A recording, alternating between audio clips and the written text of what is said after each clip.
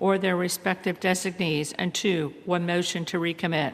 Section 8, upon transmission to the Senate of a message that the House has passed H.R. 4405, House Resolution 581 shall be laid on the table. The gentlewoman from North Carolina is recognized for 1 hour. Thank you, Mr. Speaker. For the purpose of debate only, I yield the customary 30 minutes to the gentleman from Massachusetts, Mr. McGovern, pending which I yield myself such time as I may consume. During consideration of this resolution, all time yielded is for the purpose of debate only. Mr. Speaker, I ask unanimous consent that all members have 5 legislative days to revise and extend their remarks. Without objection. Thank you again, Mr. Speaker. I rise in support of the rule and the underlying legislation.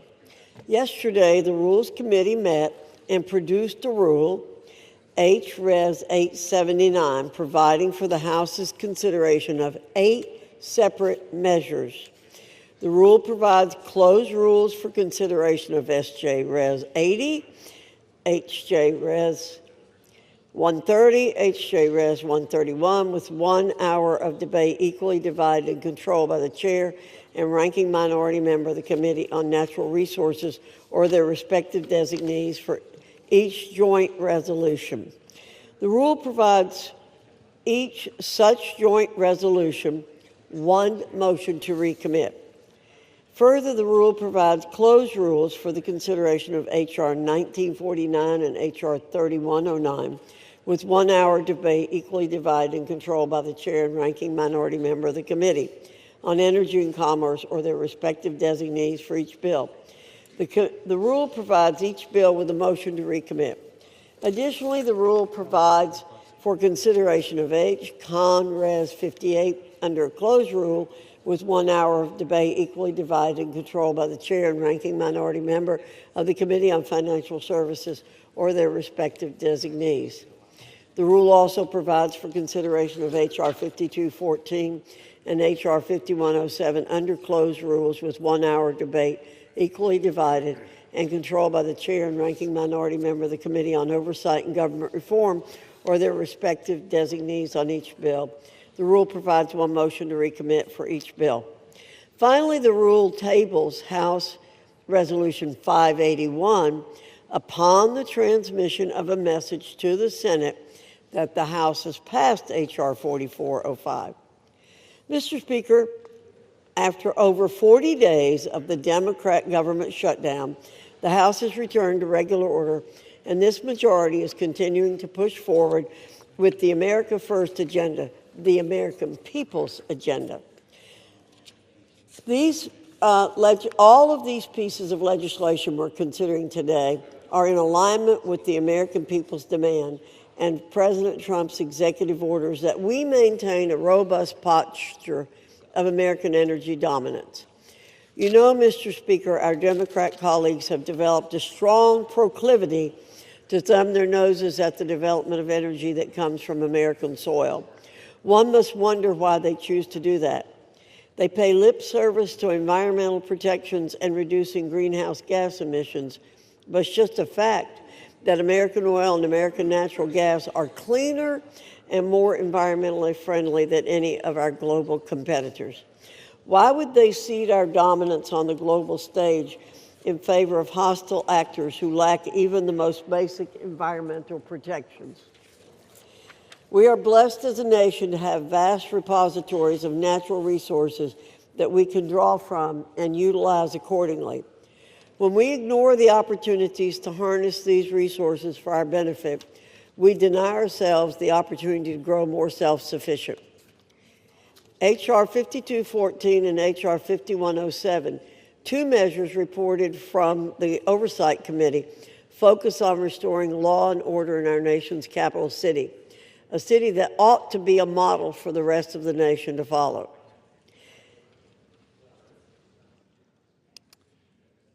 Does the gentlelady reserve? I'm going on, Mr. Speaker.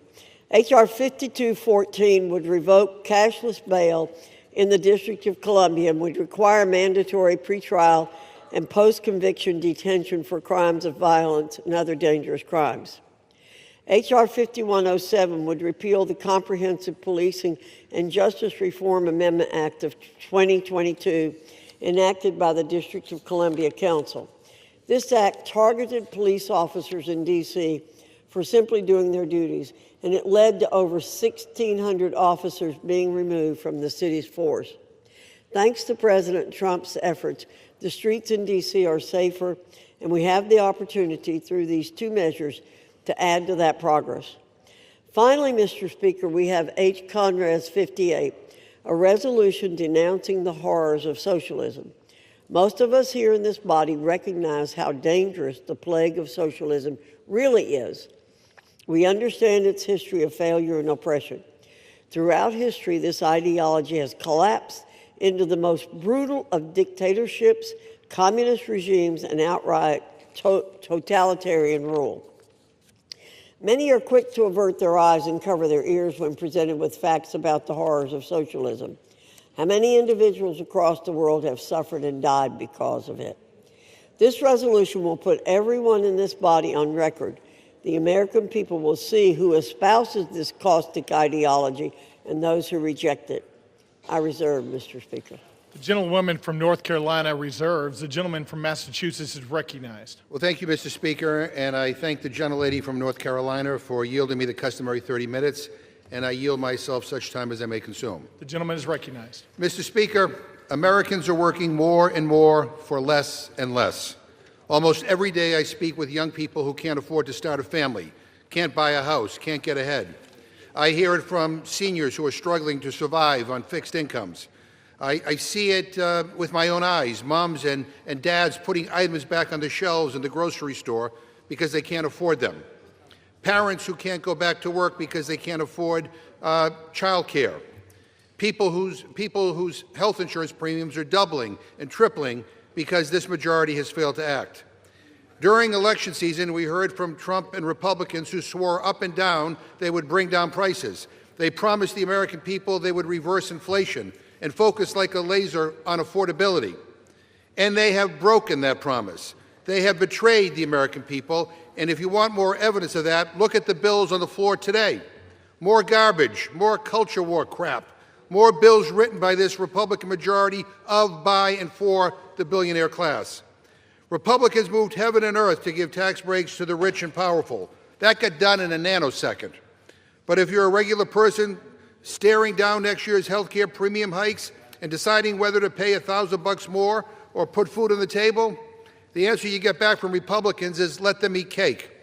We are barreling toward another shutdown at the end of January. We could have spent the last 2 months working on passing the 9 appropriations bills Republicans still need to pass to stop another shutdown. And instead, they went on a taxpayer-funded paid vacation for 8 weeks. And let me just say, because we are debating a rule to consider these 8 bills, this rule sucks. 8 closed rules, no amendments, no changes allowed on the floor. Take it or leave it. And if you're keeping count at home, that's 80 completely closed rules this Congress, the most ever in a year.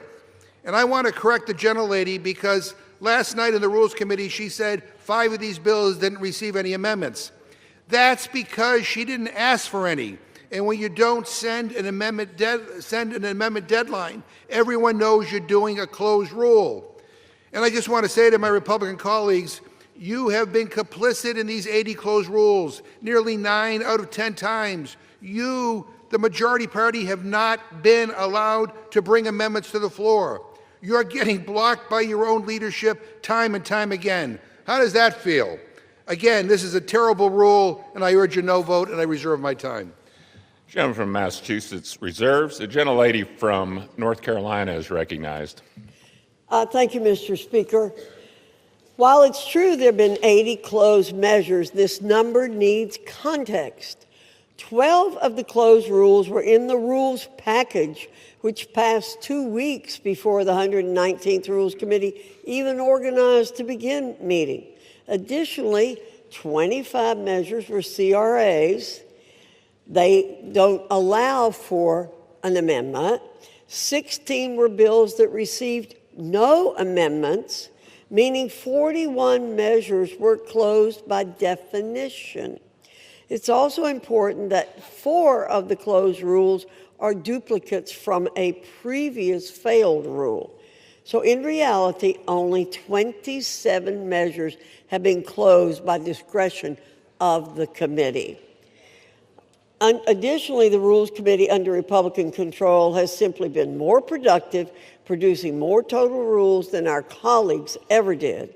For example, during the most recent Democrat-controlled Congresses, the Rules Committee produced 127 total rules in the 116th Congress and 163 in the 117th Congress. Contrast this to the 200 total rules in the Republican-led 118th Congress. For the 119th, we're on pace to once again produce nearly 200 rules for the Congress.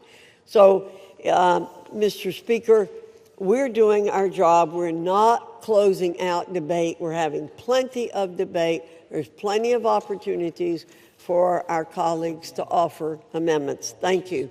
I reserve. Gentlelady reserves. Gentleman from Massachusetts is recognized. Mr. Speaker, a lot of words to justify the most closed Congress in history, the most authoritarian Congress in history. It would make Putin blush. Mr. Speaker, if we defeat the previous question, I will offer an amendment to the rule to provide for consideration of H.R. 6074, which would extend the Affordable Care Act enhanced premium tax credits for 3 years through 2028.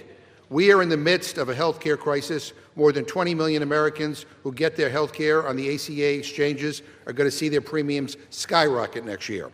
That includes 250,000 people in my home state of Massachusetts who are paying lower premiums and copays due to these tax credits, which Democrats created in 2021 and are set to expire at the end of the year. Let me read you some of the stories from folks in my district. Quote, I just received my letter and my monthly costs have gone from $1,287 to $3,026 for next year. As a working family with a daughter who has an autoimmune disease, we are struggling, and I'm working 50-plus hours a week just to pay the insurance, end quote. Another one, and I quote, with the Health Connector, I was paying $264 per month, acceptable seeing that I am healthy but not young. Without the advanced premium tax credit, my monthly premium will be just over $800 per month. I can't and I won't pay that. I will go without. This is happening across the country, and for the sake of millions of Americans and their health care, I urge my Republican colleagues to support this bill and vote no on the previous question. Mr. Speaker, I ask unanimous consent to insert the text of my amendment into the record along with any extraneous material immediately prior to the vote on the previous question, and I reserve. Without objection. Gentleman reserved. Gentlelady from North Carolina is recognized. Thank you, Mr. Speaker. I yield 2 minutes to the distinguished gentleman from Utah, Mr. Owens. Gentleman is recognized for 2 minutes. Thank you, Chairwoman, for yielding. Mr. Speaker, after blatant obstruction and prolonged delay on the part of congressional Democrats for over 40 days, the House has returned to regular order. It's good to be back, and it's about time. Today, we're here to advance 8 separate measures that meet the demands of the American people and strengthen President Trump's successful America First agenda. My constituents voted for the dissolution of the Biden bureaucratic barrage and for the safety of their communities, from bolstering American energy dominance to upholding law and order, strengthening the criminal justice system in the nation's capital, to rejecting the failed ideology of socialism. House Republicans continue to deliver measurable and substantial progress. I urge my colleagues to support the rule and the 8 underlying pieces of legislation. Let's continue delivering wins for the American people. Thank you. I yield back. Gentleman yields back. Gentlelady from North Carolina reserves. Gentleman from Massachusetts is recognized. Mr. Speaker, shortly on the floor, Republicans are about to finally bring up the Massey Counter bill to release the Epstein files. We had to drag this leadership here kicking and screaming. And I appreciate their sudden and stunning change of heart on this issue. But I want to state for the record that the Republican leadership has tried to block this day for months and months and months. And I also want to state for the record that Donald Trump could release these files on his own, today, right now, right this very second. He doesn't need to wait for Congress to pass the bill. He could release the files himself, but he won't. That is why we are here, because he refuses to act. Meanwhile, the Republican majority has blocked transparency at every turn. They stonewalled in committee. The gentlelady from North Carolina and every Republican on the Rules Committee voted 9 times to block my amendment to release the Epstein files. 9 times. Republicans were so afraid of my amendment that Speaker Johnson shut down the Rules Committee and sent us home early in July. And then he refused to swear in a new member of Congress for weeks because she promised to be the 218th signature to force this bill forward. Only four Republicans signed the discharge petition. Every single Democrat signed on. In a few moments, I'm going to yield time to Representative Massey, who has been the Republican leader of this effort in the House, alongside Representative Khanna on the Democratic side. And here's why I'm doing that. This bill should be getting a full hour of debate on the floor. But Speaker Johnson, I guess at Donald Trump's direction, is throwing every procedural gimmick at the wall to see what sticks. And he's trying to limit debate on the floor because for some reason he is very, very afraid of talking about this. So that's why I'm donating a significant chunk of my time to members who have been silenced by the Speaker for the terrible crime of demanding truth and transparency. Now, if I had to guess, most Republicans will probably vote in favor of releasing the files. But they're not voting yes because their conscience changed. They're voting yes because Donald Trump tells most of them how to vote. And he realized he's lost on this one. He says the people who support this bill, quote, betrayed the entire Republican Party. Really? Really? How is accountability for a pedophile something Donald Trump campaigned on? How is that now a betrayal? This was his issue, his idea. He ran on releasing the files. And by the way, to those who say that Biden should have released these files, let me just address that right now. You're right. He should have. But he didn't make it his number one issue, and he's not the president right now. Donald Trump is. He could have released the files at any point over the last 11 months, but he has not. Republicans have had months to sign the discharge petition. They had months to bring this bill to the floor. But this leadership has chosen obstruction. They don't want to pass this bill. They don't even want to talk about it on the House floor. And so that's why debate matters. And with that, I reserve my time. Gentleman from Massachusetts reserves. The gentlelady from North Carolina is recognized. Thank you, Mr. Speaker. Let's be clear. Republicans don't oppose the full transparency of the Epstein files. We embrace the Oversight Committee's task of doing just that. We embrace Representative Massey's legislation here today by putting it up for a vote under suspension. I'll be voting for it. We already have a House investigation that carries the full force of law, and there's no opposition to respecting the majority's wishes to get this codified into law. Let's get to it. Let's get the vote and end these false debates, straw man arguments, and non sequiturs. We tried to pass this bill last week, but Democrats wouldn't agree to doing so. Let's vote now. Democrats should stop, listen, and take yes for an answer. I reserve. Gentlelady reserves. The gentleman from Massachusetts is recognized. Mr. Speaker, the gentlelady doesn't oppose this? Boy, you have a funny way of showing it.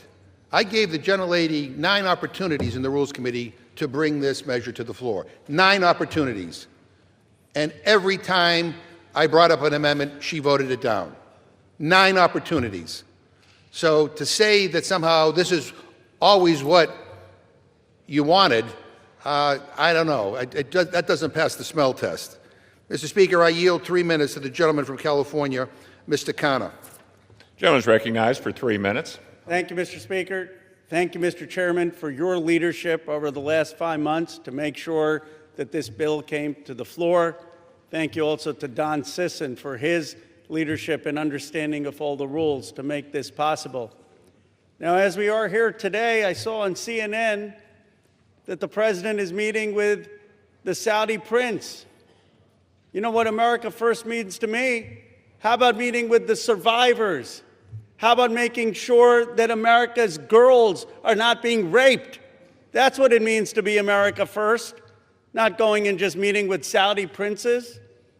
You know, I am so honored to be here and working together with Congressman Thomas Massie, who's shown so much courage and principle, and I'm so honored to be here next to Congresswoman Marjorie Taylor Greene and Congresswoman Nancy Mace. I was telling someone, they said, what did you learn through this process? I said, sometimes we have to see people not just through their caricature. And I had caricatures of Representative Greene and Representative Massey and Representative Mace. But what I saw is they cared as Americans and human beings, and they stood with courage. And they looked at this not from politics, they looked at this as what is right. And I'm proud today to be a member of Congress. I'm proud to work with them, and I'm proud of what we are showing this country is possible. That if we actually care about American values, maybe we can overcome some of the bitter divides in this country. If we don't care about just getting the credit and maybe work together, we could actually care about forgotten and abandoned Americans like the survivors that testified today. I was so moved by their testimony. How can you hear their testimony, as all of us have heard, see their tears, see them holding up photos at the age of 14, and think that they're not telling the truth? This is not politics, this is humanity. Sometimes we get into these chambers and we forget what happened, of how we grew up. Most of us, we grew up, we went to barbecue, we went to Little League games, we went to church or temple. We didn't fly around in private jets and go to a rape island. We didn't buy off politicians and tell them to keep quiet. We didn't think that it was normal to abuse or rape young girls. And then they're saying, well, we don't know if they were 18 or 22. Come on, it's rotten. Then they say, well, just care about the price of eggs, just care about the price of health care. You know what's more important than that? American values. These rich, greedy men abused American values. They abused what's sacred about this country. They abused what built this country. I yield the gentleman additional minute. And it is time that they're going to have a reckoning. The Epstein class is going to go. And the reason they're going to go is because the progressive left and the MAGA right and everyone in between is finally waking up against this rotten system. And when people are united, when people work across the aisle, amazing things can happen because the American people are kind and good and decent. So it's an honor, Congressman Massey, to have worked with you, and I salute particularly the courage of Marjorie Taylor Greene, Lauren Boebert, and Nancy Mace. None of this would have been possible without their courage in standing up on the petition and for what they did. I'll yield back. Gentleman yields back. Gentleman from Massachusetts reserves. Gentlelady from North Carolina is recognized. Mr. Speaker, at the top of this page that I have, I've written Democrat hypocrisy on Epstein. That's what we're hearing today. I'm proud to be a member of the Oversight and Government Reform Committee. I'm proud to have supported the full investigation into the Epstein files on that committee. Furthermore, I'm proud to have supported formalizing that investigation by taking the decisive step in directing that investigation by a special rule provided by the Rules Committee.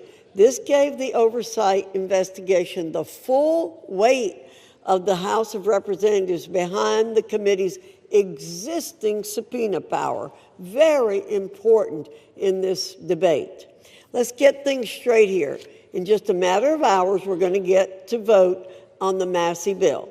But that won't preclude the existing House Oversight and Government Reform Committee's investigation in any way. And that's a great thing because that investigation is yielding results. We now know that one of Jeffrey Epstein's closest confidants was apparently Larry Summers, a cabinet member in the Clinton administration. We now know that a Democrat member in this body, Stacey Plaskett, was colluding with Jeffrey Epstein in real time during a hearing. And the subject matter? How to take down President Trump. Mr. Speaker, you can't make this stuff up. We now know that Epstein himself hated President Trump. It's in black and white. We now know that one of the chief Epstein victims stated that President Trump never acted inappropriately. And don't forget that oversight investigation specifically subpoenaed Bill and Hillary Clinton for their ties to Jeffrey Epstein. They haven't been quick to step into the breach and exonerate themselves, have they? But the truth will continue to come out as it has because of Republicans and a current Republican-led House Oversight and Government Reform Committee investigation, one that already carries the full force of law.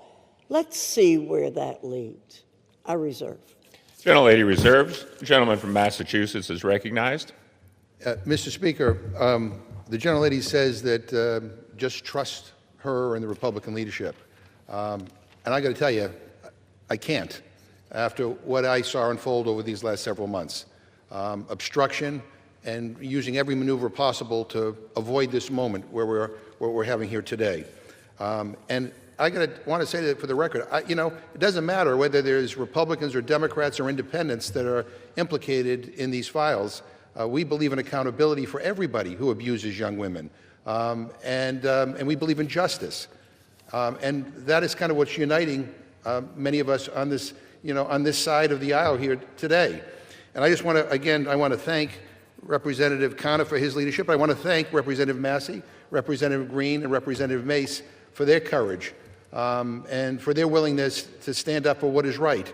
We don't agree on very much, but we do agree that there ought to be accountability when young women are abused, and so that's what this is about. So, Mr. Speaker, I ask unanimous consent that the gentleman from Kentucky, Mr. Massey, control the remainder of my time. Without objection, the gentleman from Kentucky is recognized. Mr. Chairman, may I inquire as to how much time I have? You have 17 minutes remaining.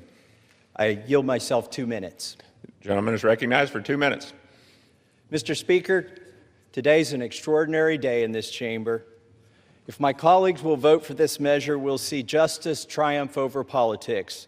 Truth will triumph over deception and obfuscation. Transparency will triumph over dark money. Partisanship will fall away to bipartisanship. Grassroots, the people, will reclaim the people's house with this vote. It's going to be a victory for survivors, not just survivors of the Epstein sex trafficking scandal, the 1,000 survivors that exist. Some of them are victims. They're no longer alive. Some have committed suicide. They share one thing in common. Their youth was robbed from them. Much of their lives were robbed from them, but they're claiming it back. We're going to help them claim that back. But it's not just a victory today, if this vote prevails, for those survivors. It's a victory for every person, man or woman, boy or girl, who's been victimized sexually in this country. Anybody who's been a victim of sexual assault. Or maybe they've been victimized by a family member. Maybe it's not a billionaire. But they're all waiting and watching to see what we do today. They're wondering, if I go to mom or dad, will anything happen? If I go to the sheriff, will anything happen? Well, we have a chance today to make something happen. Something that's not happened, something that should have happened decades ago, and that is to get justice for these victims and survivors and transparency for America. That's what this vote is about today. and I reserve the balance of my time. Gentleman from Kentucky reserves. The gentlelady from North Carolina is recognized. I reserve. Gentlelady reserves. Gentleman from Kentucky is recognized. I now yield 5 minutes to the gentlewoman from Georgia, Mrs. Green. The gentlelady from Georgia is recognized for 5 minutes. Thank you, Mr. Speaker. I proudly rise today in a bipartisan effort to release the Epstein files, finally, after 5 administrations have covered it up. Earlier today, I attended the press conference where the survivors, they're not victims, the survivors of Jeffrey Epstein's sexual abuse and sex trafficking told their stories. And they told stories about how it started back in 1991, 1996, and they continued on through the decades. And they told stories about how they told someone and tried to get help. They told the FBI, and they weren't listened to. And they told law enforcement, and no one did anything. And these women don't just number a few. These women number around 1,000 women. And they are victims of something that's unthinkable. And this should have never, ever happened. This was the biggest fight I think I've seen in Washington, D.C. This is my 5th year here. And this was a fight that we should have never had to wage. It should have been the easiest thing for every single member of Congress. It should have been the easiest thing for the Speaker of the House. It should have been the easiest thing for the President of the United States to release all the information, every single file, on behalf of these American women.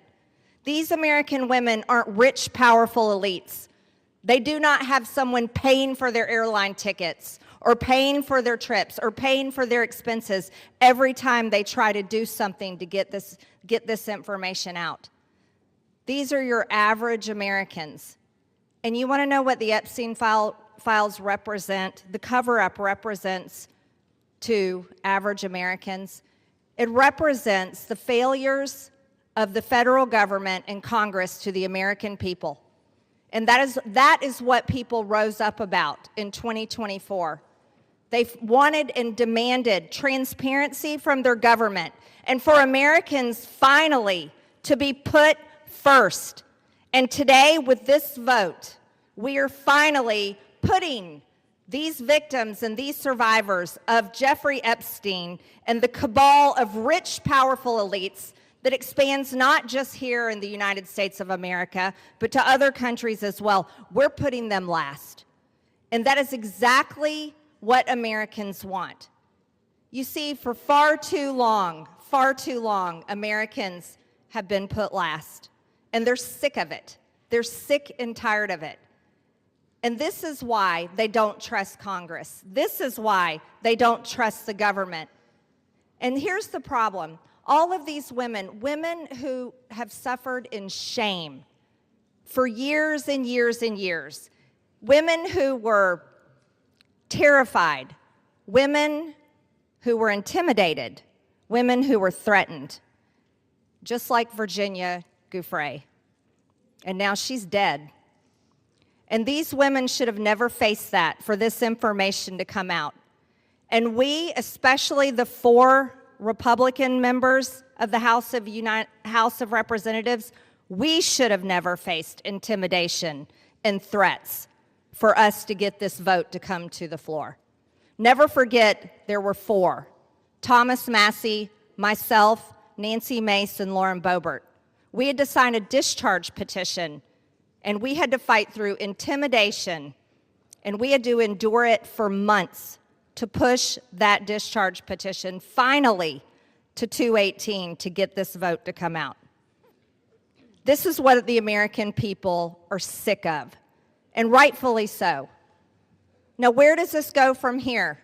The question will remain, will the Department of Justice release all the information?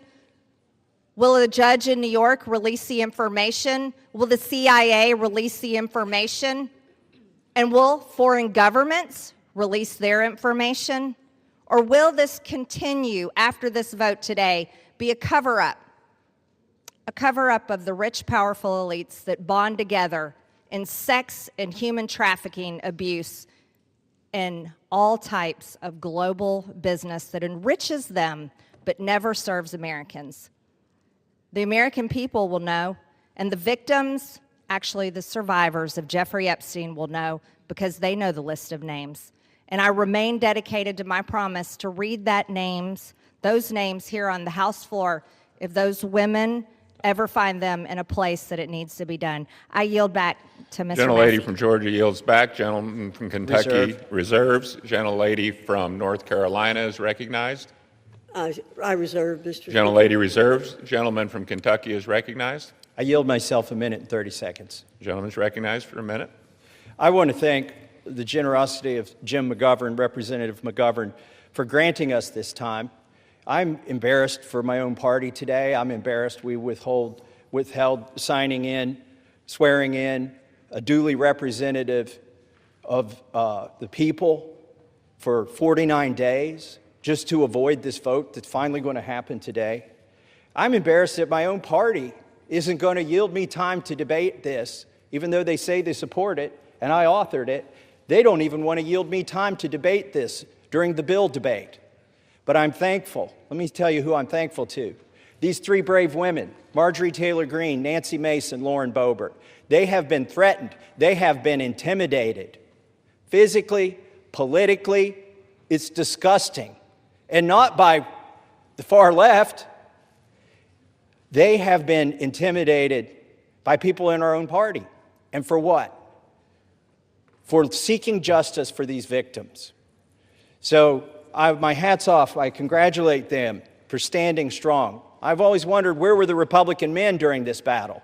We've taken 5 months. These three women and I have had to drag our party to this floor today to even vote on this. And Ro Khanna is the most to be thanked here. In an extraordinary display of bipartisanship, he did not hesitate when I asked if we wanted to bring this bill to the floor together, if he would stand in the trenches with me. He said yes. With that, I reserve. Gentleman reserves. Gentlelady from North Carolina is recognized. Thank you, Mr. Speaker. I yield myself such time as I may consume. Gentlelady is recognized. Boy, we need to get facts straight here. President Trump's DOJ, in his first term, arrested and prosecuted Jeffrey Epstein. We, on our side, want justice to prevail in this case and in every case. Speaker Johnson has always been clear that if the discharge petition reached the necessary signatures, that the House would consider the legislation, and that's what we're providing for in our rule today. In fact, as soon as the petition hit 218 votes last Wednesday, House Republicans offered a unanimous consent request to pass the legislation then. However, the Democrat leader would not give consent to do that last week. Why? Because they're not really interested in this. They're interested in some other things. And, Mr. Speaker, I have to correct the record. Mr. Massey did not request time from me. I'm the person who controls the time on the Republican side, and he did not request time from me, or I would have given him time. I reserve. Gentlelady reserves. Gentleman from Kentucky is recognized. I'd like to now recognize the gentlelady from South Carolina for 5 minutes, Nancy Mace. Gentlelady from South Carolina is recognized for 5 minutes. Thank you, Mr. Speaker. And I want to thank my colleagues today for the time, Mr. McGovern and Mr. Khanna, for the 5 minutes on the floor to speak about an issue that is not political for me. Helping the survivors of Jeffrey Epstein and his horrific, gruesome, brutal sex trafficking ring is deeply personal. And while we often have many disagreements about a lot of issues, maybe most issues, today they are allowing us to speak on the floor, and I want to thank my colleagues, Congressman Massey, Marjorie Taylor Greene, and Lauren Boebert, the four of us making history today over the discharge petition and delivering justice for those who have desperately fought for it for, in some cases, almost 30 years. I wore white today because I wanted to reflect on the innocence of the young women who had their innocence stolen from a demon named Jeffrey Epstein, from demons, friends of his, rich and powerful people who stole their innocence as young as 14 years old. It was taken from them, and they've never gotten it back. I'm also wearing white today to recognize the courage that it takes for women to come forward, the sacrifices to them personally, professionally, financially, the embarrassment, the humiliation, the shame that we still deliver on the backs of women who have been brutalized, who've been raped, who've been assaulted. The shame that the media pours over their heads, that their colleagues, their friends, their neighbors, their loved ones, because you come forward and because you talk about sexual assault, you are not a slut. It's not because of what you wore. You're not a whore. But that's how women are treated, and you're not lying. And I want every woman to know, every Epstein survivor to know, every woman across the country who is a survivor, who is a victim of assault, that today, we see you. And this fight and this vote tonight, I see it is about the Epstein victims, but it's about much more than the Epstein victims. This is about the powerless, taking power away from the very powerful. This is about giving women who never had a voice, giving a voice to the voiceless. This is about their sacrifice. This is about having and recognizing their courage. This is about justice for the Epstein victims, but it's also about hope. Earlier this year, I gave a speech right here on the floor of the U.S. House of Representatives, detailing trauma that I experienced, endured, and am a survivor of, that I accidentally uncovered 2 years ago, almost to the day. And today, I still don't have justice, like millions of women across the country. When I spoke out, I got attacked. When I spoke out, I was shamed. When I spoke out, I was defamed and smeared, and that goes on today, right now, in the present. God sure has a funny way of working through us. I, like many of the Epstein survivors and many other survivors across the country, I don't think I will ever heal from the destruction my abuser did to me. But I can heal by being a vessel and being a voice for all those who need it, and that's why we are here today. That is why I will never abandon a single survivor ever, and I will never waver. I spent my morning talking to law enforcement and others about another potential Jane Doe number 5, who may be another sexual assault victim in the case that I uncovered 2 years ago. It's very difficult for us to come forward, but I want to thank the women who have, the Epstein victims, the victims in the case that I uncovered.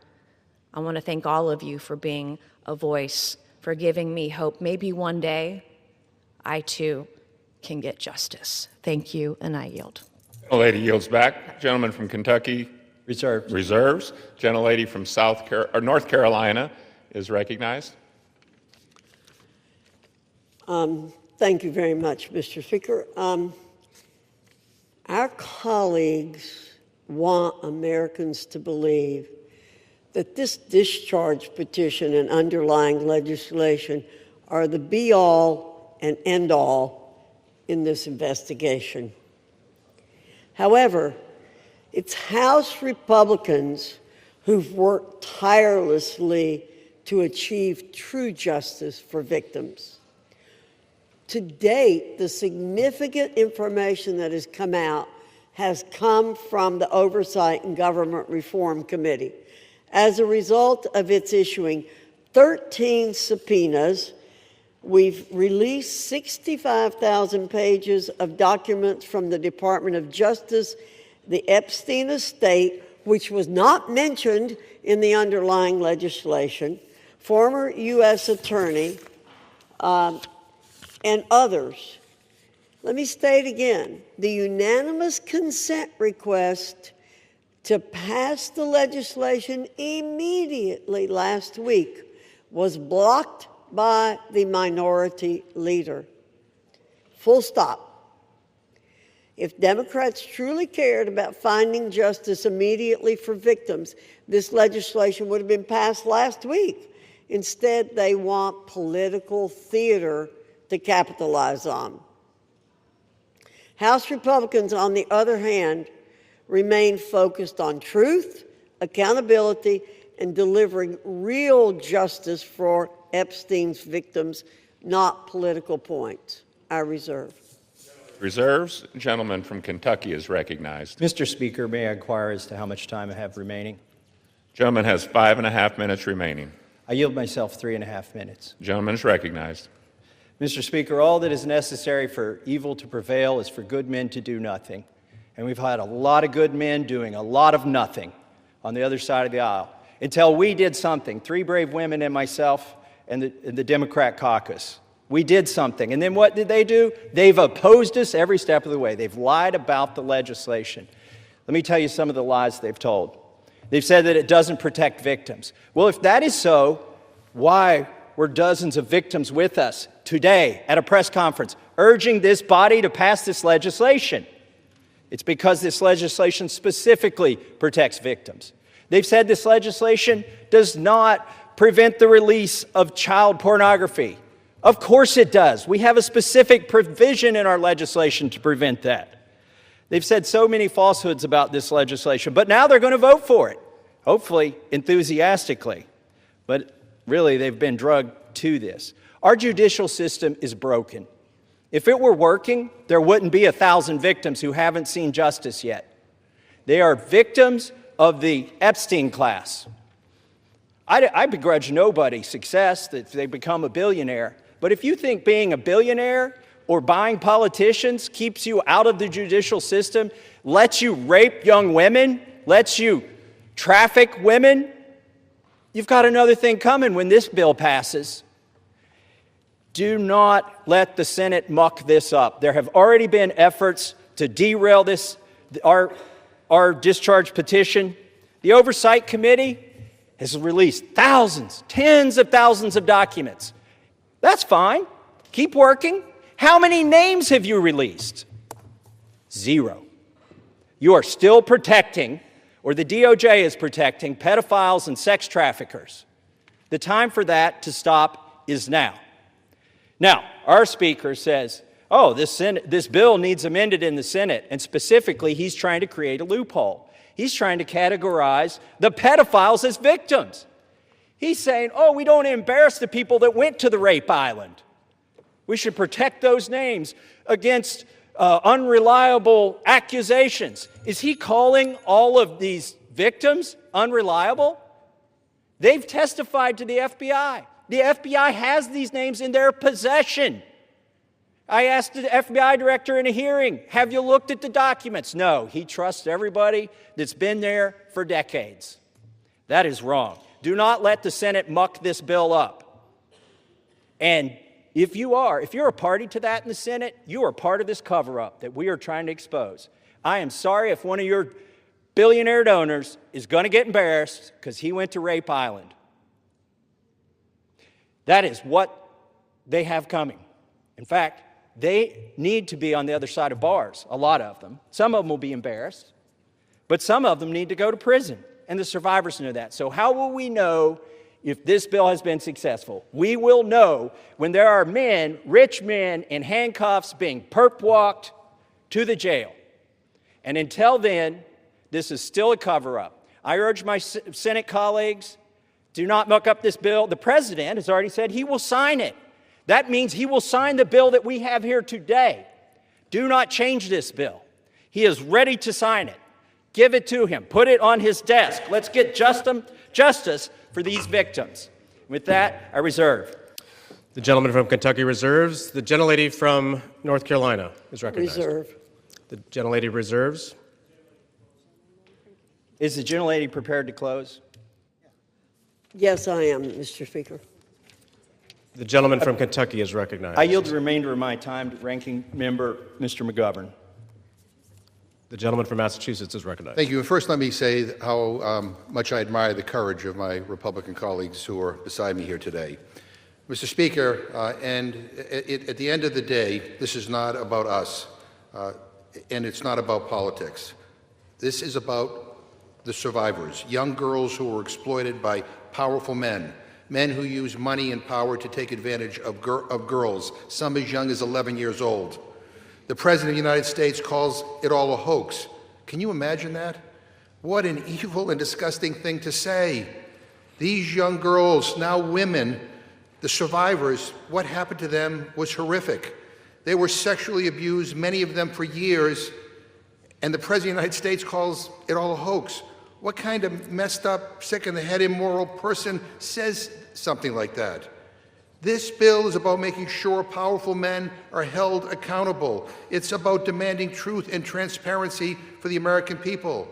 Now, Republican leaders in this House lost control of the story. They lost the ability to hide behind procedure, and they lost the luxury of pretending that they were ever on the right side. The American people see it, survivors see it, and history will see it. And listening to the Speaker of the House's press conference today, I mean, it sounds like he basically wants to kill this whole thing. He's trying to obstruct and derail the process. Why the hell is he fighting so hard to do the opposite of what the survivors want? What an awful, awful thing to do.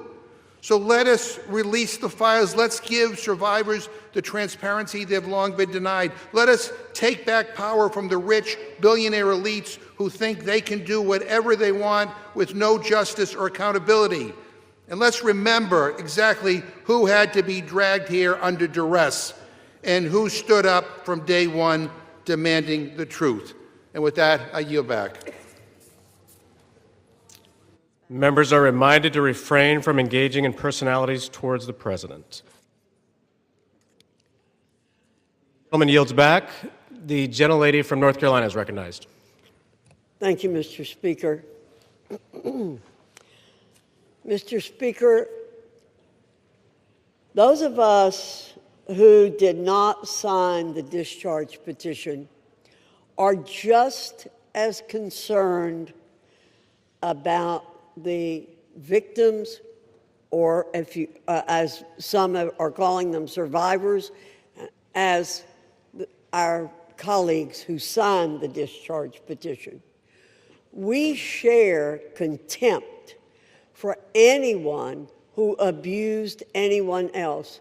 I've stood on this floor many times, Mr. Speaker, to speak out for victims and survivors of people who have been abused, and against anyone who breaks the law or takes advantage of an innocent person. We will not be characterized as insensitive to that. But what House Republicans who didn't sign the discharge petition remain focused on truth, accountability, and delivering real justice for Epstein victims. Again, I'll point out that it was under President Trump's Department of Justice that Jeffrey Epstein was arrested and tried.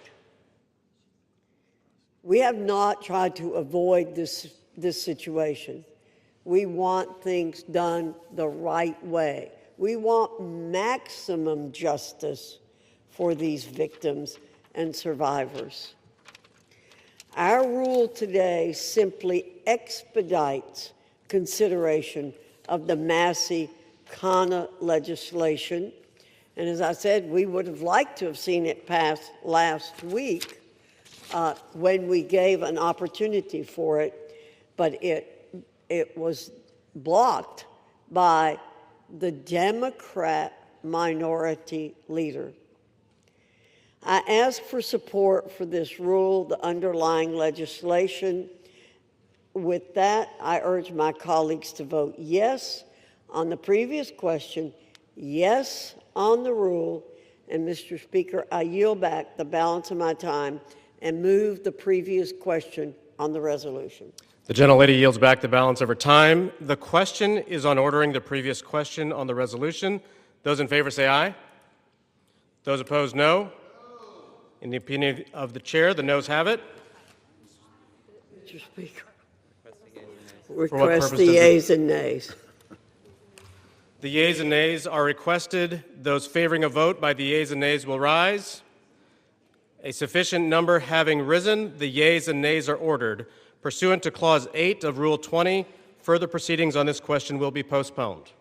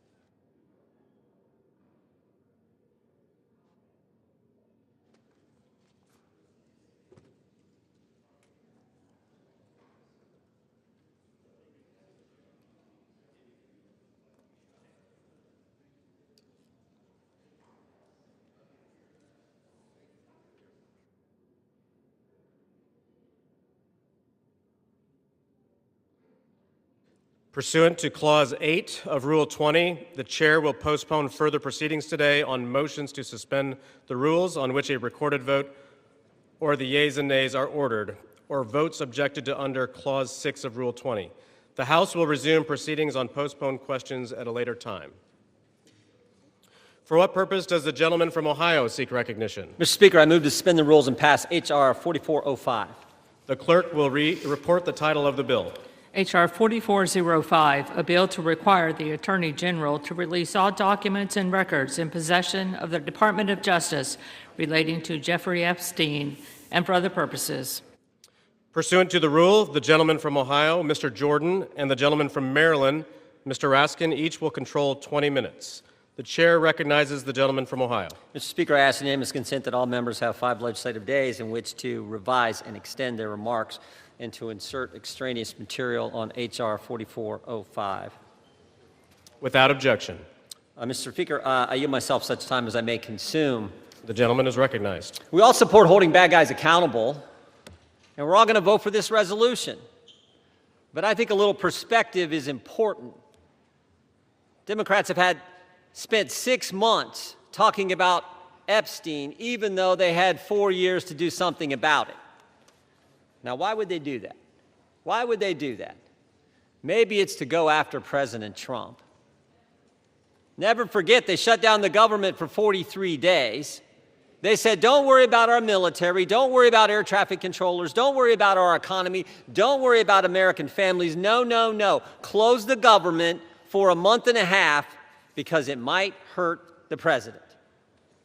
For the past decade, there's been one constant for Democrats. One constant: go after Trump. They spied on his campaign. Then it was Mueller. Then it was impeachment 1. Then it was impeachment 2. Then it was all the lawfare. Alvin Bragg, Fonnie Willis, Letitia James. Then it was Arctic Frost investigation at the Justice Department, surveilling United States senators and congressmen, and a whole host of other Americans. Then it was Jack Smith and his gag orders and his raiding President Trump's home. Then it was a 43-day shutdown, and now it's Epstein. And by the way, the same party that did all that, they were also the ones who were texting with Mr. Epstein during a hearing where Michael Cohen was their witness in another effort to go after the president. Americans see through it all, and frankly, it's actually kind of sad. This obsession, this syndrome, this mindset that says we got to go after President Trump no matter what that they have. And when I think about it, I think it's because President Trump and Republicans have accomplished so much that they told the voters they were going to accomplish in the 2024 election. We're actually doing what we said we were going to do. President Trump said he was going to cut taxes, and he did. President Trump said he would secure the border, and he did. President Trump said he'd get men out of women's sports, and he did. President Trump said he would make sure Iran doesn't have nuclear capability, and he did. And he said he would get the hostages out of Gaza back into Israel, and he did. All in 9 months. So I don't know what causes this mindset, this syndrome that the left has, but I know one thing. It is real. Which brings me to last week. Think about what the Democrats did last week. The Democrats released an email that the Oversight Committee had obtained from the estate, an email from Mr. Epstein to Ms. Maxwell. When the Democrats released it, they redacted the victim's name, something we all support, something everyone supports, except in this case, no court had ordered that name redacted, no agency had redacted it, and the estate didn't redact it. And the victim had already went public. So why black out her name? Why black out her name? Because she had said in her book and had testified under oath that she never saw any wrongdoing by President Trump. So think about what they did. In an email between two criminals, Mr. Epstein and Ms. Maxwell, in an email between two criminals, they hide the name of an individual who had went public and exonerated the president, and we know why, to distort and twist the message because they thought it might harm the president. Their position, cover up the names of people who are already public, but don't worry about other innocent people who the court said should remain private. Again, I think the American people see through it. They see through what the Democrats are doing. The American people know what this is. They know Democrats have nothing else to run on because of the success of this administration. So I say let's vote yes on this resolution, and then let's get focused on making sure we're doing what the American families elected us to do. With that, I reserve. The gentleman reserves. The gentleman from Maryland is recognized. Thank you, Mr. Speaker. I yield myself such time as I may consume. The gentleman is recognized. Today, 4 months and 3 days after Mr. Khanna and Mr. Massey introduced their discharge petition, perhaps the most famous discharge petition in American history, the People's House unites across party lines to draw a moral line. We draw a line against the rape and sexual violation of children. We draw a line against the global criminal trafficking of girls and young women to service the pleasure of rich and powerful men who believe they are beyond all law and all morality. We draw a line to put the voices of the victims and the survivors first. We ask the Senate to join us without changes rather than obstruct this bill with dilatory amendments, legislative graffiti, and self-dealing million-dollar jackpot provisions for lucky senators. Just pass the bill. We're finally voting today because a bipartisan discharge petition led by Representatives Massey and Khanna and signed by 218 of us overthrew the determined obstruction of the Speaker. This forced vote means the House will no longer acquiesce in this astonishing real-time cover-up of a multi-billion-dollar global sex trafficking and child rape ring that has ravaged the lives of more than 1,000 girls and young women. We're here today because these victims, these survivors, these citizens, these inspiring women who have come to Washington are demanding nothing less than justice and the complete truth about who is responsible for their vicious abuse, including those responsible for enabling it, ignoring it, bankrolling it, and covering it up. We join them today in rejecting any more dangerous lies about the crimes they suffered. No, child sex abuse is not a hoax. It's a crime. Human trafficking is not a hoax. It's a crime. These crimes are a curse on children and young people across America, in universities and elementary schools, in churches and mosques and synagogues, in Boy Scout troops and college sports teams and summer camps. Anywhere the powerful and the rich believe they've got the opportunity and the impunity to exploit the young, the poor, the powerless, and the vulnerable. We must face the truth and find the co-conspirators still at large in one of America's most extensive and sophisticated sex trafficking and child abuse rings in history. Release of the file will expose the role of everybody who facilitated and covered up these crimes, like J.P. Morgan Chase, Bank of America, Deutsche Bank, and Bank of New York Mellon, which executed billions of dollars in transactions related to these offenses, as well as any bank executives who participated in the sexual abuse of girls and young women. We must expose everyone who covered up these crimes, like Alex Acosta, the former U.S. attorney in Miami, Donald Trump's labor secretary, who gave Jeffrey Epstein an unbelievable sweetheart plea deal, immunized the unnamed conspirators, and killed an investigation into Epstein's financial crimes that could have brought down the entire criminal network. And with that, I'm going to yield. I'll reserve the balance of my time. The gentleman reserves. The gentleman from Ohio is recognized. Thank you, Mr. Speaker. I yield 4 minutes to the distinguished chair of the House Oversight Committee, Mr. Comer, the gentleman from Kentucky. The gentleman from Kentucky is recognized. Thank you, Mr. Speaker. As chairman of the House Oversight Committee, I've always believed that sunshine is the best disinfectant. For years, the American people have demanded transparency about Jeffrey Epstein and Ghislaine Maxwell's horrific crimes and about the federal government's failure to protect the victims. The House Oversight Committee is conducting a thorough review of the federal government's investigation into Epstein. Our work goes far beyond the legislation before us today. We are committed to accountability, transparency, and justice for the American people and for the survivors of these appalling crimes. To date, the Oversight Committee has released more than 65,000 pages of documents, issued 13 subpoenas, and conducted interviews with 2 key witnesses, both of whom were Republicans. The Trump administration has provided us with Department of Justice materials and access to suspicious activity reports. Unfortunately, throughout this investigation, Democrats have chosen to manufacture yet another anti-Trump hoax instead of pursuing justice. They have mischaracterized witness testimony and selectively released documents complete with targeted redactions in an effort to smear President Trump. For example, former U.S. Attorney General Bill Barr, who oversaw the 2019 Epstein investigation, stated clearly under oath that the prosecution team found no evidence that President Trump committed wrongdoing. Despite this simple and straightforward fact, Ranking Member Robert Garcia, moments after that deposition, tiptoed out and publicly claimed that, quote, Barr could not clear Trump of wrongdoing. That was a lie, and we have the transcript to prove it. I invite the media to read the transcript.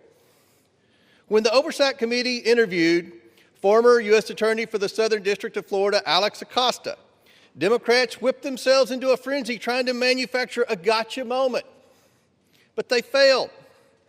Mr. Acosta dismantled the Democrats' narrative. His testimony confirmed there was no contact between President Trump and Mr. Acosta and no connection between President Trump in the Epstein case. Next, Democrats resorted to selective leaks and doctored documents to mislead the American people. Oversight Committee Republicans have posted 65,000 pages of documents we have received to date. Democrats, by contrast, have released fewer than 1 dozen. In their latest selective leak, Democrats released just three of the 23,000 pages of documents from the Epstein estate. And they made redactions to 2 of those emails that changed both the context and the meaning of the 3 pages they released. When CNN called them out for their deceptive redactions, representatives Stansberry and Crockett tried to blame Republicans for their own edits, for the Democrat Oversight Committee edits. After Democrats released only 3 emails, Republicans released over 23,000 pages. And what did Democrats say in response when we released every single document that we got? They claimed full transparency was meant to, quote, disorient or distract from their manufactured narrative. These are the same Democrats who chant, release the files every day until the files contradict the story they want to tell. That is the definition of hypocrisy. In contrast, full transparency exposed how Epstein appears to be TDS patient zero. The emails reveal a journalist coached Epstein to blackmail then presidential candidate Donald Trump. The gentleman is recognized. The files also show that a House Democrat colluded with Epstein during the 2019 oversight hearing to discredit witness with a vendetta against President Trump. And unsurprisingly, Democrats have been silent about their colleagues' coordination with Epstein. Another email shows Democrat fundraisers invited Epstein to an event or to meet privately with Hakeem Jeffries as part of their 2013 effort to win a majority. So Hakeem Jeffries' campaign solicited money from Jeffrey Epstein. That's what we found in the last document batch. The files underscore why former President Trump must appear for his deposition. We've subpoenaed him. To date, the Democrats have done nothing to help us secure his appearance. I support full transparency. The Oversight Committee will continue to work to get the truth to the American people and to get justice for the victims. That's our goal of this investigation. With that, I yield back. The gentleman yields back. Yeah, Mr. Speaker, we reserve. The gentleman reserves. The gentleman from Maryland is recognized. Thank you, Mr. Chairman. I should just point out that we've heard now from the 2 distinguished chairmen of the Judiciary and the Oversight Committee, and they've spoken almost exclusively to denounce Democrats. We have a bipartisan coalition here demanding the truth about the largest child sex abuse and trafficking ring, perhaps in American history, certainly in this century, and they want to just throw stones at the Democrats. What a remarkable failure of leadership we're seeing from the other side. And I imagine that the chairman of the Oversight Committee will follow up his spectacular failure in trying to impeach President Biden with his spectacular failure in trying to block the resolution we brought to the floor today. I'm happy to yield 1 minute. Excuse me, you're not recognized, whoever's speaking. And I'd like to yield 1 minute to the very distinguished minority leader on the House Oversight Committee. The gentleman is recognized. Thank you. And Mr. Speaker, it's wonderful to hear Republicans and certainly the chairman of our committee finally wanting transparency on this issue. It is time to end this White House cover-up now. Now, we know that Donald Trump has tried everything to kill our Jeffrey Epstein investigation, and he's failed. And now he's panicking. He's about to lose his Epstein vote to force the Department of Justice to release the files. And let's be crystal clear. Trump has the power to release the files today. He does not even need a vote. And he continues to defy the subpoena of the Oversight Committee to release all the files. What is Donald Trump hiding? What is Pam Bondi, the Attorney General, hiding? Why won't they release the Epstein files right now? And he must explain to the public why he moved sex trafficker and monster Ghislaine Maxwell to a cushy, low-security prison after her interview with Trump's personal lawyer. He should declare, and every Republican should say, that she does not deserve a pardon or a commutation. The gentleman's time has expired. 30 more seconds. I grant him 20 more seconds.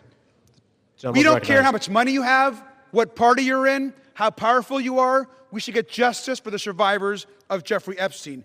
And our work on the committee is not over.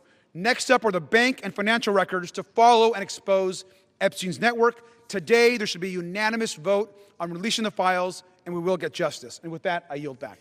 And we reserve. The gentleman reserves. The gentleman from Ohio is recognized. Thank you, Mr. Speaker. I yield 1.5 minutes to the distinguished gentleman from California and member of the Judiciary Committee, Mr. Kiley. The gentleman from California is recognized.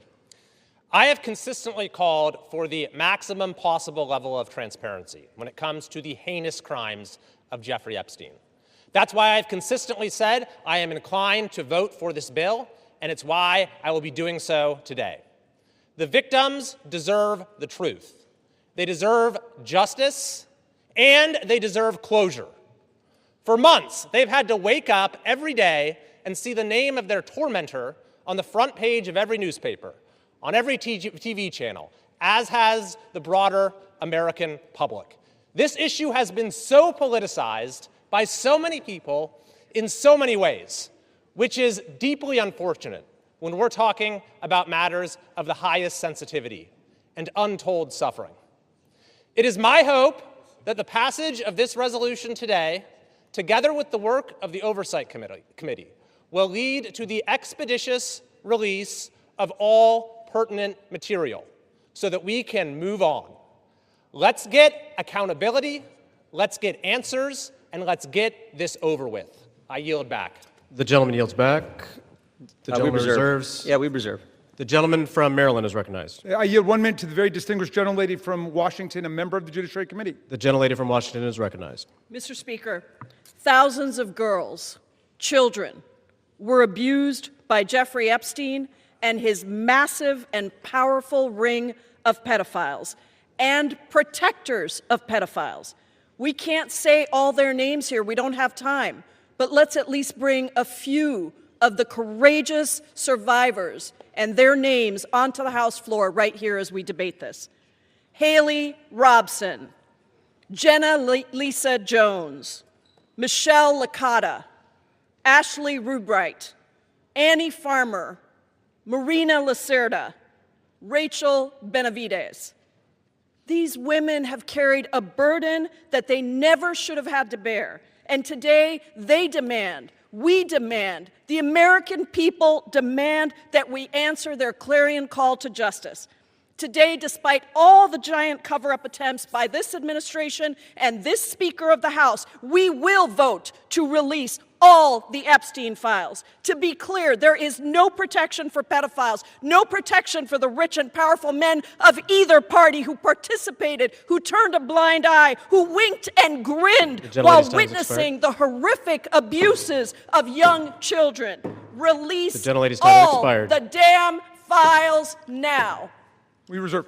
The gentleman reserves. The gentleman from Ohio is recognized. Thank you, Mr. Speaker. I yield a minute and a half to the distinguished gentleman from North Carolina and member of our committee. The gentleman is recognized. Thank you, Mr. Speaker. I have been very supportive of this effort, specifically to bring justice to the victims of this horrific series of crimes. However, I have worked behind the scenes to raise concerns with this petition as it is currently drafted. Specifically, I believe that there is grave risk at harming innocent people. And I repeat, harming innocent people.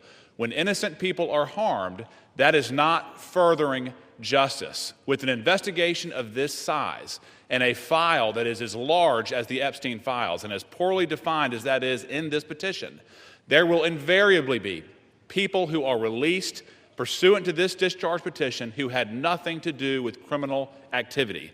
Imagine, if you will, a bellman, a waiter, some type of doorman, a mere social attendee who had no impact whatsoever on the criminal activities of Jeffrey Epstein, no participation.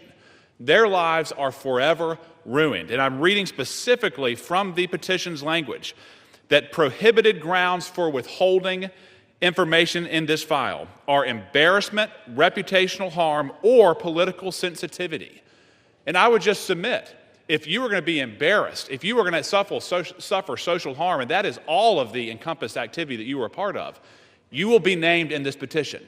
And I resent that. Innocent people should not be harmed when we are pursuing justice. I understand the political nature of this petition. I resent the fact that there was not room for good faith amendments. And I urge the Senate to protect innocent people. I yield back. He yields back. The gentleman reserves. The gentleman from Maryland is recognized. Thank you. I'm yielding 1 minute to the distinguished gentlelady from California, Representative Kamlager Dove. The gentlelady from California is recognized. Mr. Speaker, 1 in 3 women and girls around the world are physically and sexually assaulted each year. Of the 152 women in this body, that means 51 women. It includes your daughters, your sisters, your nieces, your mothers. And with the Epstein files, we have a chance to change that. But real talk, the administration doesn't need a discharge petition. It has not complied with the subpoena, and it has the power to release the files today. Instead, the man in the most powerful position in the world has used the full weight of the government to block and obfuscate and deflect the full release of the files. It is the same person who intimidated female members of Congress to withdraw names from the petition, who responded quiet piggy to a female reporter who asked about the files, and who nominated an alleged sexual predator to be our AG. It is the same person whose name appears more than any other in the Epstein emails. And in the pantheon of violence, a sexual predator is the worst of the worst. So why protect him? It's also curious that the judiciary is managing this debate and has not even had this come before the committee. I wonder why. Release the files now. We reserve. The gentleman reserves. The gentleman from Ohio is recognized. Thank you, Mr. Speaker. I yield 2 minutes to the gentleman from Texas, Mr. Roy, chairman of the Constitution Subcommittee. The gentleman from Texas is recognized. I thank the chairman. Today, a united Republican Party and a bipartisan supermajority is going to pass a bill to increase transparency regarding the egregious abuses by Jeffrey Epstein, a goal that anyone of conscience desires. That is, in totality, an important statement to check the rich and the powerful. Remember how we got here. After decades, it was President Trump's Department of Justice that indicted Jeffrey Epstein in July of 2019. It was President Trump's DOJ that arrested and indicted Ms. Maxwell. It was the Republican-led Oversight Committee, through 13 subpoenas, that has released 65,000 pages of files in just 10 months. Meanwhile, my colleagues on the other side of the aisle have largely ignored this issue. It was Democrats who redacted an email to mislead the American people about the truth of a witness that exonerated President Trump. It was a Democrat, Representative Placette, who literally texted with Jeffrey Epstein as we questioned Michael Cohen. It was Democrats who shut down the government, resulting in the delay of swearing in of members. As we vote to pass this legislation, and it will pass, it is impossible, however, to avoid problems with its politicization. One colleague has offensively gone so far as to say that to oppose this bill means you support pedophiles. Yet I know good public servants, former law enforcement, former prosecutors who never knew Epstein, never knew any visitors to his criminal enterprise, who have genuine concerns about supporting this bill out of fear of creating new victims or harming existing victims, or both. That is what we've reduced Congress to, inserting itself into the prosecutorial process for political motivations driven heavily by hatred of President Trump. We should be concerned about victim privacy, concerned about risking disclosure of non-credible allegations, of child sexual abuse materials, future investigations. But here's the deal. The leaders of this nation must expose abuses by the rich and the powerful. That is why President Trump and the House have been working for full transparency. But we should be motivated by truth and justice for all, not politics. I yield back. The gentleman yields back. The gentleman reserves. The gentleman from Maryland is recognized. Thank you. I yield 1 minute to the distinguished gentlelady from Massachusetts, Representative Clark, the minority whip. The gentlelady is recognized. Thank you, Mr. Speaker. This should be an easy vote. This is about justice for the victims and survivors of Jeffrey Epstein. This is about every victim of trafficking and sexual abuse, monstrous crimes that thrive in secrecy and fear. Yet instead of shining a light on that darkness, just moments ago, Donald Trump defended the continued obstruction of releasing these files. Even as House Republicans prepare to vote yes today, Speaker Johnson is calling this a show vote. He's calling it dangerous. He is signaling the U.S. Senate to block it. Republicans continue to use their power to shield rich pedophiles from justice. If you can't stand up for these survivors, how can anyone trust you to stand up for them? I yield back. The gentlelady yields back. We yield. The gentleman reserves. Does the gentleman reserve? Yeah, we reserve. The gentleman from Ohio is recognized. We reserve. The gentleman reserves. The gentleman from Maryland is recognized. Yes, just very quickly, what happened under the Biden administration? Well, under the Biden administration, Ghislaine Maxwell was prosecuted for conspiring to sexually abuse and traffic girls in 2020. Right when it's in 2021, she was convicted. In December of 2021, after a month-long trial in Judge Nathan's courtroom, in 2022, Maxwell was sentenced to 20 years in prison under the Biden administration for sex trafficking and sexual abuse of minors. But when President Trump took office in January of 2025, they killed the investigation. They assembled all the materials, they got all the prosecutors together, and they terminated the investigation. I yield 1 minute to the distinguished gentleman from Illinois, Mr. Raja Krishnamurthy. The gentleman from Illinois is recognized. Thank you, Mr. Speaker. I rise in strong support to release the Epstein files. First, this issue is beyond party. It's a question of justice. Survivors have waited too long. Stop the delay. This is not a hoax. Release the files. Second, we must face a hard truth. Silence that shields the powerful is a betrayal of those they hurt. Congress must reject any attempt, including a presidential pardon or any form of clemency for Ghislaine Maxwell. This cannot be done. This would be a cover-up. We cannot allow clemency of any kind for Maxwell, not now, not ever. Survivors deserve justice. I urge a strong yes vote. Thank you. Yields back. I want to thank the gentleman for his eloquent remarks. Pardons are for people who are contrite. Pardons are for people who are repentant. Pardons are not for people who lie. Every member of this body should immediately, verbally, vocally denounce the idea of clemency, commutation, or pardon for Ghislaine Maxwell, and we reserve. The gentleman reserves. The gentleman from Ohio is recognized. Yeah, we reserve, Mr. Speaker. The gentleman reserves. I yield 30 seconds to Ms. Leisure Fernandez. The gentlelady is recognized. There were thousands of girls and young women abused, trafficked, and used by Epstein, the elite and the powerful who believed they could get away with it. Epstein told the young victims that he controlled the banks and the government. Those women refused to be silenced, and today they have pierced the dark with their light. Anytime any girl is trafficked, molested, or abused, the world must stand up. Today, the House proves Jeffrey Epstein wrong. The Senate must do the same tomorrow. The gentleman reserves. The gentleman from Ohio is recognized. Thank you, Mr. Speaker. I yield 2 minutes to the gentleman from California. 1.5 minutes to the gentleman from California. The gentleman from California is recognized. I thank you, Chairman. Mr. Speaker, a minute and a half or an hour, the words would still have to be the same. We've all said that this will pass the House, perhaps unanimously today. I think all of us who have looked at the details of this particular bill know that it is flawed and that before it goes to the President's desk, it has to be amended as it can be amended in the Senate. And we call on the Senate to amend it so that we protect the innocent, so that we have the provisions that were intended perhaps to be in this bill but are not properly written. With that, President Trump has said, get it to his desk, he will sign it.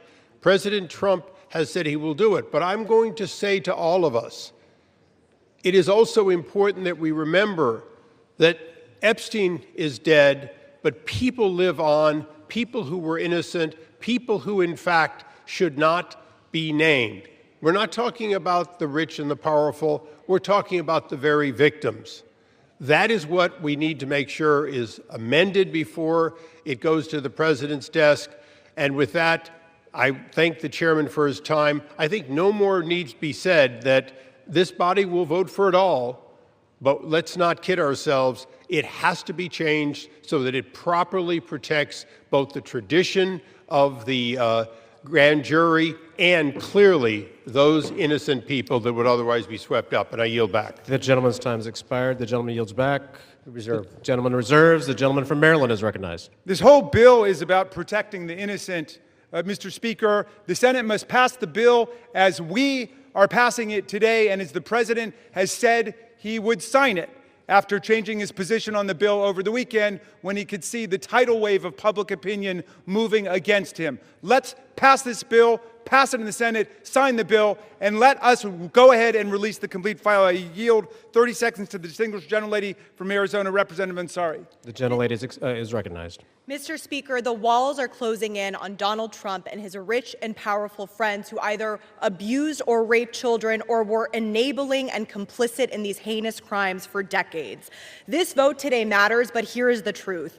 Donald Trump could direct the Department of Justice to release the files today. He is choosing not to. They are already under subpoena, led by Oversight Democrats, and have refused. This is an ongoing cover-up by the Trump White House, and Mike Johnson in the House has been complicit. What is Trump hiding? Why not release the files today? This is a time has expired. Release the files today. Thank you. The gentlelady's time has expired. The gentleman reserves. The gentleman from Ohio is recognized. Thank you, Mr. Speaker. I yield 2 minutes to the distinguished gentleman from New Jersey, Mr. Van Drew. The gentleman from New Jersey is recognized. Today I want to talk about hypocrisy. Let me be clear. I was from Jumpstart, a co-sponsor of this very bill. From the beginning, we should never protect pedophiles. But for months, my Democratic colleagues have done what they think is politically convenient through all the yelling, through all the tears, through all the sadness. They say releasing the Epstein list is of grave concern to them. If that was true, where were they during the 4 years of the Biden presidency? Why didn't they demand the release of these files from Jumpstart in year 1? Mr. Speaker, why didn't they ask for them in year 2? Or if that wasn't good enough, maybe in year 3. They had control, or not even in his final year of office. Other than a single letter the ranking member wrote in 2019, a single letter, not one Democrat on the committee spoke out about Epstein or his victims of this very terrible tragedy, other than to say that he didn't like the plea deal.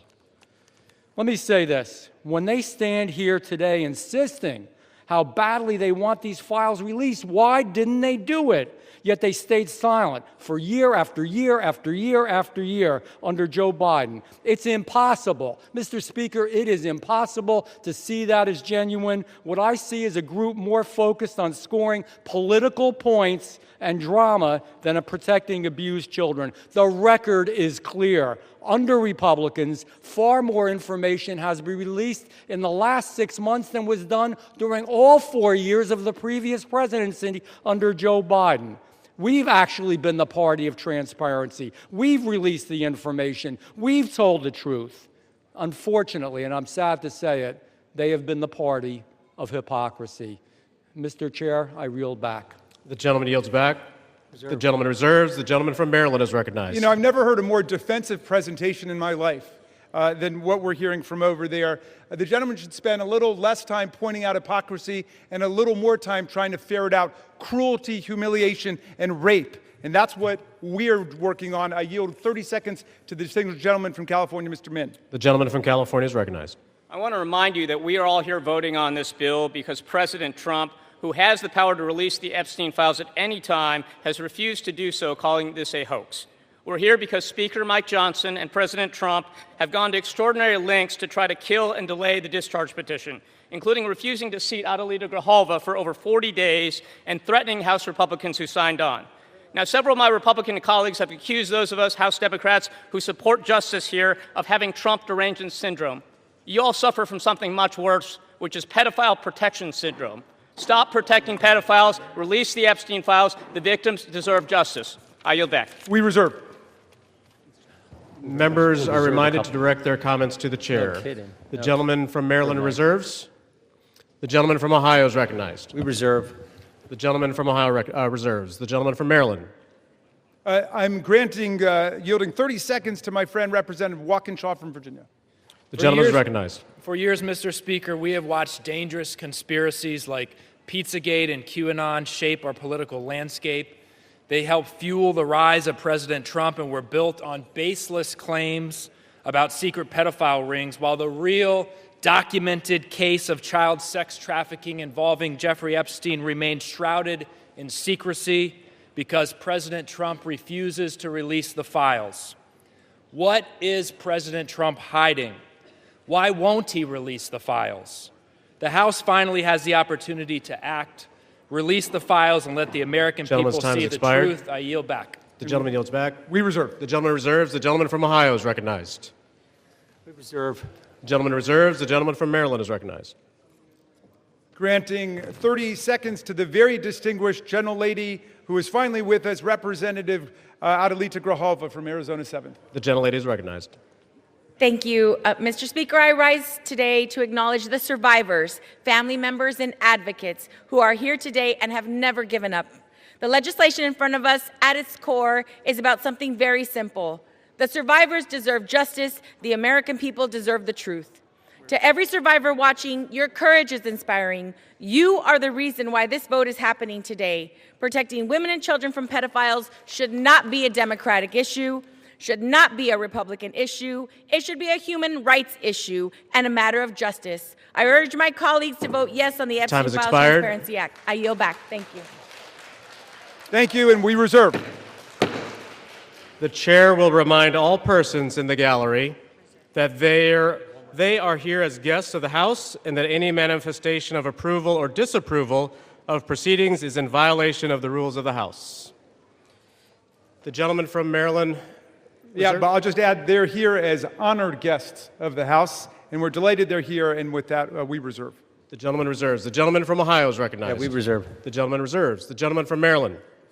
I'm granting 30 seconds to Representative Lois Frankel from Florida. The gentlelady from Florida is recognized.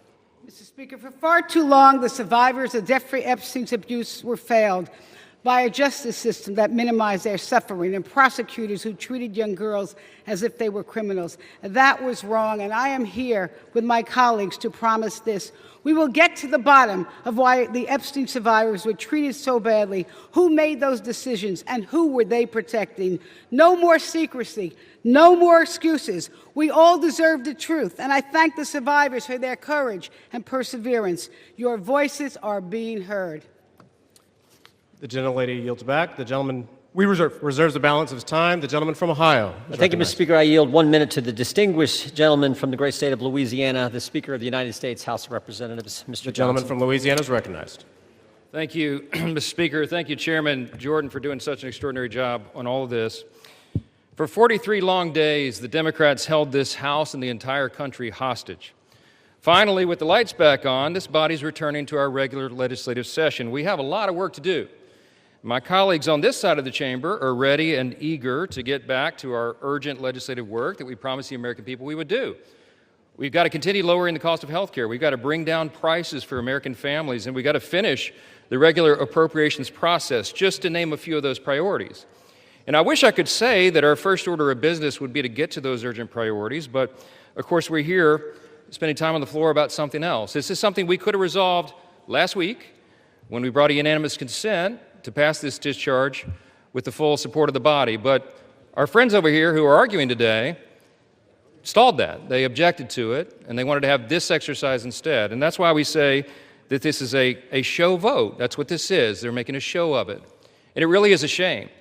We have some heroic women in the chamber today. I met with many of them a while back.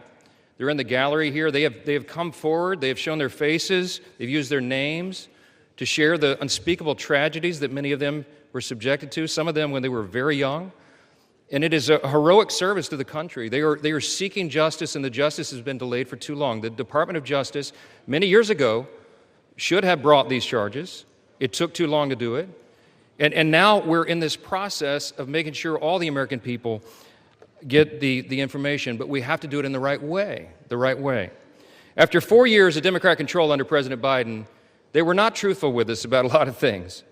The Democrats insisted the border was secure. We knew it wasn't. They insisted that inflation was transitory. We knew it wouldn't be.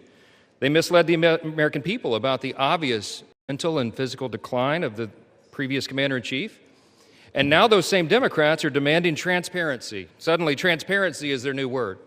Out of nowhere, they've taken a curious concern in the Epstein investigation, all in the name of that, in the name of transparency. But the question has been asked here many times during the debate on the floor, and everybody questioning why it is that Democrats have done this right now have to look at the obvious facts.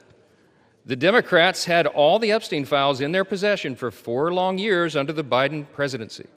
The Biden Department of Justice had these files, And no one on this side who is breathless today about the urgency of this release ever said a word about it.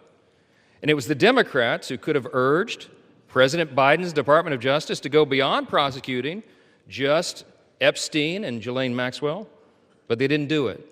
And so it's a fair question to ask today, why now? Why the sudden urgent interest in Jeffrey Epstein? Look, we know why.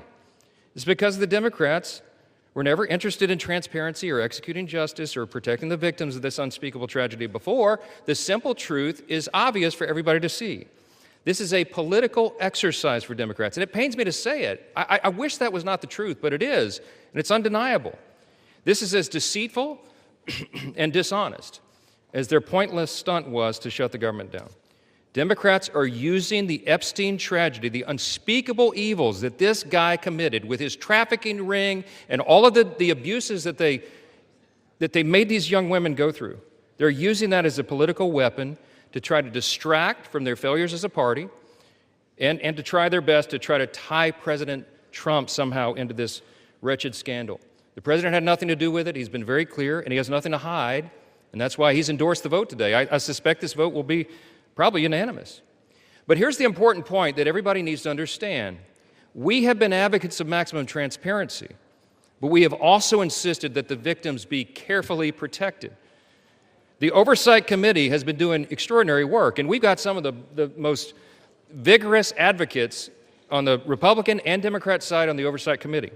They've been working in earnest to deliver transparency for the American people and to do it in a responsible manner. What do we mean by that? The bipartisan effort over there is already producing all the results that the discharge petition seeks and much, much more.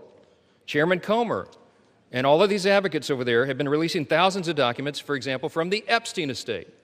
By the way, in my view, that's been the greatest treasure trove of information because it's yielded for us Epstein's own personal flight logs, his financial records, his daily calendars, and so much more.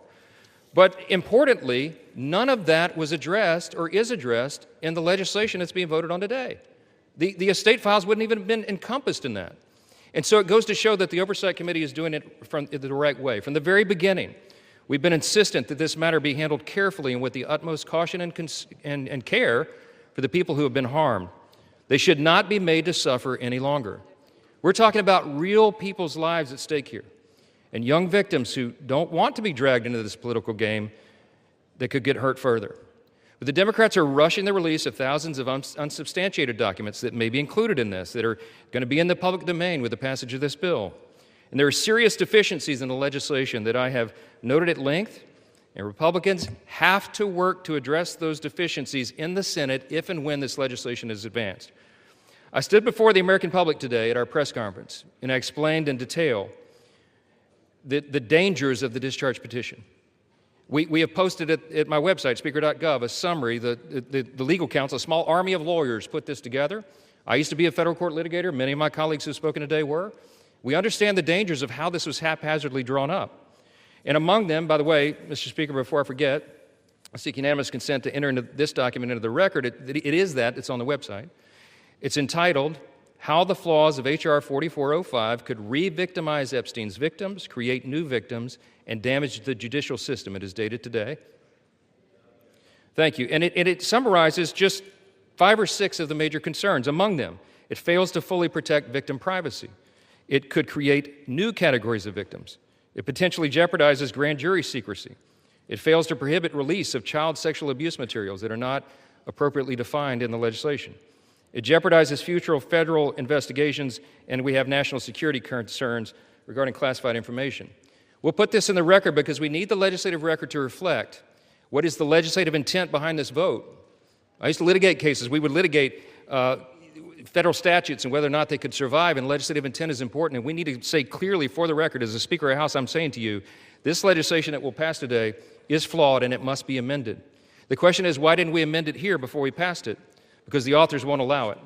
Because under the rules of the House, under a discharge petition, they have to agree to consent for the legislation to be amended, and they're not doing that. So now we rely upon our partners in the other chamber to get that done, and they need to do that. The victims deserve our utmost respect. In fact, they should be saluted for their courage. And the young women who have not come forward, who are now, some of them are middle-aged women who have not come forward, also deserve our respect, and they deserve to be protected. Republicans support transparency. We want maximum transparency, especially when it comes to disclosing the names of anybody who had anything to do with these evils, anybody who conspired with or aided in any way Jeffrey Epstein. They must be brought to justice. We want the bill to be amended so it doesn't, at the same time, violate victim privacy, create new victims, disclose the names of any whistleblower or informant, cause the release of grand jury materials or child sexual abuse materials, or undermine our national security.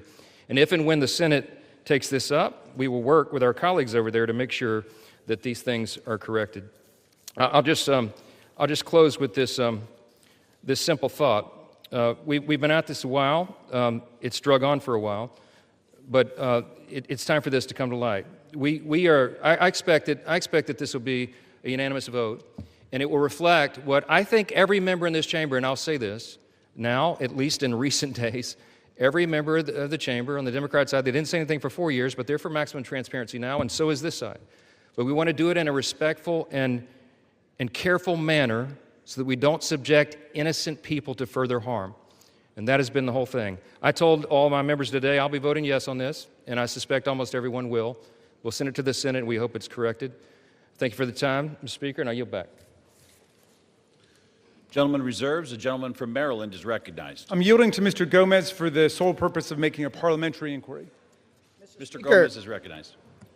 Mr. Speaker, I rise to ask a point of parliamentary inquiry. Is this an appropriate time to point out that the Republicans named children's savings account in their so-called one big beautiful bill after Donald Trump, someone connected to one of the most notorious pedophiles in this country, or that the Speaker of the House just lied on the floor by stating that there was protection, there isn't protections for the victims in the Epstein bill? The gentleman is no longer recognized. The gentleman from Maryland, you are recognized.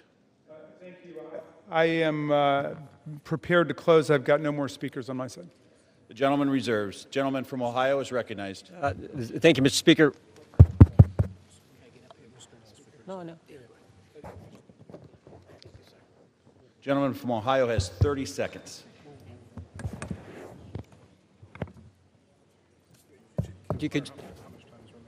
Can I inquire how much time is remaining? 30 seconds.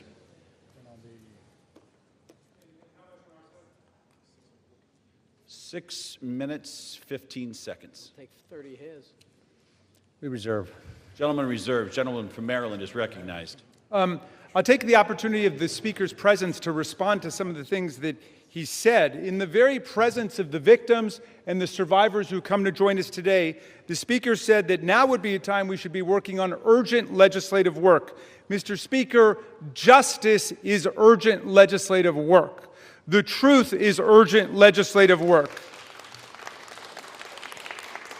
The Speaker says, why now? Why now? Well, Mr. Speaker, you were the one who refused to swear in Adelita Grijalva for 50 days. We would have done it 50 days ago, but she provided the 218th signature on the discharge petition. So why now? It was because of your dilatory tactics, your delay, your postponement of it. Now, the gentleman says that there are not sufficient protections. There are protections in the bill for the victims to make sure that their names will be redacted. And yet we hear even the Speaker of the House of Representatives openly inviting the U.S. Senate to start finger painting on this bill, which we have waited more than 5 months to bring to the floor. The Senate should pass the bill exactly as it's written. The President should sign it exactly as he said he would when he finally changed his mind.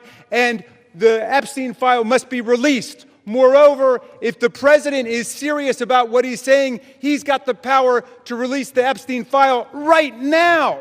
Nobody's stopping him. It's within his possession. It's within his control. He can release the whole thing, and he can redact the names of the victims and others who are innocent in this process. Mr. Speaker, Speaker Johnson said that these are unspeakable evils. Well, because of the bravery and the invincible courage of the women who've joined us today, they're no longer unspeakable. They're spoken. They're articulated. The cat is out of the bag, and we know what's been going on for decades. It's been a double standard of justice. going all the way back to Alex Acosta, who later got rewarded with a cabinet appointment in the Trump administration. Alex Acosta had a 60-count federal indictment ready to go against all kinds of people for an interstate sex trafficking conspiracy with solicitation, with child sex abuse, all of it. And he traded that 60-count federal indictment for 1 count in state court. And Jeffrey Epstein ended up getting the sweetest of sweetheart deals ever on the plea bargain front. He was free from 8 a.m. to 8 p.m. to do whatever he wanted and continuing to perpetrate his crimes and run his conspiracy, and then he would come and he would watch TV and spend the night in jail. And it was over in about a year after the rape and sexual abuse of hundreds and hundreds of girls, and he kept going, and he kept at it. We want the whole truth to come out. This is the United States of America. Even the British monarchy wouldn't put up with this. How about the American democracy? How about we say, no way, we're not going to allow this cover-up to go on for one day more. And I'm glad the president changed his mind after pulling out all the stops to try to get one of our Republican colleagues to change their mind, to remove their name from the discharge petition. He gave up. And I want to salute the gentlelady from Colorado from having the courage to stand her ground in the Situation Room in the White House and say, no, she wasn't going to be bullied. No. So I'm glad the president changed his mind. But let's be clear, Mr. President, you've got the power today to release the entire file. That's what you called for. That's what Pam Bondi called for. That's what Kash Patel called for. So we don't need anybody calling for the Senate to slow things down for more weeks and more months. The American people have had it. We'll reserve. Gentleman reserves. Gentleman is reminded to direct your comments to the chair and not your colleagues. Gentleman from Ohio is recognized, and you do have 90 seconds remaining. Correction. Thank you, Mr. Speaker. I yield 30 seconds to the gentleman from Texas. Gentleman from Texas is recognized. The Democrat Party, with help from the dishonest media, used the Epstein files not to seek justice from the victims, but to smear President Trump. And it's sickening, quite sickening. The Democrats have used the Epstein files to distract the American people from the wins President Trump and his administration have delivered for the American people for the last 11 months. I'm proud to work with my Republican colleagues on the House Oversight Committee in coordination with the Justice Department. 65,000 pages of documents are related from Epstein released. What have my Democrat colleagues done? They selectively leaked and altered documents to mislead the American people. As President Trump has stated, we have nothing to hide here. I'm voting to release the files so that we can move on from this smear campaign the Democrats have manufactured. God bless Gentleman's Donald J. time has Trump. expired. Gentleman from Maryland is recognized. Reserve the balance of my time. Gentleman reserves. Gentleman from Ohio reserves. Gentleman from Maryland is recognized. All right. How much time do I have to close? You have 2 minutes. Thank you, Mr. Speaker. And I want to thank all of America for tuning in to this. I want to thank Representatives Massey and Khanna, Representative Green, all of those who have insisted upon bringing the truth forward and a reckoning with the reality of one of the worst international child sex trafficking rings ever to exist in the United States and the cover-up attendant to it. We've got the opportunity today to do justice for the victims, for the survivors who have come forward to say that the voice of the victims and the survivors must be put at the very center of our deliberations, not shunted off to the side, not submerged, not subordinated, but put at the very center. We must hear from the people who themselves were victimized by this nightmare. Now, our colleagues across the aisle seem to want to make this into some sort of partisan contest. I haven't heard so much talk about the Democrats since the Democratic National Convention. And all that we've done here is to say we want to bring the truth forward along with a bipartisan group. We don't want the Senate monkeying around with this in order to slow things down. We want it passed in the Senate. We want it signed. And before that, if the president is true to his word and he wants to see all of this come to light, he can release it now instead of fighting, kicking, and screaming every step along the way. But I'm glad he's changed his mind, and I hope he maintains the momentum he's got to stick with the vast majority of the American people who want to see that the truth is done here. And while he's at it, the administration could reconsider their terrible policies gutting federal offices and programs designed to combat violence against women. The DOJ terminated hundreds of grants to police departments, defunding the police when it comes to investigating violent sex crimes and to support victims. His DOJ destroyed programs to combat international human trafficking rings. Let's get back on the side of the women. I yield back. Gentleman yields back. The gentleman from Ohio. Thank you, Mr. Speaker. Thank you, Mr. Speaker. The Speaker Johnson said it right. Why now after 4 years of doing nothing?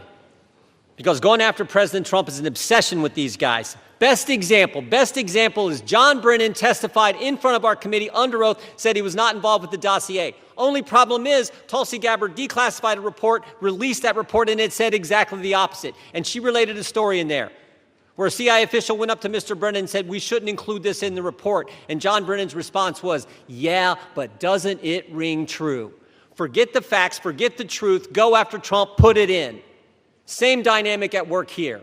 We're all for protecting innocent victims. We're all for exposing the bad guys who did bad things. But this is an obsession with the left. For 10 years, it's going after President Trump. So vote yes. Make sure the bad guys are held accountable. We all want to do that. Speaker Johnson's right. I think it's going to be unanimous. But understand what they're doing, because they had 4 years and didn't do a darn thing. With that, I yield back.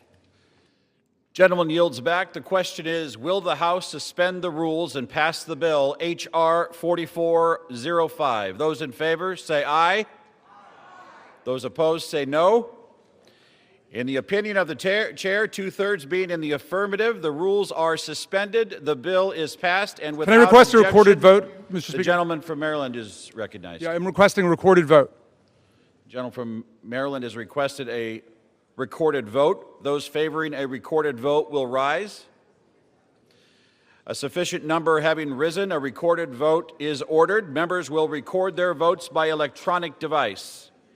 Pursuant to Clause 9 of Rule 20, this 15-minute vote on the motion to suspend the rules will be followed by 5-minute votes on ordering the previous question on House Resolution 879, adoption of House Resolution 879 if ordered, and adoption of House Resolution 878. This is a 15-minute vote.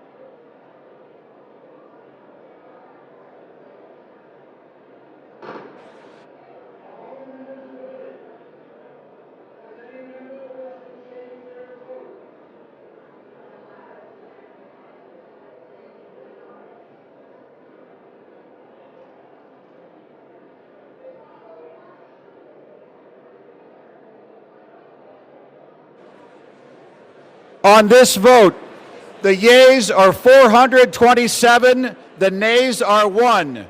2/3 being in the affirmative, the rules are suspended, the bill is passed, and without objection, the motion to reconsider is laid on the table.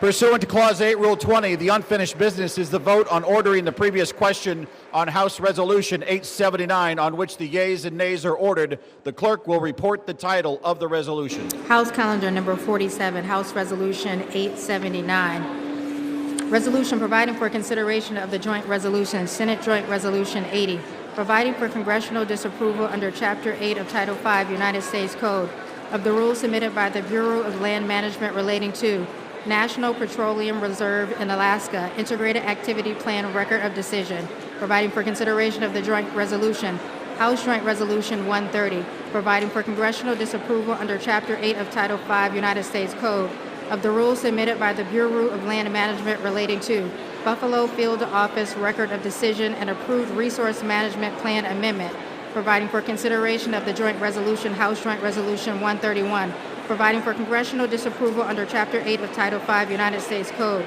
of the rules submitted by the Bureau of Land Management relating to Coastal Plain Oil and Gas Leasing Program Record of Decision, providing for consideration of the concurrent resolution, House Concurrent Resolution 58, denouncing the horrors of socialism, providing for consideration of the bill, H.R. 1949, to repeal restrictions on the export of import of natural gas, providing for consideration of the bill, H.R. 3109, to require the Secretary of Energy to direct the National Petroleum Council to issue a report with respect to the petrochemical refineries in the United States and for other purposes, providing for consideration of the bill, H.R. 5107, to repeal the Comprehensive Policing and Justice Reform Amendment Act of 2022, enacted by the District of Columbia Council, providing for consideration of the bill, H.R. 5214, to require mandatory pretrial and post-conviction detention for crimes of violence and dangerous crimes and require mandatory cash bail for certain offenses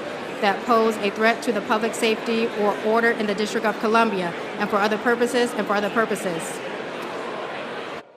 The question is on ordering the previous question. Members will record their vote by electronic device. This is a 5-minute vote.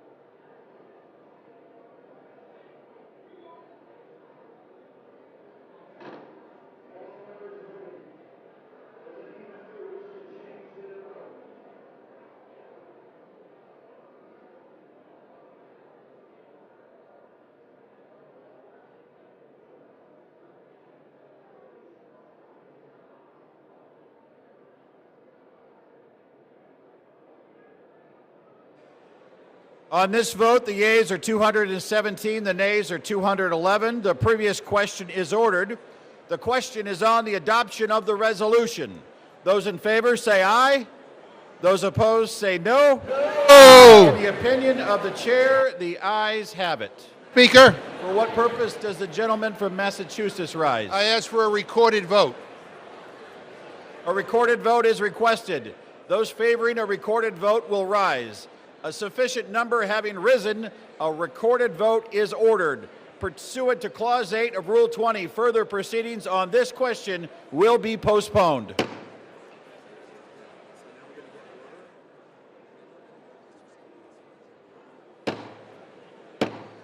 The House will be in order. The House will come to order. The House will come to order. For what purpose does the gentleman seek recognition? To speak out of order for 1 minute, Mr. Speaker. Without objection, the gentleman is recognized. Thank you, Mr. Speaker. Today I rise to recognize a man whose dedication, steadiness, and wisdom have shaped not only my work in this chamber, but the work of this institution itself. I'm talking about my Chief of Staff, Brett Horton.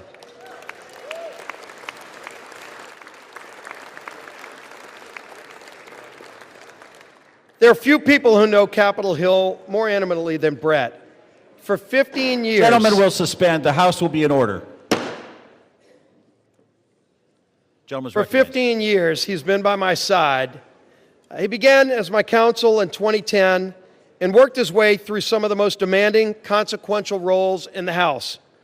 Policy Director at the Republican Study Committee, Floor Director in the Majority Whip's office, and for the last decade, my Chief of Staff in both the Whip's office and the Leader's office.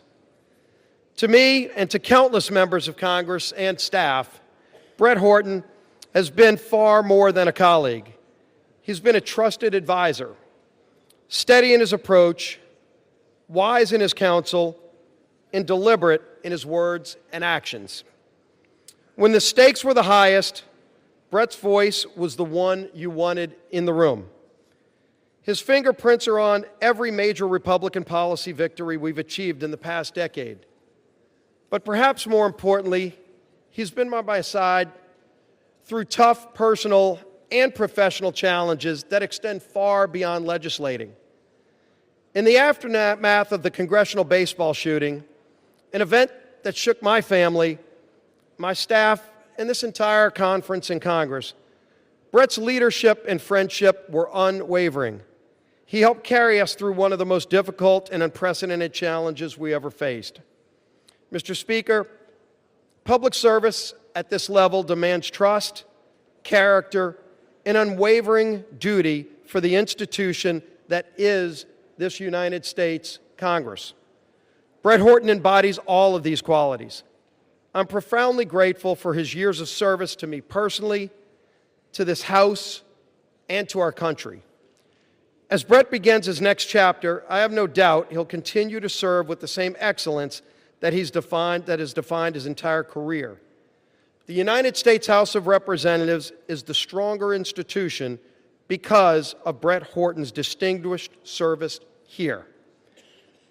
I wish Brett all the best in his future endeavors, and I tell you, thank you, Brett, for your personal friendship and for your service to this great United States of America and this great Congress. Thank you, Brett Horton.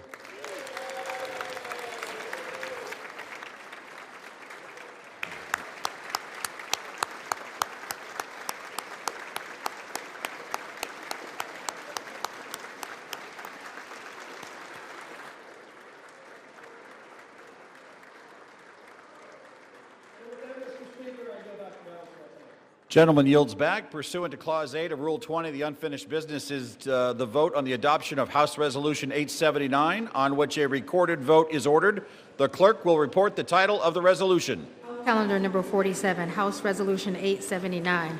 Resolution providing for consideration of the joint resolution, Senate Joint Resolution 80, providing for congressional disapproval under Chapter 8 of Title 5 United States Code of the rules submitted by the Bureau of Land Management relating to National Petroleum Reserve in Alaska Integrated Activity Plan Record of Decision, providing for consideration of the joint resolution, House Joint Resolution 130, providing for congressional disapproval under Chapter 8 of Title 5 United States Code of the rules submitted by the Bureau of Land Management relating to Buffalo Field Office Record of Decision and approved Resource Management Plan Amendment, providing for consideration of the joint resolution, House Joint Resolution 131, providing for congressional disapproval under Chapter 8 of Title 5 United States Code of the rules submitted by the Bureau of Land Management relating to Coastal Plain Oil and Gas Leasing Program Record of Decision, providing for consideration of the concurrent resolution, House Concurrent Resolution 58, denouncing the horrors of socialism, providing for consideration of the bill, H.R. 1949,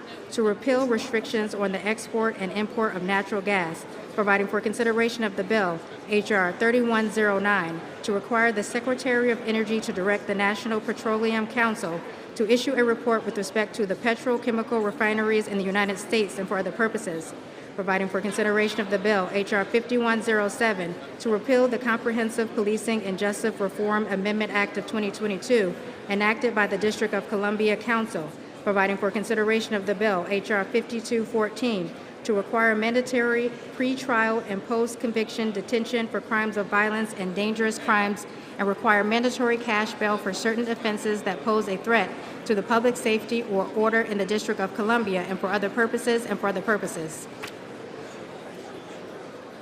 The question is on the adoption of the resolution. Members will record their votes by electronic device. This is a 5-minute vote.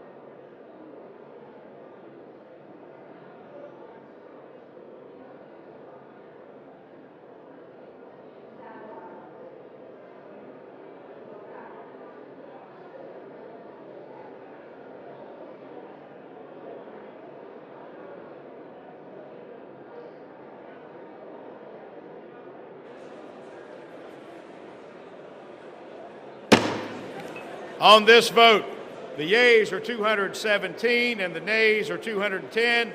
The resolution is adopted without objection. The motion to reconsider is laid on the table.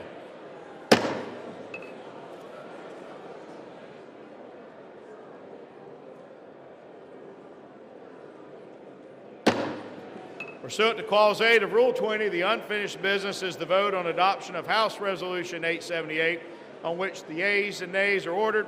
The clerk will report the title of the resolution.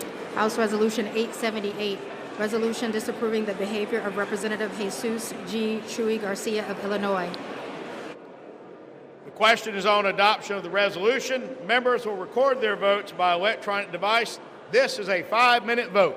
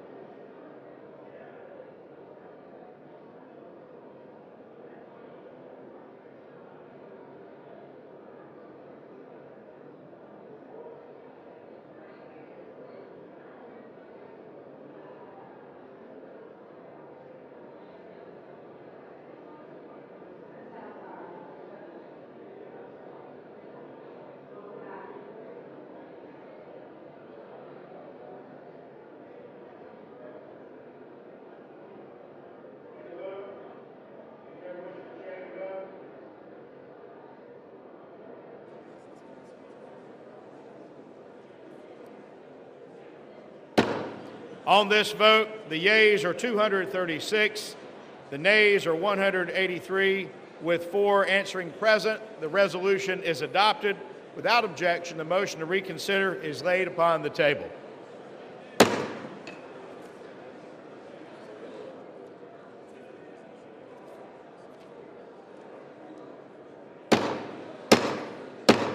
The House will come to order. The House will come to order. For what purpose does the gentleman from South Carolina seek recognition? Mr. Speaker, pursuant to Clause 2A1 of Rule 9, I rise to give notice of my intent to raise a question of the privilege of the House. The gentleman is recognized. Just a moment. Members of the House will come to order. Chair would ask members to please take conversations off the floor. The gentleman is recognized. Mr. Speaker, my House Resolution 888, censoring and condemning Delegate Stacey Plaskett and removing her from the House Permanent Select Committee on Intelligence for conduct that reflects the discredibility on the House of Representatives for colluding with convicted felon and offender Jeffrey Epstein during a congressional hearing. Whereas Stacey Plaskett, the delegate representing the United States Virgin Islands in the House of Representatives, inappropriately coordinated in real time with convicted sex offender Jeffrey Epstein in a congressional hearing in February of 2019. Whereas Delegate Plaskett was actively coached by Epstein during the hearing, receiving instructions on specific lines of questioning, and was congratulated after the message by Mr. Epstein, good work. Whereas Jeffrey Epstein, the Speaker of the House is not in order. The gentleman has the floor. The chair would again ask the body to please observe the quorum and keep conversations to a minimum. The gentleman has the floor. Whereas Jeffrey Epstein was a known convicted felony sex offender, having pled guilty and been convicted for procuring a child for prostitution and solicitation, a proselyte in a plea deal in 2008, and served a 13-month prison sentence. Whereas in the course of that investigation, the FBI compiled reports on dozens of confirmed minors who credibly alleged sexual abuse by Mr. Epstein. Whereas Epstein was under further federal investigation beginning in November of 2018, 2 months before Delegate Plaskett's recently revealed text exchange during a congressional hearing, following investigative reporting by the Miami Herald detailing Epstein's controversial 2008 plea deal and highlighting accounts of his victims. Whereas Epstein was arrested in July of 2019 and charged with 1 count of sex trafficking of minors and 1 count of conspiracy to commit sex trafficking of minors, he was later found dead in the New York Metropolitan Correctional Center. Whereas according to documents released from Epstein's estate during a House Committee on Oversight and Reform hearing featuring testimony from Michael Cohen, the disgraced former attorney for President Donald J. Trump, Delegate Plaskett coordinated her line of questioning with Jeffrey Epstein in real time over text messages while the hearing was underway. Whereas Delegate Plaskett, who previously served as an Assistant Attorney General in the United States Department of Justice Civil Division, is known to have had extensive political, personal, and professional connections with Epstein after his conviction as a sex offender up to the time of his arrest and then his death in 2019. Whereas Delegate Plaskett's relationship with Epstein stands in stark contrast to the public image that she has curated for herself as a defender of justice and accountability, and while secretly collaborating with an individual whose crimes against vulnerable women and children shocked the entire nation.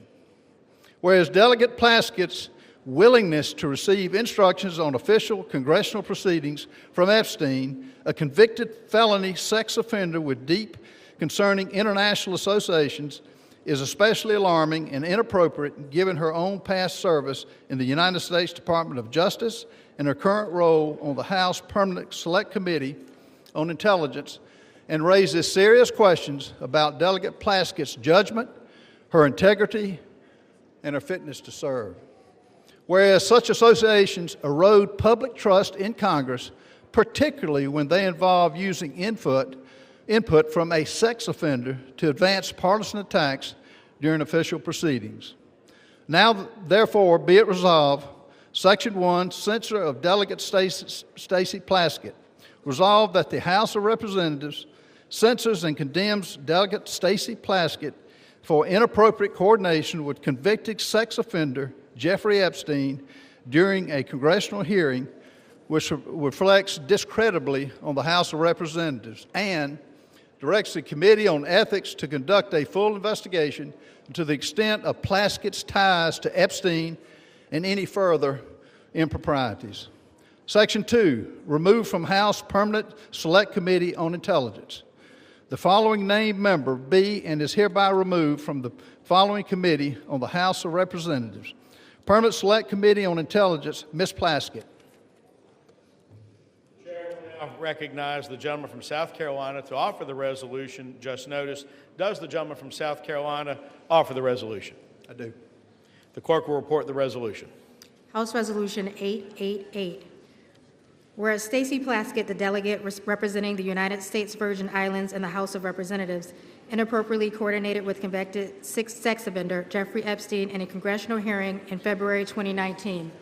Whereas Delegate Plaskett was actively coached by Epstein during the hearing, received instructions on specific lines of questioning, and was congratulated afterwards with the message, "Good work." Whereas Jeffrey Epstein was a known convicted felony sex offender, having pled guilty and been convicted for procuring a child for prostitution and for soliciting a prostitute in a plea deal in 2008 and served a 13-month sentence. Whereas in the course of that investigation, the FBI compiled reports on dozens of confirmed minors who credibly alleged sexual abuse by Epstein.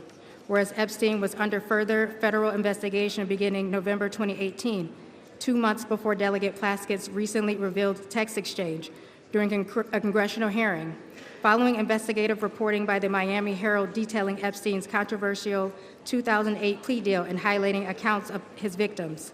Whereas Epstein was arrested in July 2019 and charged with 1 count of sex trafficking of minors and 1 count of conspiracy to commit sex trafficking of minors, and he was later found dead in the New York Metropolitan Correctional Center.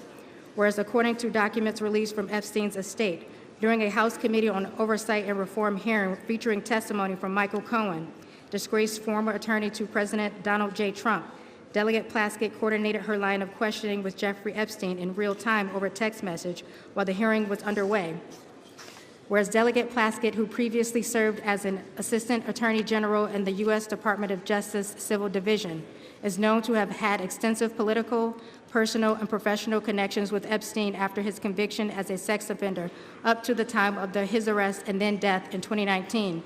Whereas Delegate Plaskett's relationship with Epstein stands in stark contrast to the public image she has curated for herself as a defender of justice and accountability, while secretly collaborating with an individual whose crimes against vulnerable women and children shocked the nation. Whereas Delegate Plaskett's willingness to receive instructions on official congressional proceedings from Epstein, a convicted felony sex offender with deeply concerning international associations, is especially alarming and inappropriate given her own past service in the U.S. Department of Justice and her current role on the House Permanent Select Committee on Intelligence, and raises serious questions about Delegate Plaskett's judgment, integrity, and fitness to serve. And whereas such associations erode public trust in Congress, particularly when this involves using input from a sex offender to advance partisan attacks during official proceedings, now therefore be it resolved. Section 1, censure of Delegate Stacey Plaskett. The House of Representatives, 1, censures and condemns Delegate Stacey Plaskett for inappropriate coordination with convicted sex offender Jeffrey Epstein during a congressional hearing, which reflects discreditably on the House of Representatives, and 2, directs the Committee on Ethics to conduct a full investigation into the extent of Plaskett's ties to Epstein and any potential further improprieties. Section 2, removal from House Permanent Select Committee on Intelligence. The following named member be and is hereby removed from the following committee of the House of Representatives. Permanent Select Committee on Intelligence, Ms. Plaskett. The resolution qualifies. For what purpose does the gentlelady from Massachusetts rise? Mr. Speaker, I have a motion at the desk. The clerk will report the motion. Ms. Clark of Massachusetts moves to refer the resolution to the Committee on Ethics. The gentlelady from Massachusetts is recognized for 1 hour. Mr. Speaker, today we have finally taken a vote that recognizes the need for the survivors and victims of Jeffrey Epstein to have justice and transparency. And not minutes later, the gentleman from South Carolina is filing yet another partisan resolution. I ask all of my colleagues to support this motion to refer this to the Ethics Committee, and I yield back my time. Without objection, the previous question is ordered. The question is on the motion to refer. All those in favor say aye. Aye. All those opposed say no. No. In the opinion of the chair, the noes have it. Mr. Speaker. And the motion is not up. What Mr. purpose? Speaker, I request to call the yeas and nays. The yeas and nays are requested. Those favoring a vote by the yeas and nays will rise. A sufficient number having risen, the yeas and nays are ordered. Members will record their votes by electronic device. 5 minutes will be allowed for this vote.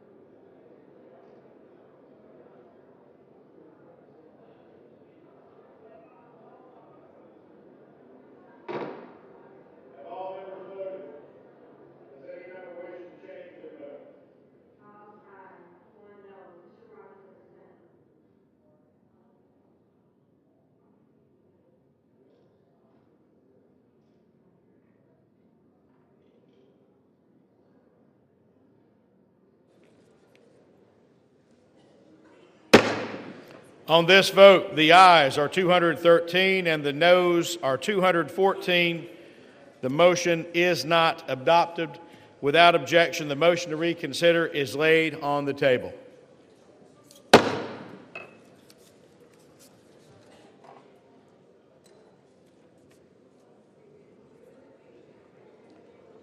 Pursuant to Clause 2 of Rule 9, the gentleman from South Carolina, Mr. Norman, and the gentleman from Maryland, Mr. Raskin, each will control 30 minutes.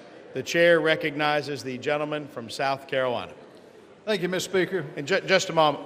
The chair would ask the House to come to order again, ask members to take conversations off the floor so that the members can be given due accord and respect during the period of debate. The gentleman has the floor. Thank you, Mr. Speaker. I rise today because the House of Representatives has a responsibility and a duty to protect the integrity of this institution. And what we learned from the documents released by Jeffrey Epstein's estate is nothing short of alarming. Those documents show that Delegate Stacey Plaskett, a sitting member of Congress, coordinated her questioning during an official oversight hearing with a man who is a convicted sex offender, a man whose crimes against minors shocked this entire nation. Let me be clear, this was just not casual contact. There were deliberate communications, and they shaped her official line of questioning in a congressional hearing. The American people expect honesty, the American people expect integrity, and judgment from their elected officials. They expect members of Congress to conduct themselves with one word: decency, not to seek advice from a predator who exploited minor children. This resolution does not accuse. It acknowledges what is documented. It censures Delegate Plaskett for her conduct, removes her from the Intelligence Committee, where her judgment is paramount, and directs a full investigation into the extent of her relationship with Mr. Epstein. Some will try to spin this as politics, but protecting the honor of this body is not partisan. It's not Democrat. It's not Republican. Standing against a convicted predator's influence in our proceedings is not partisan. It's basic decency. We cannot pretend this didn't happen. The American people deserve better. Speaker, I reserve. The gentleman reserves. The gentleman from Maryland is recognized. Thank you kindly, Mr. Speaker. I yield myself such time as I may consume. The gentleman is recognized. And I rise in opposition to this resolution.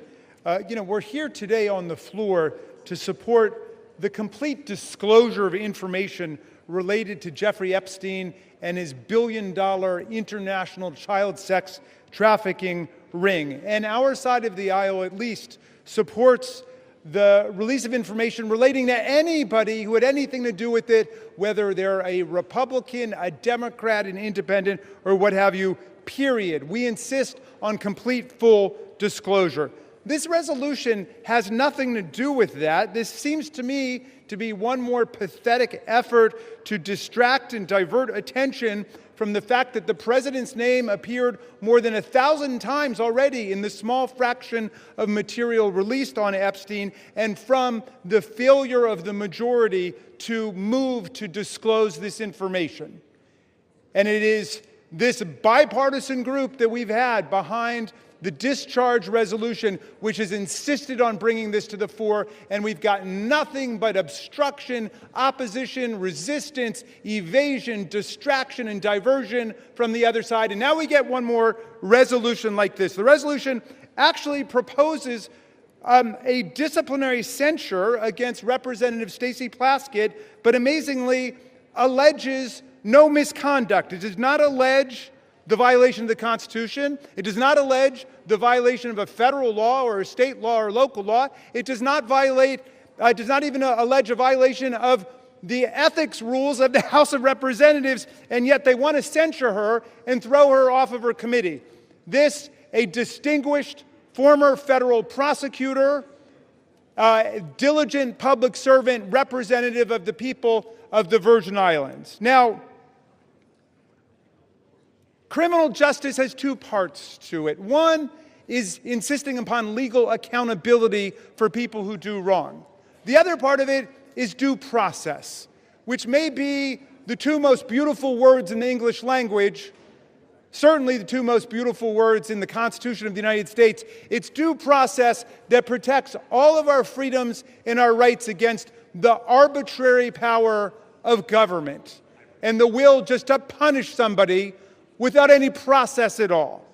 But that's exactly what's going on here. Think about it. Ghislaine Maxwell had due process. She had a right to counsel. She had a right to hearing. She had a right to hear the evidence against her. She had a right to put on her case. She had a right to cross-examine. She had a right to a neutral, impartial tribunal. She had a right to unanimous verdict of a jury. And all of that she had, and she was found guilty.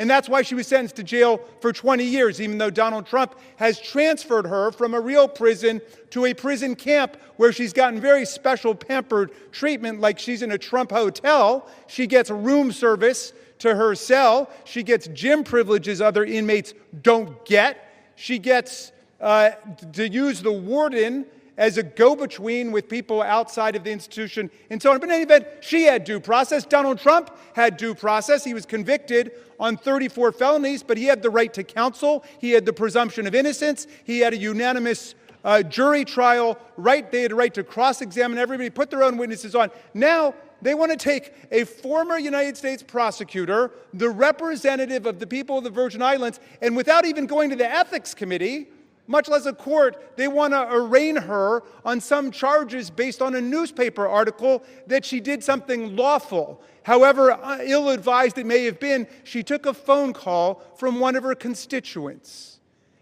Now, I don't think it is the position of the very distinguished gentleman that if we find Jeffrey Epstein on the phone with Donald Trump, he should be impeached for it, or is that his position? Is his position that any time Jeffrey Epstein got somebody on the phone, and he got a lot of people on the phone, that person is suddenly guilty? That sounds like guilt by association. That sounds like collective guilt.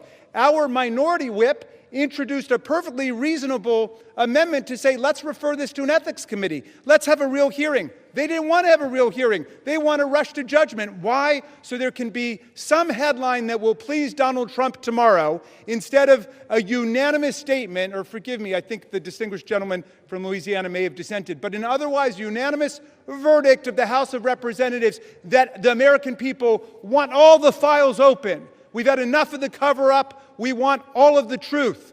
We want the survivors and the victims to have the possibility of accountability. Well, they want to give them another headline, which is that they've arraigned a Democratic member for taking a phone call from her constituent, Jeffrey Epstein, in the middle of a hearing. And of course, I don't think there's any rule here against taking phone calls in a hearing. Now, if you want to actually give her the chance to explain what happened, then we would take it to the ethics committee. I still don't see what the charge is. Where is the ethical transgression? Where is the legal transgression? Are you saying anybody on your side of the aisle who had a phone call with Jeffrey Epstein should be censured?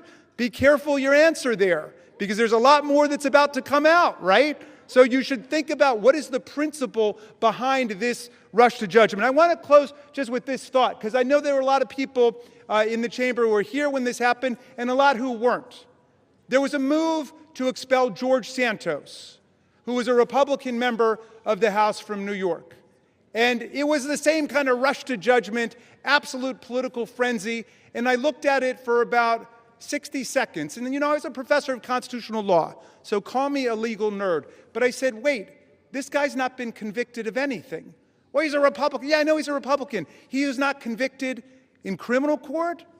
To my knowledge, he had not been arraigned yet or convicted of anything in the ethics disciplinary process. They just said, well, there's bad press, we want to get rid of him.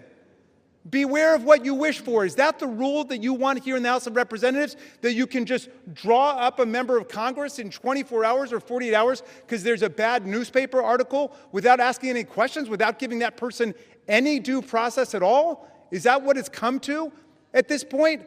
I mean, all we're asking for in the Epstein files is release the materials so we can check it out. They want to go ahead and censure and remove from a committee a distinguished member of the House of Representatives with no due process at all. I reject this. I hope the whole body will reject this, just like I voted and spoke against removing George Santos, a Republican on the other side of the aisle, because he had gotten no due process. I hope all of our colleagues will reject this absurd rush to judgment and attempt to change the subject here. I reserve the balance of my time. The gentleman reserves. The gentleman from South Carolina is recognized. Mr. Speaker, before I yield time to my good friend in Louisiana, Representative Raskin, I will be careful in my remarks. You need to be careful with your facts. You have an 11-year veteran of this body who should know better. You have an 11-year member of this body who took money. It wasn't a newspaper article. It was a fact. She took money from Jeffrey Epstein. It's ironic that you're taken up by defending Ms. Plaskett, which is going to the Ethics Committee, but she's lost her willingness or lost her ability to serve because she got irrational judgment by taking money from a convicted pedophile of young children. And it's unfathomable that you're taking a position that you are. These are facts. You mentioned Ghislaine Maxwell. She's not a sitting member of Congress. She, as a sitting member of Congress, she has relinquished any sense of duty to serve on these committees. With that, I want to yield as much time as needed for my good friend in Louisiana, Mr. Clay Higgins. And the chair would remind all members to please avoid engaging in personalities to direct all comments to the chair. The gentleman from Louisiana is recognized. I thank my colleague, Mr. Norman from South Carolina, and I thank my colleague, Mr. Raskin, for the salient points that he has brought to this debate. I also defended George Santos on this floor and opposed the means by which he was expelled. I think it was beyond the pale, and this is a responsibility that we bear in this body, is to determine the means by which our colleagues shall be reprimanded or disciplined. And the Constitution is clear on this. My friend, Mr. Raskin, knows full well that this body controls the means by which and the rules by which the members of Congress shall be disciplined. So we've had variances of opinions regarding, the exact disciplinary actions that should be embraced or rejected, member by member. But let me say that in this case, Ms. Plaskett's receiving text messages, this was so alarming to me. When I saw this and read it, I didn't believe it. I say to my friend, I thought perhaps it was media from a satirical site. It couldn't possibly be true, because we all know that a text message, a text exchange is rather intimate in the realm of communications. And to pierce into an actual congressional hearing for a member of Congress to receive and respond to a text message during a hearing, that is quite familiar, is it not? And this was shocking to me, that a member of Congress would be exchanging text messages directly with Jeffrey Epstein in 2019, at which time he was being prosecuted federally by the first Trump administration. He had received some nature of a sweetheart deal back in 2007 and avoided federal prosecution by pleading no contest to some level of state prosecution, where he was sentenced, Mr. Speaker, to 13 months. My understanding, he did 11 months, and at the easiest time that could be done. He walked every day during the day on a work release program. So that sweetheart deal, let me say, should be looked at. And now, to my horror, who has come to light that should be looked at? What was her involvement? Was there some involvement then? She's a good lady from the Virgin Islands. Where did Jeffrey Epstein live? In the Virgin Islands. She was a constituent in 2019. Was she a friend in 2007? During her service to the DOJ, which my friend has brought up, was there any interactions? These are the questions we have. The good lady from the Virgin Islands has crossed the threshold of reasonable suspicion, and therefore she should be investigated. During said investigation by ethics, and I would recommend by DOJ, and I would recommend by Oversight and Judiciary Committees. Meanwhile, she should absolutely be removed from the House Select Committee on Intel. This, Mr. Speaker, is my position. I presented without note for the betterment of the debate of this body, and I yield my time back to the gentleman from South Carolina. Speaker, I reserve. From South Carolina, the gentleman from South Carolina reserves.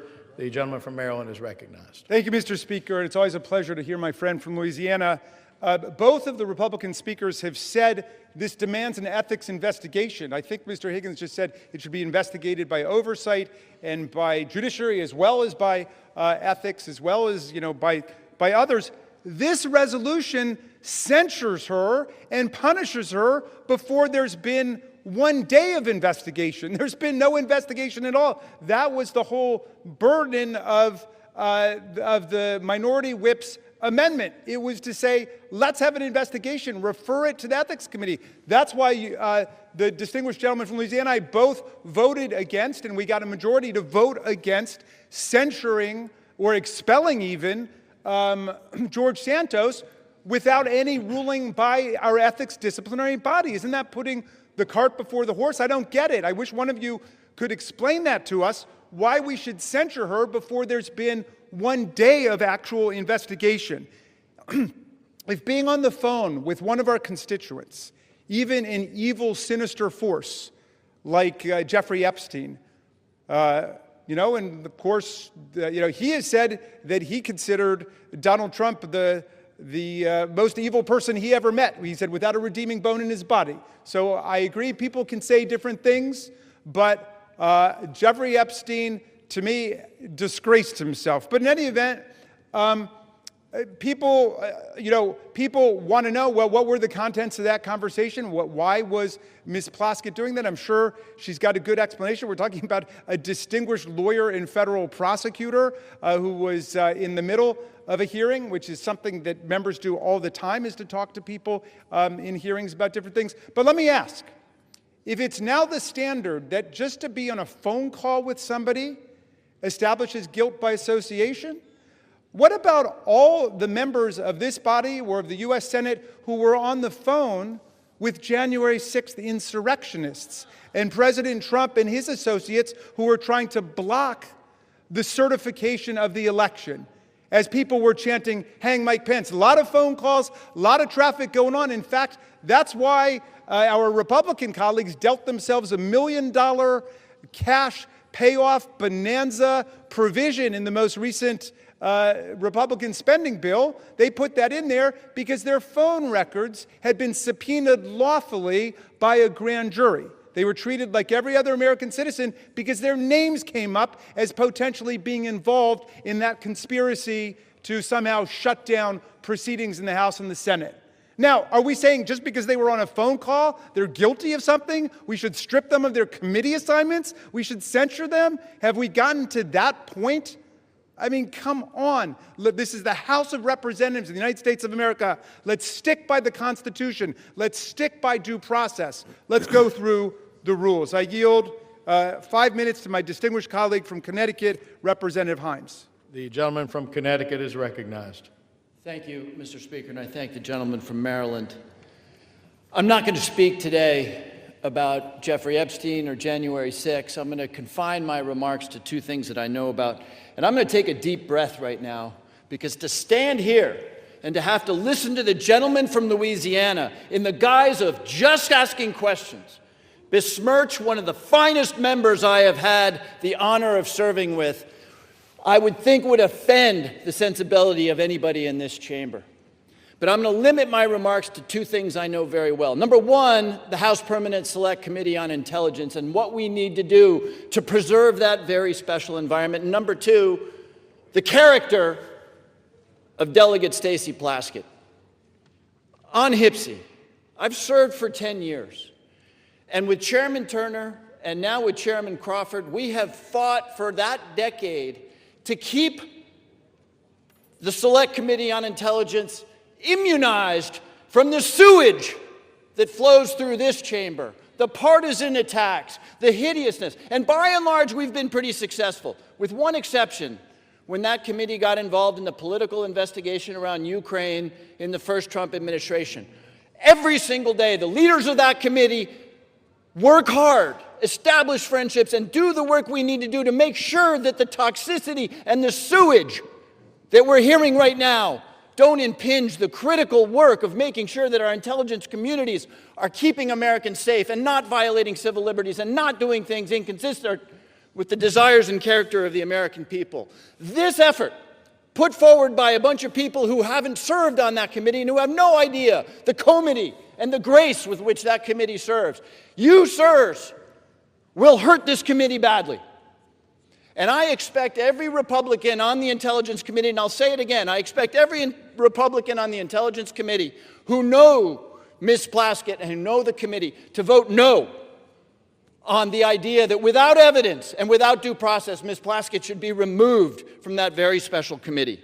This resolution would strike a devastating blow to HPSCI's ability to work effectively by removing a member in good standing based on a newspaper article about text.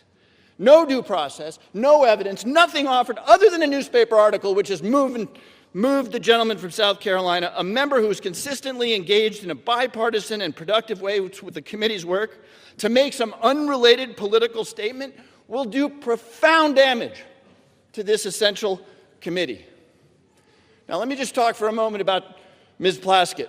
I've served in this institution for 17 years, longer, I think, than most people in this chamber.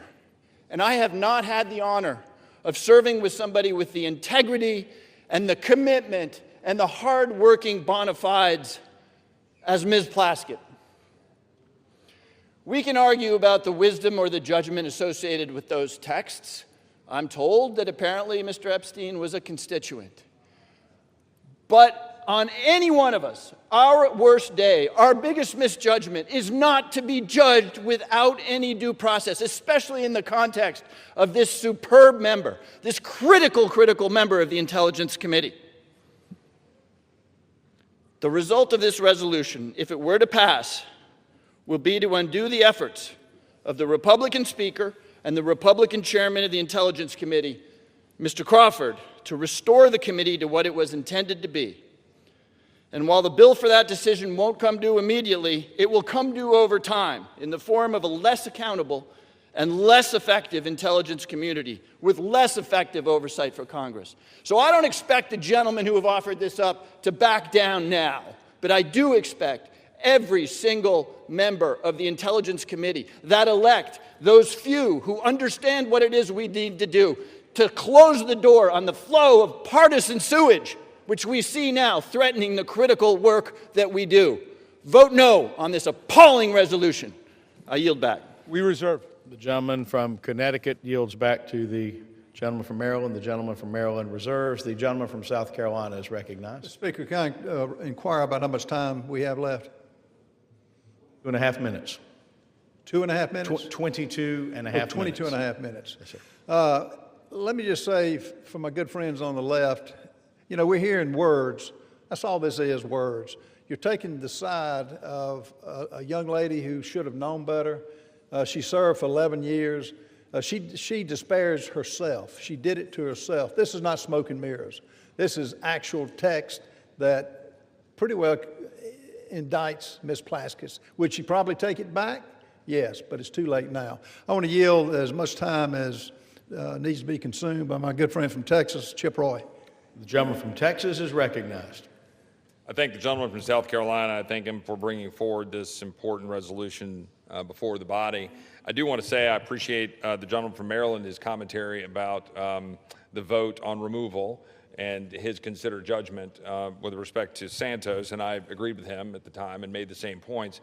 I want to align myself with the remarks from the gentleman from Louisiana, but I want to note in doing so, and I think the gentleman from Maryland has shown respect to, I think, the judgment of the gentleman from Louisiana about his being the sole vote on the issue before this body before with respect to what we're making public because of the gentleman's, I think, very real concerns about what it might mean for victims. And we had that debate and a colloquy back and forth in the Judiciary Committee a few hours ago about what we can do to ensure victims are protected and so forth as we all go forward in what I believe is a unanimous view that we should go seek out truth and justice here with respect to Epstein and anybody associated with him and them and the nefarious affairs involving Jeffrey Epstein.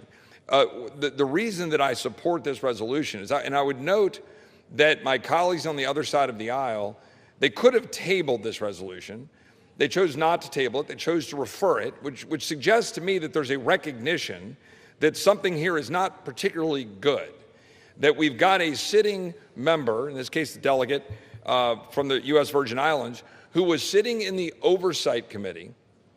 And I'm actually a particular interest here because I was the one doing the questioning. Apparently my questioning was so riveting that she was engaging in text messages back and forth at that moment. While I was questioning Mr. Cohen, the gentlelady was engaging in this back and forth on text messages with Jeffrey Epstein. Now, again, I've listened now for months. My colleagues on the other side of the aisle disparage and try to impugn the character of the President of the United States and other members of the administration in connection to an investigation of Jeffrey Epstein, which the President, his administration in 2019, they indicted Epstein. They actually moved forward and federally indicted him in 2019. Ghislaine Maxwell was arrested by the Trump administration. And I know the gentleman from Maryland will go on to say that the Biden administration then carry forward that arrest and indictment into prosecution. True. But it was, in fact, the Trump administration that did what had not been done for a long period of time by taking forward that indictment. So I've been listening to all of the preaching by my friends on the other side of the aisle about how any association, anything to do with Jeffrey Epstein is somehow the dispositive moment here in terms of determining the character of this administration or what they're doing or not doing when they're leaning in to try to seek the truth. Where tens of thousands of pages have been released by Jamie Comer and 13 subpoenas has all been put out. So now the House just voted to have greater transparency. Time will tell what that means in terms of what the court does and how they deal with grand jury secrecy and what they do to continue to redact and protect victims' names under existing laws and how the courts treat that. That's going to be a process, as the gentleman likely knows, right? This is going to be determined as to what gets released and how. But here we have the gentlelady sitting in the Oversight Committee texting with a known convicted felon, a convicted pedophile that was very public and known, had served jail time, and is engaging not just in texts that were trivial, but texts involving advice about her questioning of Michael Cohen, all designed to figure out how to get Michael Cohen to be able to somehow go after Trump or Trump's advisors or people around the president. That, to me, is what we talk about with censure, which is contemplated, of course, in our rules and in the structure. The gentleman talked about the Constitution. We're not removing her. We're simply saying censure. And we're saying that it is a censurable conduct to say that this individual sitting on a committee taking advice from a known convicted pedophile, convicted felon, that is conduct unbecoming of a member of the United States Congress and engaging in real time, taking advice from someone that we've been listening to being lectured to is someone deserving of all of the scorn of the entire world, and he is. That's why we're here. If my colleagues didn't think this was a concern, they would have simply made a motion to table. But my colleagues decided to refer it to committee because they know this is a problem. They know this is not the kind of conduct you want in a member of this body. So I think that the gentleman from South Carolina is right to have brought this forward. I think that the body should hear this debate, and tonight that we should vote tonight to censure and refer to the Ethics Committee for further consideration. And with that, I yield back. Gentleman yields. Gentleman from South Carolina. I reserve. Gentleman reserves. Gentleman from Maryland is recognized. Thank you, Mr. Speaker, and thank you to my friend from Texas for those remarks. I'm afraid all of them dance around the central issue, which is the good congressman knows how due process works in America. There are facts that are adduced first. There's an opportunity to be heard on both sides. There's due process, there's consideration, then there's judgment. You've flipped the whole thing on its head. You've said we're going to judge her guilty before anybody has an opportunity even to hear what the charges are, much less answer the charges, much less do any kind of analysis. I'm sorry to hear that the text exchange that it seems to be at the heart of people's consternation here took place during the distinguished gentleman's questioning, but that is not a federal offense, nor is it an ethical violation in the House of Representatives. You don't get to have the undivided attention of all of your colleagues. The gentleman says that he thinks that our position is that any association with Jeffrey Epstein is a dispositive moment of judgment for people. That's not the position we've advanced.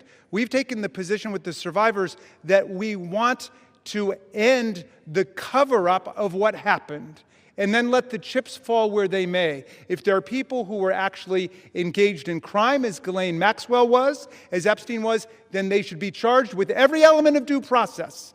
If they happen to be a waiter or a waitress who works at an event, they're not guilty of anything. That's what due process is. We're able to sift through and figure it out. But your rush to judgment isn't even giving anybody a chance to know what the charges are here.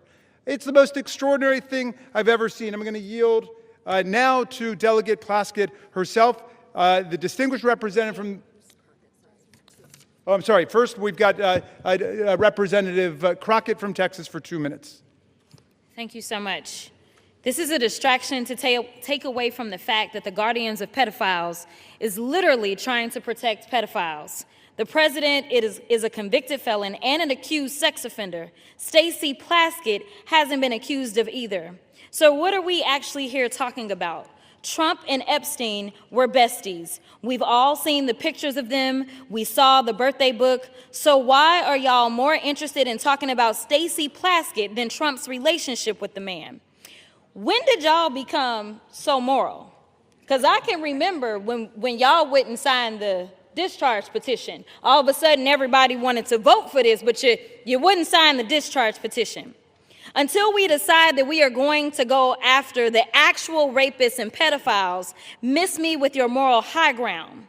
Folks who also took money from somebody named Jeffrey Epstein, as I had my team dig in very quickly. Mitt Romney, the NRCC, Lee Zeldin, George Bush, Win Red, McCain Palin, Rick Lazio. I just want to be clear. If this is the standard that we're going to make, just know we're going to expose it all. And just know that the FEC filings, they are available for everybody to review. This is absolutely ridiculous. You decide that you want to punish a sitting member of Congress because you are concerned about her text messages. Well, maybe you should be more concerned about those sex tapes that we still haven't gotten access to. Maybe you should be more concerned with the fact that the president, his name is mentioned in the files way more than Stacey Plaskett's name. Listen, I'm not saying that anything is right or wrong, but listen, if you're trying to figure out what's going on with somebody that's a criminal, then you maybe need to talk to their associates. That's exactly why maybe she was getting text messages. I'm not saying she was or wasn't. But considering the fact that they were talking to another associate of the president's and maybe she needed intel, you'd have to go talk to somebody that maybe knows what he's up to. Time has expired. We reserve. Gentleman from Maryland reserves.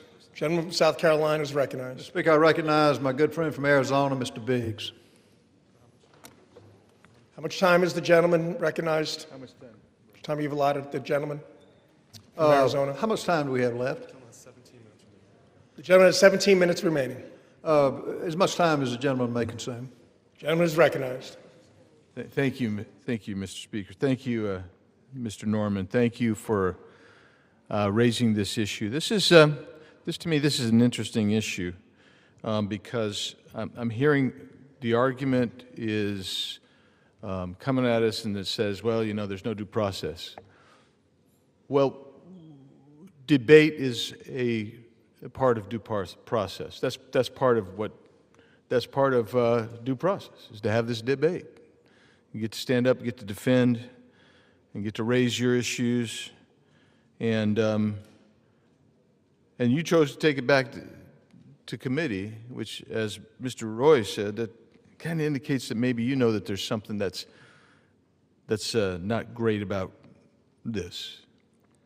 So I'm looking at this, and here's at least one of the exchanges that seems to have taken place, and maybe we'll hear some comment about it. That'd be good. You can make some comment about it, but in this exchange, Mr. Epstein sent a text message to the gentlelady from the Virgin Islands, and this is the quote. He brings up Rona, keeper of the secrets. And who's he referring to? Rona Graff. That's a Trump assistant. And Plaskett responds, Rona, question mark? Quick, I'm up next. Is that an acronym? So she wants to know what Mr. Epstein wants her to talk about.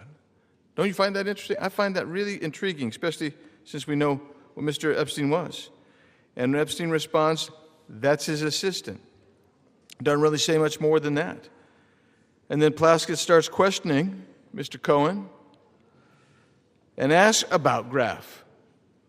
So not only was she texting, having this communication with Mr. Epstein, she's asking Mr. Cohen what Mr. Epstein wants her to ask. Another text says, from Epstein, good work. That's after she wraps it up. All of this seems to be very interesting. And I'm sorry, I don't breathe the rarefied air of the Intelligence Committee. I don't. I'm just a regular guy and a member of the House. That's all. So I don't know about that rarefied air, and I guess I'm part of the sewage.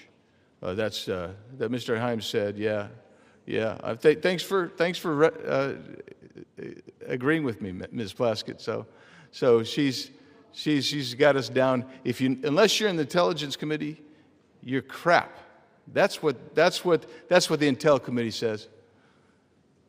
But here's the deal. When you're sitting there in a sitting committee and you're having communications with a convicted sex offender, and you're taking their advice on how to ask questions, maybe you got a problem. Maybe your problem is that you've brought disrepute on the House. And this isn't from the articles. This is from the 10,000 pages or so released last week from the Oversight Committee that they received from the Epstein estate. This isn't fishing around. This is coming from real evidence. So I sit here and I listen. Oh, you know, she's the finest member that ever walked the planet, man. That's what you heard. But the bottom line is this. She's sitting there seeking advice and counsel on how to ask questions from Jeffrey Epstein, who this entire body, save one, just condemned. And we want all the evidence. And it's a shame to be here, but for one thing,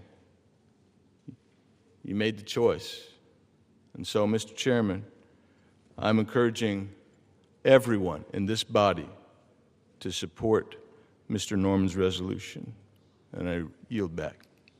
Gentleman yields. Speaker, I reserve. Gentleman, South Carolina reserves. The members are reminded to direct their commentary to the chair. Before I recognize the gentleman from Maryland, please remind yourself, as well as the members, to refrain from engaging in personalities towards the president. Does the gentleman seek recognition? Yes, I do. Gentleman is recognized. Thank you very much. I want to remark that yet one more member says we should go ahead and censure her, and then we should do a complete investigation. I think any fifth grader in America knows that's the exact opposite of what due process means in America. We don't punish people before we have investigation and the opportunity to be heard. I yield 6 minutes now to the distinguished gentlelady from Virgin Islands, Representative Plaskett. Thank you so much to Mr. Raskin, to my former professor in law school, and I want to address the body. I first want to give you all a sense of what was happening that day. Everyone knows at that hearing in February, the entire country was watching. As Michael Cohen decided he was going to finally give up information about what was happening in the Trump world, the Trump enterprise. And at the beginning of that hearing, the ranking member, Jim Jordan, had the disrespect to Elijah Cummings, may he rest in peace and his name be a memory, after not allowing Mr. Jordan to shut the committee hearing down. And I turned to Mr. Jordan and told him to have respect for the chair and to basically shut up. And that moment went viral. And I began to get innumerable texts from friends, from foes, from constituents about what was happening in that hearing. And I got a text from Jeffrey Epstein, who at the time was my constituent, who was not public knowledge at that time that he was under federal investigation, and who was sharing information with me. Now, I heard recently from someone that I was seeking advice from him. Let me tell you something. I don't need to get advice on how to question anybody from any individual. I have been a lawyer for 30 years. I have been a narcotics prosecutor in New York City. I have had the honor of being a political appointee at the Justice Department after September 11th as a Republican appointee in the Bush administration. I know how to question individuals. I know how to seek information. I have sought information from confidential informants, from murderers, from other individuals, because I want the truth, not because I need them to tell me what to say. And if you look at the transcript, you will see that I questioned Michael Cohen for 5 minutes. The Washington Post only shows you 30 seconds and takes from it one individual's name that I got from Jeffrey Epstein and didn't know who the individual was, and put that individual with a host of other individuals that I felt the committee should subpoena. They've never been subpoenaed. They've never been questioned. Because at the end of the day, I know that in the Trump administration and with my colleagues over there, it's not about sexual assault. It's not about support of victims. It's about money. It is about money. I have consistently stood against sexual violence and the exploitation of women and children in previous careers as well as here in this body. We all know that Jeffrey Epstein's actions were absolutely reprehensible. As a constituent, as an individual who gave donations to me, when I learned of the extent of his actions after his investigation, I gave that money to women's organizations in my community. Not back to him, but to women in the community who needed that support. That's what I think should have been done, and that's what I did. They've taken a text exchange which shows no participation, no assistance, no involvement in any illegal activity, and weaponized it for political theater, because that's what this is. This has been reviewed by federal courts. Any charges, victims who initially had a case against me dismissed it on their own without prejudice. You don't want to talk about what is really happening here. Your attacks on working families, your protection of powerful predators and corporate criminals. You want to talk about texting felons? How often do you text President Donald J. Trump? That's the individual we should be concerned about. And let me tell you this. I am not going to support the wealthy and connected who continue to exploit workers and evade taxes, powerful figures with credible allegations who face no consequences, and corporate interests profiting from human suffering while families struggle. And let me tell the people of the Virgin Islands. Gentleman will state his point of order. The point of order is you may not call the President of the United States a felon. That is a violation. Point of order is under consideration, and we're not going to lose order here either, so please. May I continue? May I continue, Mr. Members Speaker? are, however, reminded to refrain, as mentioned a little while ago, from making personality commentary towards the President. The point of order is not timely, so the gentlelady is recognized. Thank you, Mr. Speaker. What is happening here? I feel sorry for my colleagues. I feel sorry for this body. I see members coming and speaking against me who I've never even had a conversation with. You don't know me. You don't know the work that I've done. You don't know the support that I've given to families, to individuals, to support people. I worked a full-time job with children under the age of 5, going to school, law school at night. Do you think I would risk my law degree for any individual? Never mind a reprehensible individual by Jeffrey Epstein, I would not. But what I'm about is the truth. And let me tell the people of the Virgin Islands, this attempt at intimidation will pass. We in the Virgin Islands do not back down from a fight. That is how we won our freedom, and that is how we will continue to grow our equality. And if you censure me, take away a committee, I will still do the work because I am here to support people and to support this great Constitution, which I have sworn numerous times to uphold. We reserve, and I thank the lady. The gentleman reserves. Gentleman from South Carolina is recognized. Mr. Speaker, before I recognize Mr. Clyde, let me just say, Ms. Plasky, I don't know you. My overall impression of you has been good. But, and you give these words about protecting families and children. Where was that demonstrated when you took money from a convicted pedophile that had served time? Where was that? The words are beyond believability. And I think you're a nice person, but you missed the boat when you took money. I've got the mic now. You lost your I don't know the word to describe it, but what you did, you deserve to come off the committees. And let me remind you, we want this to go to the Ethics Commission. And to those listening, the Ethics Commission is 5 Democrats and 5 Republicans. Let them find it. But in the meantime, you do not deserve to serve on a committee with national clearance. And I would like now... Will be reminded again to direct their commentary to the chair. Mr. Speaker, I would like to recognize my good friend from Georgia, Mr. Andrew Clyde. How much time is the gentleman shall I recognize him? How much time is left? You have 11 and a half minutes remaining. 5 minutes. Gentleman's recognized for 5 minutes.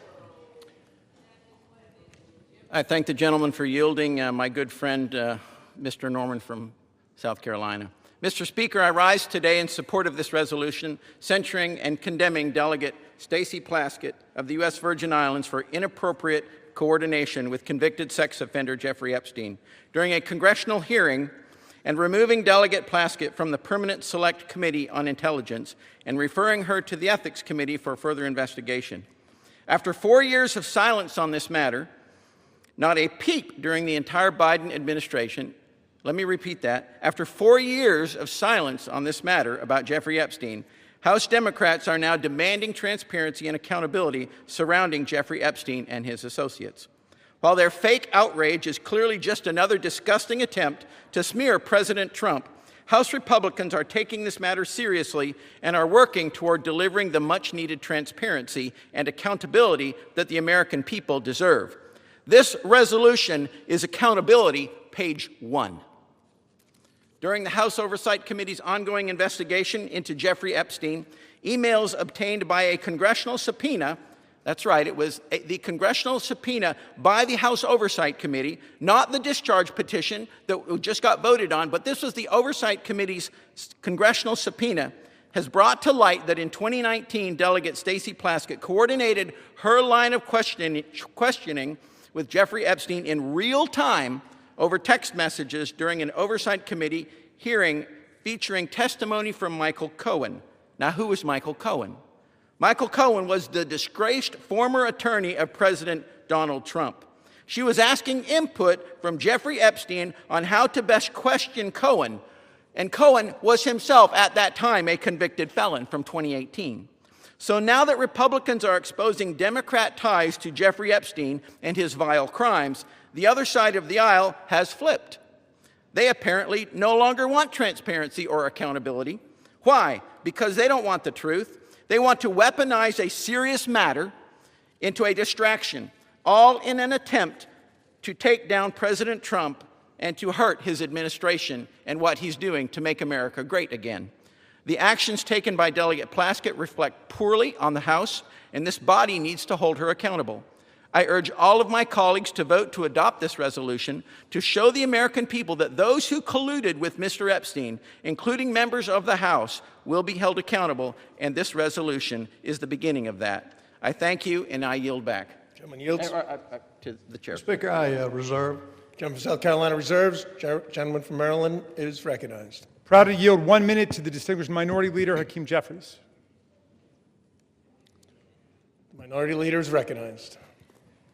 Thank you, Mr. Speaker. I thank the distinguished gentleman, my good friend from the great state of Maryland, the ranking Democrat on the Judiciary Committee, for yielding. I rise today in strong opposition. This resolution, this effort to censure Delegate Plaskett, to rip away her membership on the Intel Committee, is nothing more than a political stunt by a desperate, failed candidate for governor, trying to pander to the people back in South Carolina. Nothing more than that. You want to make the statement about who's brought disgrace to the House? The actions of this House Republican majority have brought disgrace to the House of Representatives from day one of this presidency. The reality is, if you want to talk about fealty to the Constitution and things of that nature, the House is a separate and co-equal branch of government. You don't seem to understand that. You functioned from the very beginning of your so-called majority, Mr. Speaker, not as a check and balance on an out-of-control administration, but as a reckless rubber stamp for Donald Trump's extreme agenda, and you are failing the American people. You failed to keep your core promise. Your core promise to the American people was that you were going to lower costs on day one. Costs haven't gone down here in the United States of America. Costs have gone up. The Trump economy is a complete and total failure. It's a disaster. The American people are hurting. And so every week, you come to the House floor, now that you've returned from your 7-week taxpayer-funded vacation, and come up with another stunt to try to distract the American people. Or perhaps you were ordered by your puppet master, Donald Trump, who wants to distract the American people today, because his effort to suppress the Jeffrey Epstein files has failed spectacularly. We believe in transparency. We believe in accountability. We believe in due process. That's the opposite of what is happening on the floor today. And let me be very clear about Stacey Plaskett. She's a woman of great intelligence and a woman of great integrity. And she deserves better than what she's receiving from House Republican extremists. She deserves the opportunity to be heard. She deserves due process. She deserves the ability to make her case, not to be prosecuted by pettifoggers playing lawyer on the floor of the House of Representatives. Google that if you don't know what it means. The so-called Freedom Caucus want to lecture us about proceeding at this moment. The actions that you continue to engage in will have consequences. Consequences today, consequences tomorrow, consequences next week, consequences next year, and certainly consequences when the American people throw this House Republican majority out in the aftermath of the election next November. Be very careful about the extreme actions that you continue to engage in. Now, it's extraordinary to me, week after week, censure after censure, and I wonder, is it just coincidence that the last 3 censures we've had on the House floor happened to involve, first, you tried to censure LaMonica MacGyver. And then, Mr. Speaker, Republicans tried to censure Ilhan Omar. And now we're on the floor, and you're trying to censure Stacey Plaskett. What is it exactly that those 3 individuals have in common? House Republicans are going to have to answer for the things, the extreme things that you continue to do. And the American people know this is a phony majority. It's a fake majority. It's not a real majority. Republicans aren't doing anything to make life better for the American people. And that's why we're on the floor right now. There's nothing that House Republicans can do to disgrace Stacey Plaskett because House Republicans continue to disgrace themselves. And so whatever happens later on this evening, the American people will hear from Delegate Plaskett beyond this, making her case. The people of the Virgin Islands, I'm confident, will continue to stand behind her. And we will never be lectured on issues related to accountability and transparency and principle and ethics from this group of extreme House Republicans who continue to visit a national nightmare on the American people, bending the knee to a wannabe king, doing real harm in real time, and at the end of the day, your time is coming as well. I yield back. Chairman yields. How much time do we have, Mr. Speaker? Gentleman has 4.5 minutes. 3.5 minutes. All members are again reminded, including Minority Leader, to direct your comments to the chair. All members are again instructed, including Minority Leader, to refrain from engaging in personalities towards the President. The gentleman from Maryland seeks recognition. No, we'll reserve. Gentleman from Maryland reserves. Gentleman from South Carolina. Speaker, I find it interesting that the Minority Leader mentioned that, got a not really a majority. I will tell you, 77 million people are a majority. They rendered the consequences to elect the president that has revived this country from a disaster 4 years under the Biden administration. Let's go back under a little bit of history here about the hearing. The messages show that Plaskett texted Epstein before the hearings that started that day at 7:55. She texted him, the sex offender, the predator on the children she says she protects. They had comments like she told Ms. Plaskett talk about his grades. She mentioned that she had a great-looking outfit. This is from Mr. Epstein. In 10:40, she broadcast a feed cut to Ms. Plaskett showing her moving her mouth as if she was chewing something. And Ms. Plaskett mentioned that she had multiple texts. Well, according to the records, And I don't know how many of her texts came from those convicted of felonies, but on at 2:25, Epstein sent 2:25 minutes before Plaskett began questioning Cohen at 2:28. Epstein messaged back, "Good work," at 2:34, 1 minute after Plaskett finished her question to Cohen. So the whole 5 minutes was pretty much conducted under the direction of a convicted pedophile. And this dialogue, Ms. Plaskett was reached by phone Thursday. Plaskett declined to answer questions about the text messages and directed all inquiries to congressional staff. Plaskett's chief of staff said Thursday she was not in a position to confirm or not whether the Congresswoman was texting with Mr. Epstein at the hearing. She did not respond to follow-up questions. Bottom line, these are facts. These are text messages. This wasn't smoke and mirrors. So it's interesting that they're taking that tact. But, Mr. Speaker, how much time do I have left? Gentleman has 6.5 minutes remaining. I reserve. Gentleman from South Carolina reserves. Gentleman from Maryland. I'm yielding 1 minute to the representative from New York, Ms. Clark. Gentlelady is recognized. Mr. Speaker, I rise today on behalf of the Congressional Black Caucus, the conscience of the Congress, in strong opposition to this resolution. This resolution is a blatantly partisan, shameless attack.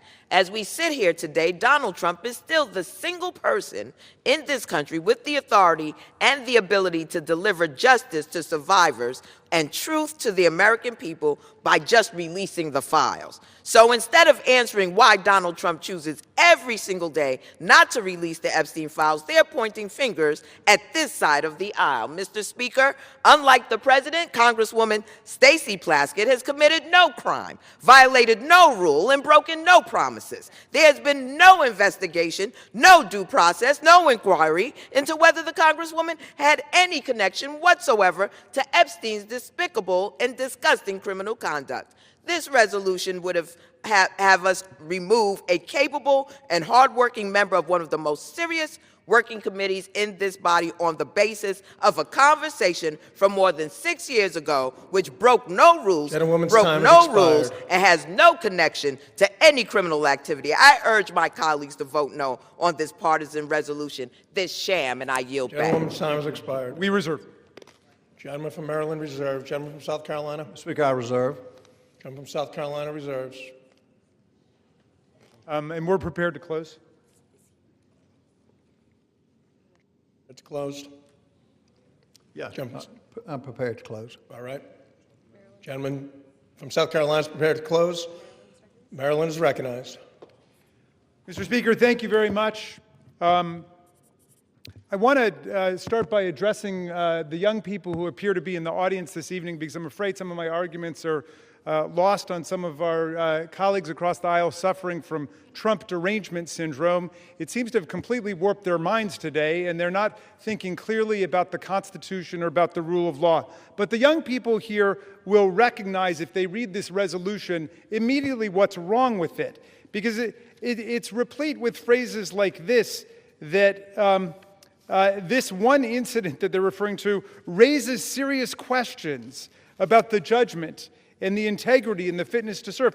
Well, I think that's absurd, but in any event, if you think it raises serious questions, presumably you would want the answers to those questions. But you don't get answers by rushing to judgment and turning the whole process upside down. This resolution starts by saying we censure her, we remove her from committee, and the very next component of it says we direct the Committee on Ethics to conduct an investigation.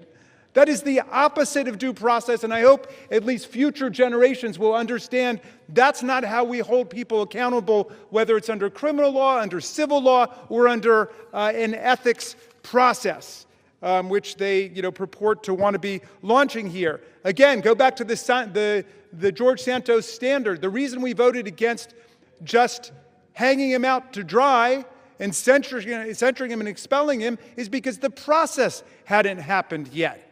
And Democrats and Republicans together did it, but they're thinking in solely partisan terms. Even Matt Gaetz, accused of having sex with a 17-year-old was never censured by the House of Representatives. Even with Speaker McCarthy and others condemning him for what he did, we did not censure him.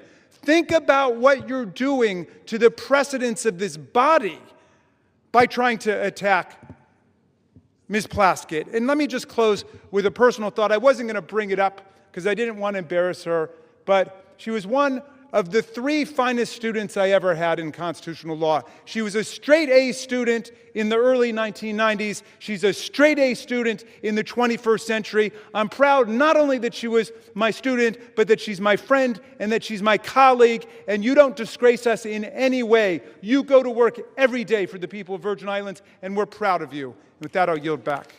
Gentleman yields. Gentleman from South Carolina is recognized. Mr. Speaker, I find it interesting that the president is occupying the minds of my good friend on the left rent-free. And it's interesting they bring him up every time, and keep doing it. Keep doing it. This president's got a record that is second to none. And I hope our listeners in the audience can distinguish between just words and babbling on when they reject the facts of what's been presented. Texts don't lie. And they can offer all the excuses. And I do think Ms. Plaskett is a nice lady. She made a mistake here, a bad mistake. She took advice from a convicted pedophile that is indefensible in this discussion here today. Mr. Speaker, I've listened to my colleagues defend the indefensible. I've heard everything from this is old news to this is just politics. But not a single person has disputed the key fact. Written records in Epstein's own estate documents show Delegate Plaskett sought his input for an official hearing. This is the issue, that alone. Everything else is just noise. This chamber cannot overlook that a sitting member of Congress coordinated with a convicted sex offender to prepare questions for an official proceeding. Imagine telling the American people that that's acceptable. Imagine explaining to parents all across this country that Congress sees no problem with relying on the counsel of a predator of our innocent children. Some of my colleagues want to blur the edges, soften the facts, or bury this under procedural fog, noise as I call it. But sunlight is the best disinfectant, and accountability is not optional. This resolution is not excessive at all. It is appropriate. It is measured. It is necessary at this time. The question before us is very simple. Do we uphold a minimal standard for ethical conduct, or do we just shrug and say, well, maybe next time? Mr. Speaker, the public deserves better. The House deserves better. The American people deserve better. I urge adoption of this resolution, and I yield the balance of my time. Gentleman yields. Without objection, the previous question is ordered on the resolution. The question is on the adoption of the resolution. Those in favor say aye. Those opposed say no. In the opinion of the chair, the ayes have it. Yeah. Welcome to procedural democracy. What purpose does the gentleman seek recognition? I request a recorded vote, and I challenge the Speaker's interpretation of the voice vote. Does the gentleman ask for the yeas and nays? I ask for the ayes and the nays.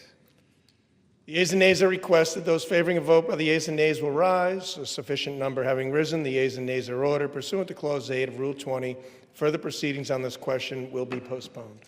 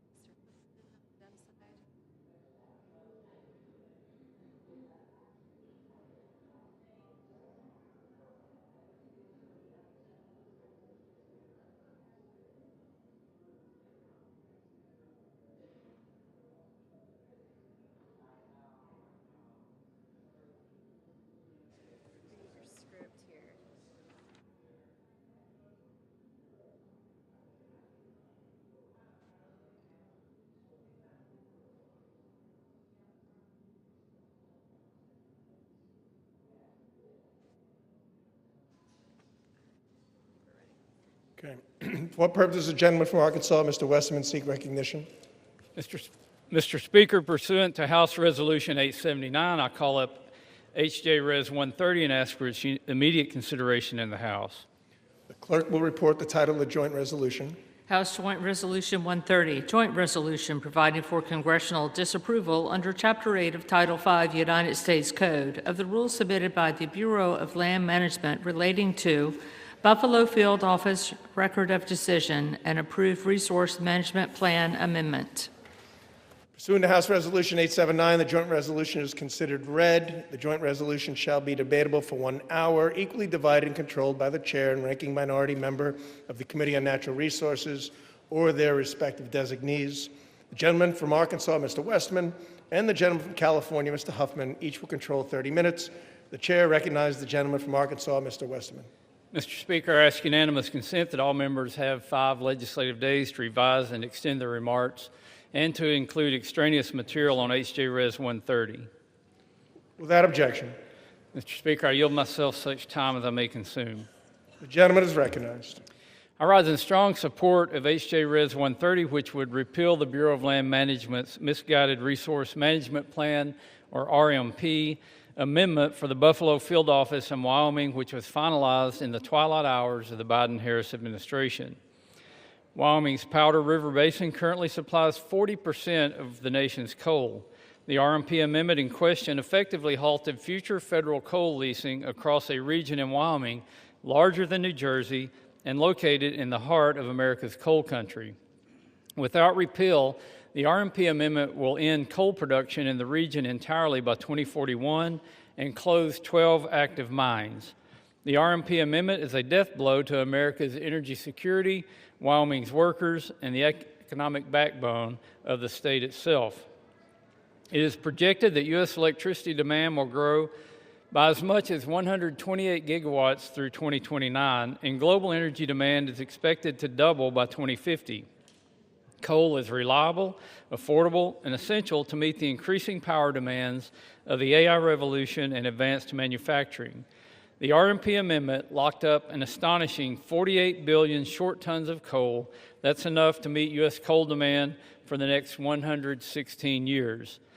92% of Wyoming's coal is exported to other states, helping keep the lights on and utility prices affordable in distant places as far as Texas, Illinois, and my home state of Arkansas. Nationwide, residential electricity prices have increased by 13% since 2022, and overturning misguided policies like this RMP amendment will help make the cost of living more affordable for families across America. It's time to unleash our domestic resources to put this money back into the pockets of American families by repealing the Biden administration's anti-American energy policies. What's more, instead of working with the state, the Biden administration blatantly ignored local opposition at every stage of this process and rammed this RMP amendment through to appease environmental extremists. The Biden administration provided a limited opportunity for public comment or engagement on this RMP amendment. Wyoming's governor, unified congressional delegation, locally elected officials, tribes, and local communities all expressed strong opposition to this plan amendment. The previous administration ignored them all. According to local representatives, it is suspect and disturbing that such a dramatic change to the current land use plan would solicit such little engagement during the public comment period. Campbell and Johnson County commissioners who represent the local communities affected by this plan stated that whatever information they provided to the BLM in this process was, quote, ignored by the federal agency. Overturning the RMP amendment takes power from bureaucrats in Washington, D.C. and returns it to the people of Wyoming. The BLM also ignored tribal input in developing this RMP amendment. The Navajo Transitional Energy Company, which is wholly owned by the Navajo Nation, provided detailed comments opposing this amendment that were all dismissed by the BLM. In a letter they submitted to the agency, they stated, quote, BLM consistently downplayed the reasonably foreseeable negative impacts of the mine's closures on the surrounding social justice communities, and it did not even consider the jobs lost in the downstream communities that rely on the Powder River Basin coal, end quote. Energy security is national security, and Wyoming's energy industry remains indispensable to ensuring America stays energy dominant. Wyoming's Powder River Basin, with its low-sulfur coal, produces the world's cleanest burning coal. We should be focused on exporting this abundant natural resource to our allies abroad, not burying this baseload power under layers of bureaucracy. By passing this CRA today, we're advancing President Trump's executive orders on unleashing American energy and reinvigorating America's coal industry. We're also restoring hundreds of millions of dollars in future revenue for Wyoming's K-12 public education system and protecting more than 4,000 high-paying jobs in rural Wyoming. In conjunction with the pro-energy policies included in the Working Families Tax Cut Law, this CRA also has the potential to generate more than $260 million for the federal treasury. This CRA helps the U.S. remain energy dominant and will lower prices for families, strengthen our economy, and boost real wages for hardworking men and women. I urge my colleagues to stand with Wyoming, stand with American workers, and stand for energy security by supporting this resolution. I reserve the balance of my time. Gentleman reserves. Gentleman from California is recognized. Thank you, Mr. Speaker. And let me wish Chairman Westerman a happy birthday. I do wish him a happy birthday, but even that goodwill does not change the fact that this is bad legislation. And so, unfortunately, Bruce, I'm going to have to rise in opposition to the bill while wishing you a happy birthday. We are, Mr. Speaker, all grateful that the Republican shutdown is finally over, but millions of Americans are still on the cusp of losing health care. They are struggling to put food on the table. And after their 7-week paid vacation, I can't imagine anything more disconnected than for House Republicans to come back here and make their first priority not helping working families to make ends meet, but jamming through more favors for their billionaire buddies. These 3 Congressional Review Act, or CRA, resolutions treat America's public lands like they are just lines on a balance sheet. They silence public opinion. They ignore the fires and storms that are made worse by climate change, all of it to make fossil fuel extraction the #1 priority going forward for how we manage our public lands. Wildfire defense, public safety, recreation, conservation, all of these take a back seat now to maximizing corporate profits, even in our most fragile landscapes like America's Arctic. Americans want clean air, clean water, accessible public lands, not handouts to polluters. Overturning balanced, forward-looking BLM plans in Wyoming and Alaska is a colossal mistake. Across the federal land management agencies, plans like these are the foundation for responsible, sustainable management of our public lands. RMPs are the product of extensive public input, rigorous scientific reviews, meaningful tribal consultation, and balancing the activities on our public lands, from energy development to recreation, is what these plans do. They reflect the needs of communities, industries, ecosystems, and they outline a clear vision for the stewardship of millions of acres of public lands. Let's look at the Buffalo Field Office RMP targeted by this particular resolution. It was developed after a court found that the previous plan failed to address the public health and climate impacts of unfettered coal mining in the region. Importantly, the current RMP was also developed after robust tribal consultation and public input. So we're just going to throw that all away? I strongly oppose HRES 130, which would repeal the current balanced RMP for BLM's Buffalo Field Office in order to prop up the coal industry in Wyoming's Powder River Valley. The plan targeted by this resolution ended new coal leasing in the region because of its harm to the climate and public health and because of decreasing demand for coal. At the same time, the plan allowed existing mines to continue to operate through the end of their current leases. Rescinding this plan means locking us into unnecessary emissions and energy costs at a time when the planet and the American people cannot afford it, and it also puts us on a treadmill of litigation and uncertainty, sending us back, theoretically, to a plan that was already adjudicated to be illegal, or maybe waiting for a new plan to come forward from the Trump administration, and I guess hoping that a future court will decide that it's not substantially similar to the ones that have been thrown out with your CRA. This is something that my friends across the aisle simply haven't thought through. There is so much chaos and uncertainty when the sledgehammer of the CRA is used in this reckless manner. Now, House Republicans already passed and the administration implemented unprecedented giveaways to the coal industry through the One Big Beautiful Bill Act, including slashing the royalty rates for coal from 12% to 7.5%, and opening more than 13 million acres of public lands for coal leasing. But even with these handouts, it's not enough to reverse decades of market contraction in the coal industry. The coal industry is dying. What Republicans don't mention is that BLM's coal lease sales this year have either failed to reach market value, been indefinitely canceled, or received little to no bids. Rather than simply redoing this RMP through the well-established public process, which the Trump administration is already doing, House Republicans want to overturn it using the CRA, again, an extremely blunt instrument that will throw us into great uncertainty and litigation for sure. This choice would lock out the perspectives from previous tribal and public engagement and ban the agency from ever again issuing a substantially similar RMP, leaving land policy frozen in time, really more like frozen in some kind of a limbo. Incredible uncertainty and chaos. House Republicans want to permanently enshrine fossil fuel extraction as the top priority for millions of acres of public land across the country, no matter the cost.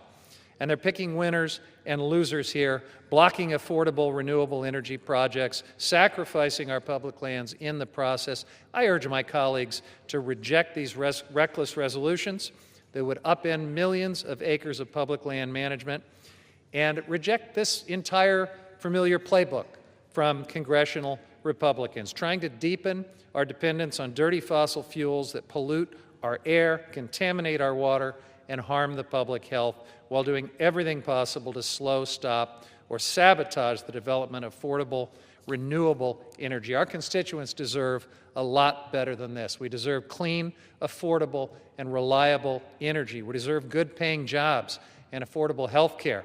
And we shouldn't sacrifice America's health, environment, and livelihoods in order to do it. This legislation and my friends across the aisle are on the wrong side of history, trying to prop up the dying coal industry. They're on the wrong side of public land management, and they're on the wrong side of the American people's pocketbooks as they face rising electricity costs. That's why I oppose this resolution and reserve the balance of my time. Gentleman reserves. Gentleman for Arkansas is recognized. Thank you, Mr. Speaker. And Mr. Speaker, I sincerely appreciate the birthday wishes from my friend across the aisle. That means a lot to me.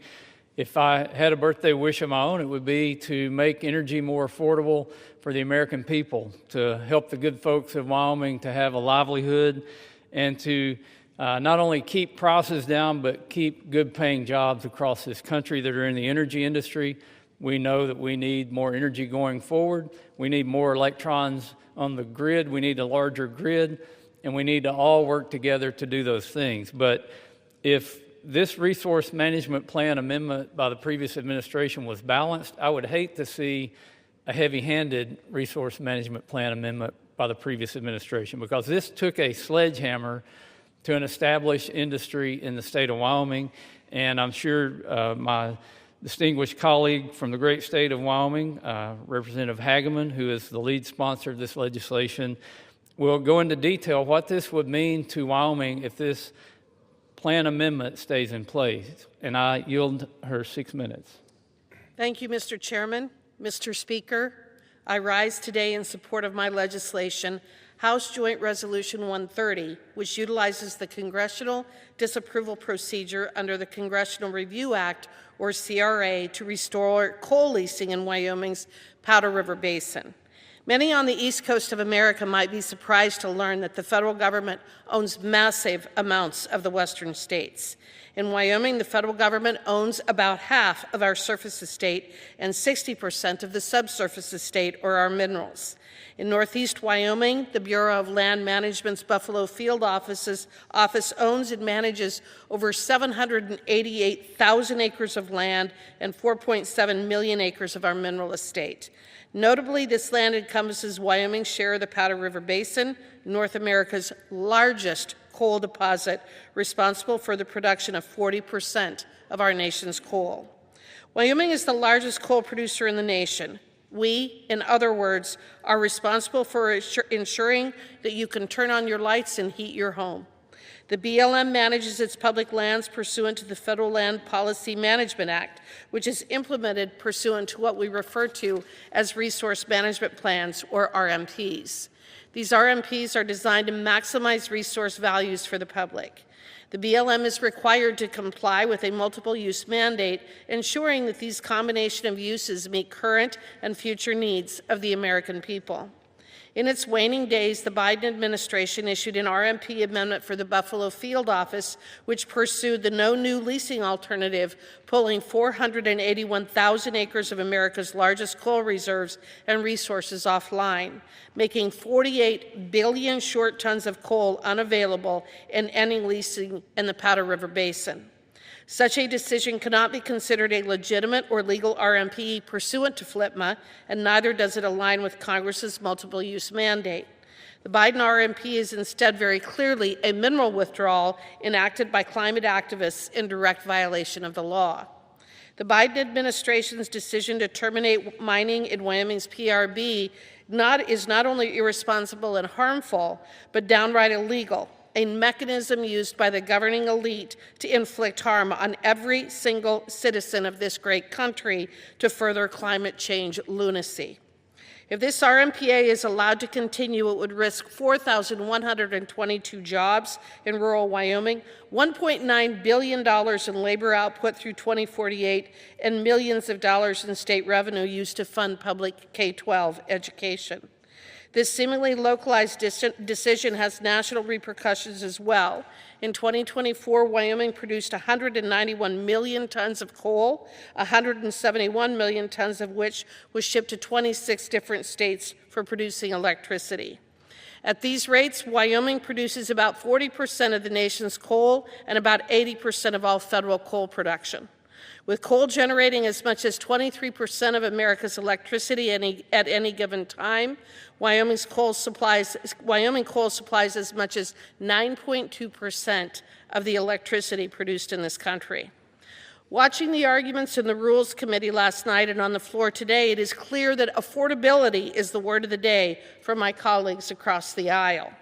If utility bills for Americans is something they genuinely care about, then I encourage them to vote for H.J. Res. 130 and to not turn off the Powder River Basin coal, which accounts for so much of American energy and could generate even more if Washington, D.C. had not waged a war on coal for the last 3 decades.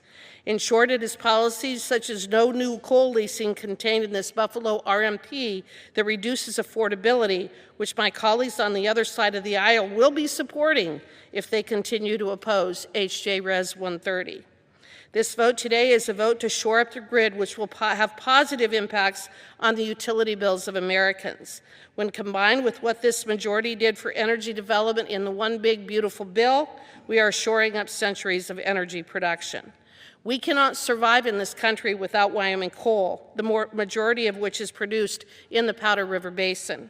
Demand for Wyoming coal is only increasing, both here and abroad. If you turn out the lights on one of Wyoming's most important industries, you will also be turning out the lights on America. The Biden administration knew this and pursued this harmful policy anyway, and they did so in violation of the law.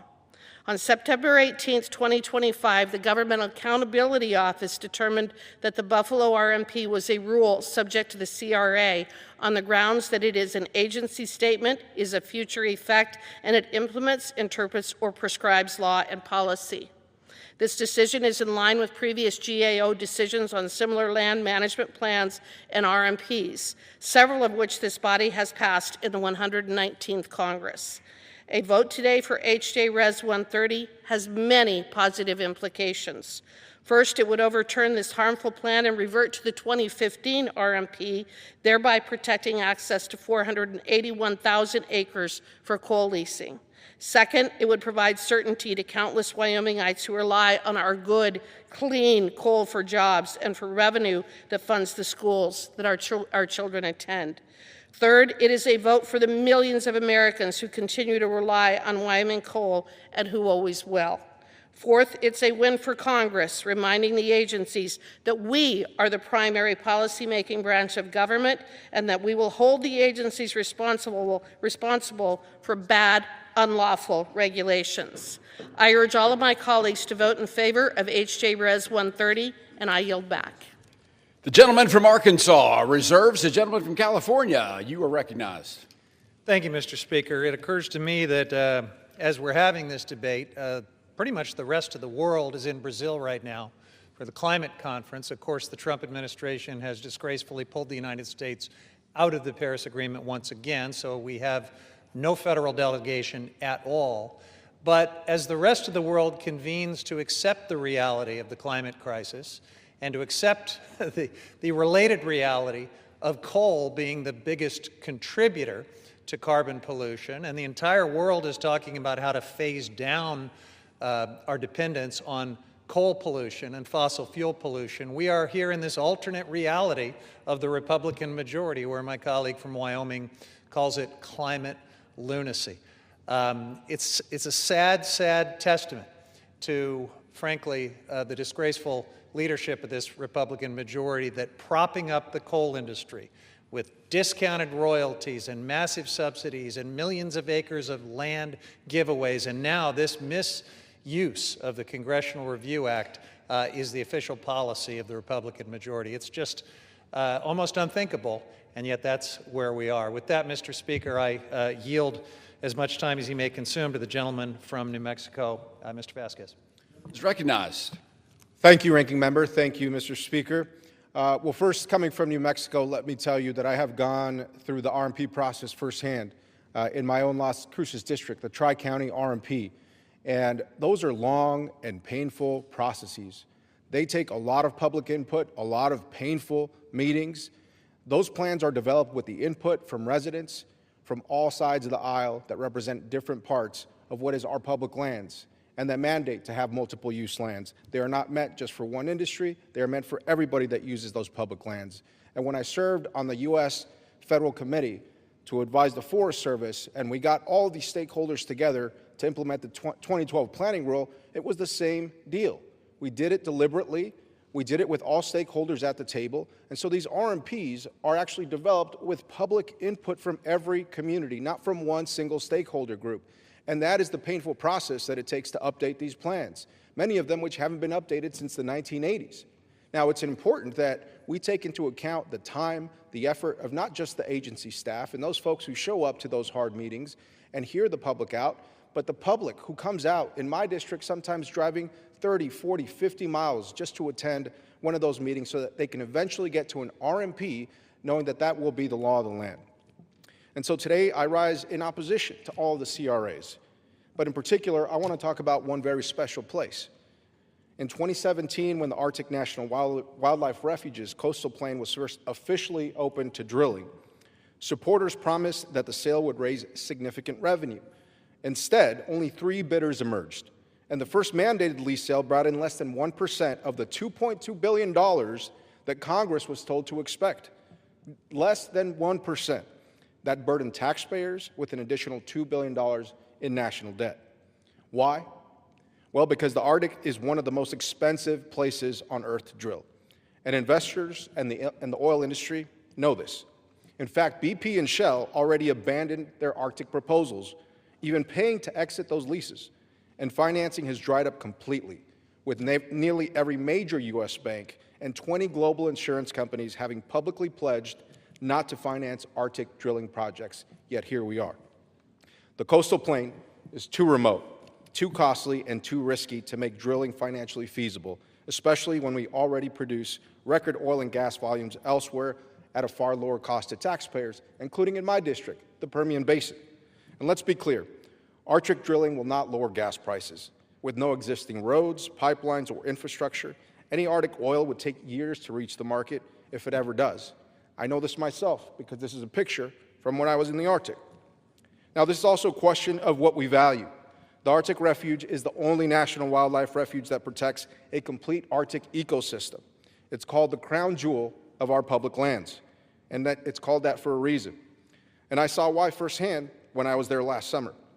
Now, this special place offers unmatched, truly wild fishing and hunting opportunities for all Americans. When you catch your first Arctic char in the Canning River on the coastal plain, it is a moment you will never forget as an American. And these lands have provided sustenance to the Gwich'in and Iñupiat peoples for millennia. The bottom line, setting the unique wildlife and recreation values of America's Arctic aside, using the CRA to overturn land management plans is bad policy, bad economics, and bad land management. And truly, it's a disrespect to the constituents who showed up to those meetings to create that RMP in the first place year over year over year. So by treating every resource management plan as a rule that is subject to the CRA, Congress is throwing the legal status of every oil and gas lease, every grazing permit, and recreational activity across the West into question. And I ask my Republican colleagues, why pursue the CRA process when this administration has already revised the plan in question? They've already opened up the coastal plain, so why do this? We should vote no, not to score a political point, but because this proposal simply doesn't make sense and won't work. Thank you. I yield back my time. Gentleman from California reserves the gentleman from Arkansas. Thank you, Mr. Speaker. You know, it's been mentioned that U.S. coal is dying. U.S. coal is being murdered.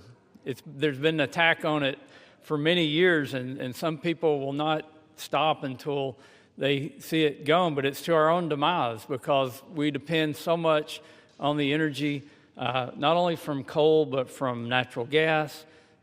We need more nuclear power. We need more hydropower. We need all kinds of new power. And this isn't the time to be attacking our fuel sources.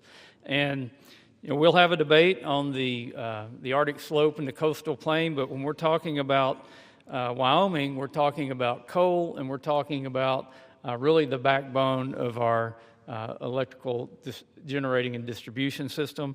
I yield 3 minutes to the gentleman from Minnesota, who's the subcommittee chairman on energy and minerals for the Natural Resources Committee, Mr. Stauber. Gentleman from Minnesota is recognized for 3 minutes. Thank you, Mr. Speaker. I rise today in strong support of this CRA resolution introduced by my good friend and colleague from Wyoming, Representative Hagman. This resolution overturns the Biden administration's actions to lock up public lands in Wyoming from responsible coal development, all part of the Democrat and President Biden's agenda, which was anywhere but America, any worker but American energy agenda. Last year, I had the opportunity to join Representative Hagman on a tour across the Powder River Basin, where we visited the coal mines and met the proud men and women who have been working there for generations. While I visited one of these mines, I met a union electrician, third-generation miner, who raised his hand and stated, "Please don't take our jobs away. I'm working here, and my son just got hired here." The passion he had for the industry and these jobs were incredible. He and now his children work in that coal mine. That gentleman told me his family story with a lump in his throat. Like generations before him, he and now his children had access to good-paying union jobs in the coal mine across the Powder River Basin. But thanks to the Biden administration's continued war on coal, his job and his livelihood was on the line, as the mine he worked in was set to run out of coal reserves in just a few short years. Thanks to the Biden administration's resource management plan that blocked new coal leasing, the mine wouldn't be able to access additional reserves and would have to close. In doing so, the mine would have to lay off hundreds of workers and devastate the surrounding communities that depend on the coal mining industry to drive their local economies. With tears in their eyes, this electrician asked me to save his job and save his livelihood so he could continue to provide for his family and energy for America. Mr. Speaker, we have the opportunity today to do just that. By voting in favor of this CRA, we will be able to roll back the disastrous Biden administration's anti-American energy policies and keep the Powder River Basin alive. And through the CRA, we will stop future anti-American energy administrations from taking similar steps to shut down the Powder River Basin. I want to thank my colleague from Wyoming for introducing this important CRA resolution on behalf of the hardworking men and women that make up Wyoming's coal industry. I urge my colleagues to join me in voting for this resolution, and I yield back. Mr. Speaker, I have no further requests for time. I'm prepared to close and reserve the balance of my time. Gentleman from Arkansas is prepared to close and reserves the balance of his time. The gentleman from California is recognized. Thank you, Mr. Speaker. You know, it's a little bit rich to hear all of this concern about jobs and the poor electrician who's going to lose a job, and to hear all of this concern about the energy that we desperately need to meet projected demand increase. What we're really hearing across the aisle is a very selective concern about some jobs and about some types of energy, because as we're having this debate about a desperate scheme to try to prop up the dying coal industry, not just with this CRA, but with the discounted royalties, with the massive public land giveaways, with all of the other favors that have been doled out to this industry. At the same time, the Trump administration is trying in every way it can to kill off the clean energy industry, which generates far more jobs than coal. Far more people stand to lose their jobs. Far more electricians, like the one my friend was just so concerned about a moment ago, stand to lose their jobs because of this war on clean energy that my friends across the aisle are just fine with. Now, Chairman Westerman said we need all types of new energy. Well, you know, I guess we'll have a chance this week to find out if that too is just more happy talk, more hollow words, because there'll be a markup on his legislation on permitting, and Democrats have been asking for meaningful changes to this war on clean energy as the first item to have a serious negotiation and discussion about that. We'll find out, and I hope that Mr. Westerman delivers on his promise to work in good faith with Democrats and to do something about the war on clean energy. But unless and until he does, and unless and until my colleagues across the aisle stop pretending that an entire industry with far more jobs than coal and far more energy that can be brought to bear to meet rising demand at far less cost, until they stop pretending that that war on clean energy is not happening, all of this, frankly, is just political theater. Now, Mr. Speaker, to the point about the so-called viability of coal, let's just zoom in on the coal industry in the Powder River Basin, the very place that would be impacted by this CRA. On October 6th, the Bureau of Land Management held a lease sale for 167 million tons of coal on public lands on the Montana side of this specific basin. The BLM received one bid that was valued, that valued each ton of coal at 1/10 of 1 penny. The administration rejected that bid and canceled the lease sale because that abysmal price did not meet the requirements of fair market value outlined in the Mineral Leasing Act. That's the reason that the BLM came together to finalize the Buffalo Field Office RMP amendment to address decreasing demand for coal, which is both the dirtiest and the most expensive form of energy. House Republicans would give away your public lands and waters to big coal for pennies, fractions of pennies. The coin that they are phasing out as practically worthless. It's about as valuable as the coal that they're trying to subsidize. This resolution will do nothing to address skyrocketing energy bills in Wyoming or anywhere else. A conservative former Wyoming state representative recently penned an op-ed that really speaks to what's happening on the ground, and I quote, "We need responsible legislators who do not rely on wishful thinking to make long-term policy decisions. It's time to take off the aluminum foil hats filled with wishful thinking and make some real decisions based on responsible prediction," end quote. I reserve the balance of my time. The gentleman from California reserves. The gentleman from Arkansas. Mr. Speaker, I'm prepared to close and continue to reserve. The gentleman continues to reserve. The gentleman from California. Thank you, Mr. Speaker. In closing, I strongly oppose this resolution. Using the CRA to overturn this RMP and the others that we're debating this week will throw our public lands into chaos. It completely sidelines the input and perspectives of local communities who spent years working with BLM on this plan.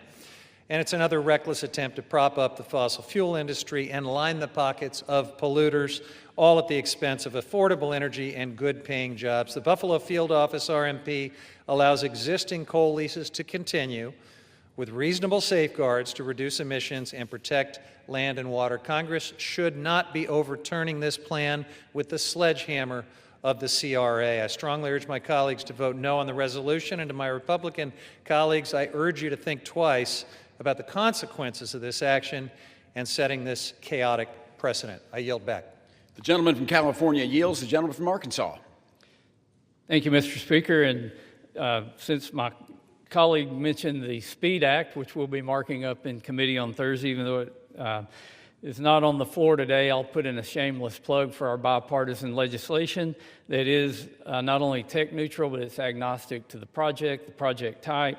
It would definitely help us produce more energy in America, and it will also help us to build things in America again, something we desperately need to do.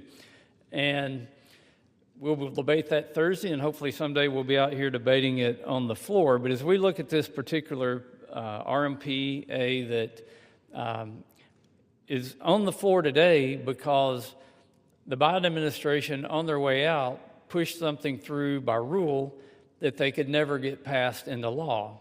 And a CRA, I remind you, is so that Congress can exert its legislative authority over an administrative agency or over an administration. And I would remind future administrations not to make dumb rules when you're going out the door, or somebody in Congress will be standing here, maybe on the other side of the aisle, doing a CRA to turn back the rulemaking ability that is not lawmaking as we're instructed to do in the Constitution as the legislative branch. But in response to the actual RMPA that we're talking about, the CRA on it today, now is the time to unleash American energy. The Buffalo Field Office Resource Management Plan would not only devastate Wyoming's energy workforce, it would raise prices nationwide. We are in a competition. We're in a competition with China that certainly hasn't backed off on building coal-fired plants. Matter of fact, they're building at a rate of about one every 2 or 3 days coming online because they know they need reliable energy, they need affordable energy, and they need that to establish their manufacturing dominance and to beat us in the race for AI. We can't allow that to happen. Even though China produces twice as much electricity as we do today, we shouldn't be discriminating against any energy source. We should be trying to produce as much energy as we can so that we can win in that competition. By passing this CRA, we're restoring the BLM's multiple use and sustained yield mandate and preventing future administrations from locking up America's natural resources. The era of curtailing multiple uses of our federal lands hopefully is over, and it's time to usher in a golden age of unleashing our energy and mineral resources. I urge adoption of this bill, and I yield back the balance of my time. The gentleman from Arkansas yield. All time for debate has expired. Pursuant to House Resolution 879, the previous question is ordered on the joint resolution. The question is on engrossment and third reading of the joint resolution. Those in favor say aye. Those opposed say no. The ayes have it. Third reading.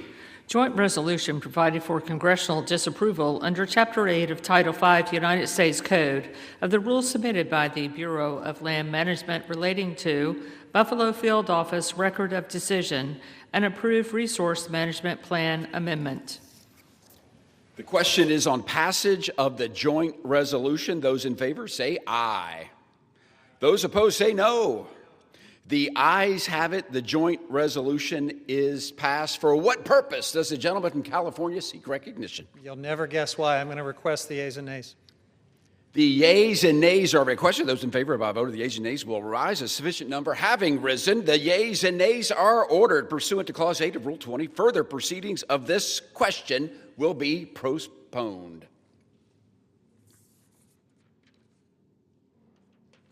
For what purpose does the gentleman from Arkansas, Mr. Westerman, seek recognition? Mr. Speaker, pursuant to House Resolution 879, I call up H.J. Res. 131 and ask for its immediate consideration in the House. Clerk will report the title of the joint resolution. House Joint Resolution 131, Joint Resolution providing for congressional disapproval under Chapter 8 of Title 5 United States Code of the rules submitted by the Bureau of Land Management relating to Coastal Plain Oil and Gas Leasing Program, Record of Decision. Pursuant to House Resolution 879, the joint resolution is considered read. The joint resolution shall be debatable for 1 hour, equally divided and controlled by the chair and ranking minority member of the Committee on Natural Resources or their respective designees. The gentleman from Arkansas, Mr. Westerman, and the gentleman from California, Mr. Huffman, will each control 30 minutes. The chair recognizes the gentleman from Arkansas. Mr. Westerman, you are recognized. Mr. Speaker, I ask unanimous consent that all members be given 5 legislative days to revise and extend their remarks and to include extraneous material on H.J. Res. 131. Without objection. Mr. Speaker, I yield myself such time as I may consume. The gentleman is recognized. I rise today in support of H.J. Res. 131, which would repeal a Biden-era record of decision, or a ROD, restricting oil and gas production on 1.16 million acres within 1002 area of the Arctic National Wildlife Refuge, also known as ANWR.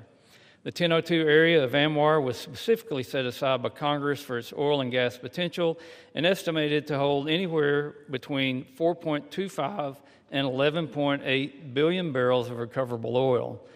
Prior to the passage of the Working Families Tax Cut Law, which requires 4 lease sales to be held over a 10-year period, Congress had previously mandated in the area, an action that had the support of local North Slope communities and native villages.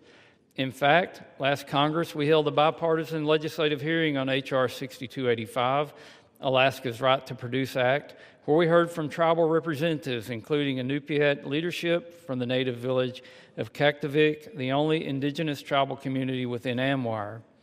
In that hearing, Doreen Levitt, Director of Natural Resources for the Inupiat community of the Arctic Slope, said, and I quote, "The North Slope Inupiat live in one of the most remote areas of the country, with none of their communities connected by a permanent road system to each other or to municipalities in the state, making private and public investment very costly, so it is up to their people to seek out opportunities and partners to strengthen their regional economy," end quote. Instead of working with Arctic Slope communities to create economic opportunities, the Biden-era ROD further limited the economic prospects available to those in the region, reducing investment and cutting off essential new infrastructure that would support resource development. During President Trump's first administration, consistent with federal law and local voices, the Department of Interior finalized plans to make all 1.56 million acres of the coastal plain available to oil and gas leasing. Lamentably, in 2024, the Biden administration disregarded local tribal voices and reversed course, implementing a new record of decision that chose the most restrictive alternative, making available the minimal amount of acreage for energy leasing. The Biden administration also included energy prohibitive stipulations in the ROD designed to undermine energy lease sales in the 1002 area. These provisions were horrifically successful, as the last lease sale held received no bids. The Biden administration's anti-energy decisions limit economic opportunities for local Alaskans and Alaska Natives living within ANWR. Congress must move to repeal the Biden-era ROD that runs counter to congressional intent and unfairly reduces economic opportunities in the region. I want to thank Representative Begich for his work on H.J. Res. 131 so we can restore common sense to the management of ANWR's vast resources and again unleash American energy. I urge my colleagues to support this legislation, and I reserve the balance of my time. Gentleman from Arkansas reserves. The gentleman from California, you're recognized. Thank you, Mr. Speaker. I strongly oppose H.J. Res. 131.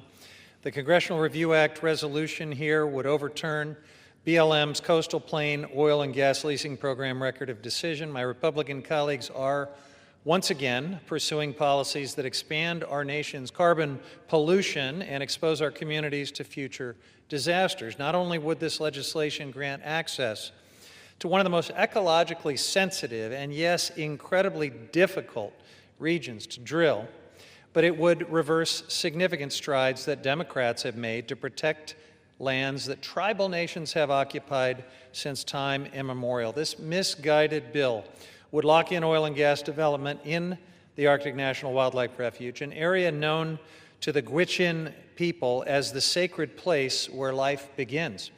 The coastal plain is the heart of the porcupine caribou herd's calving grounds.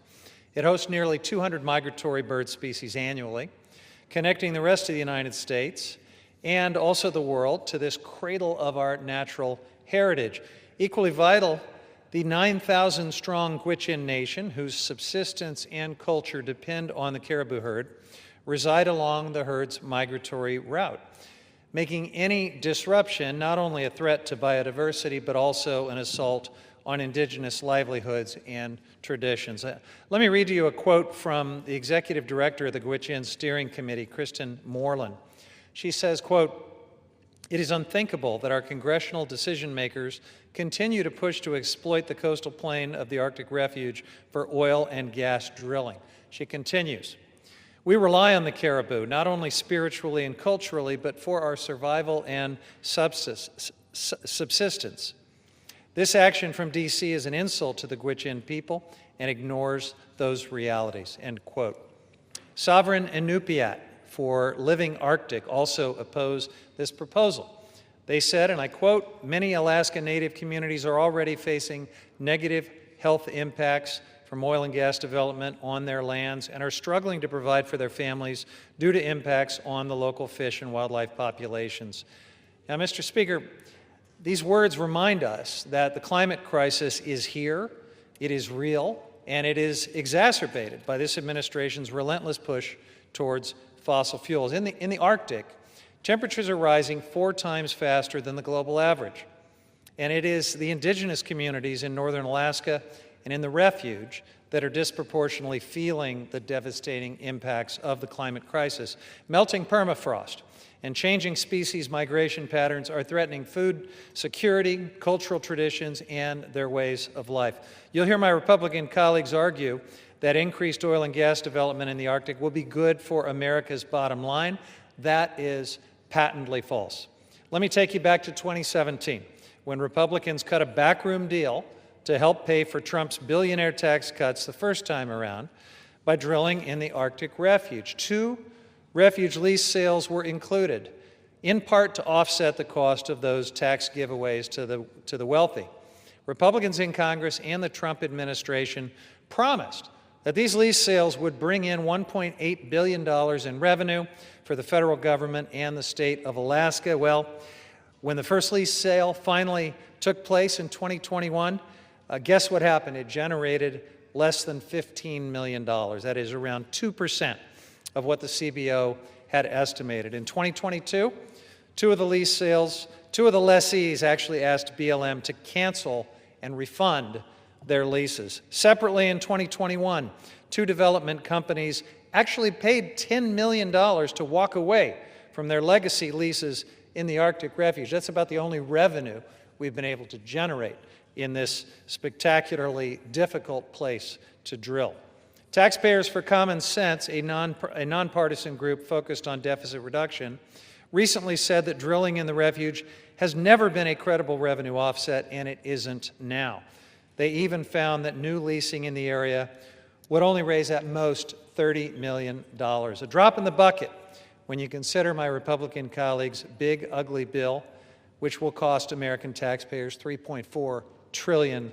This resolution is the latest attack from my Republican colleagues to undercut our public lands, to prop up fossil fuel polluters and the expensive energy sources that they peddle, and to leave people out of the decision-making process, all while driving up energy prices for the American people. I urge my colleagues to join me in the longstanding bipartisan support for protecting the Arctic Refuge by opposing H.J. Res. 131, and I reserve the balance of my time. The gentleman from California reserves. The gentleman from Arkansas is recognized.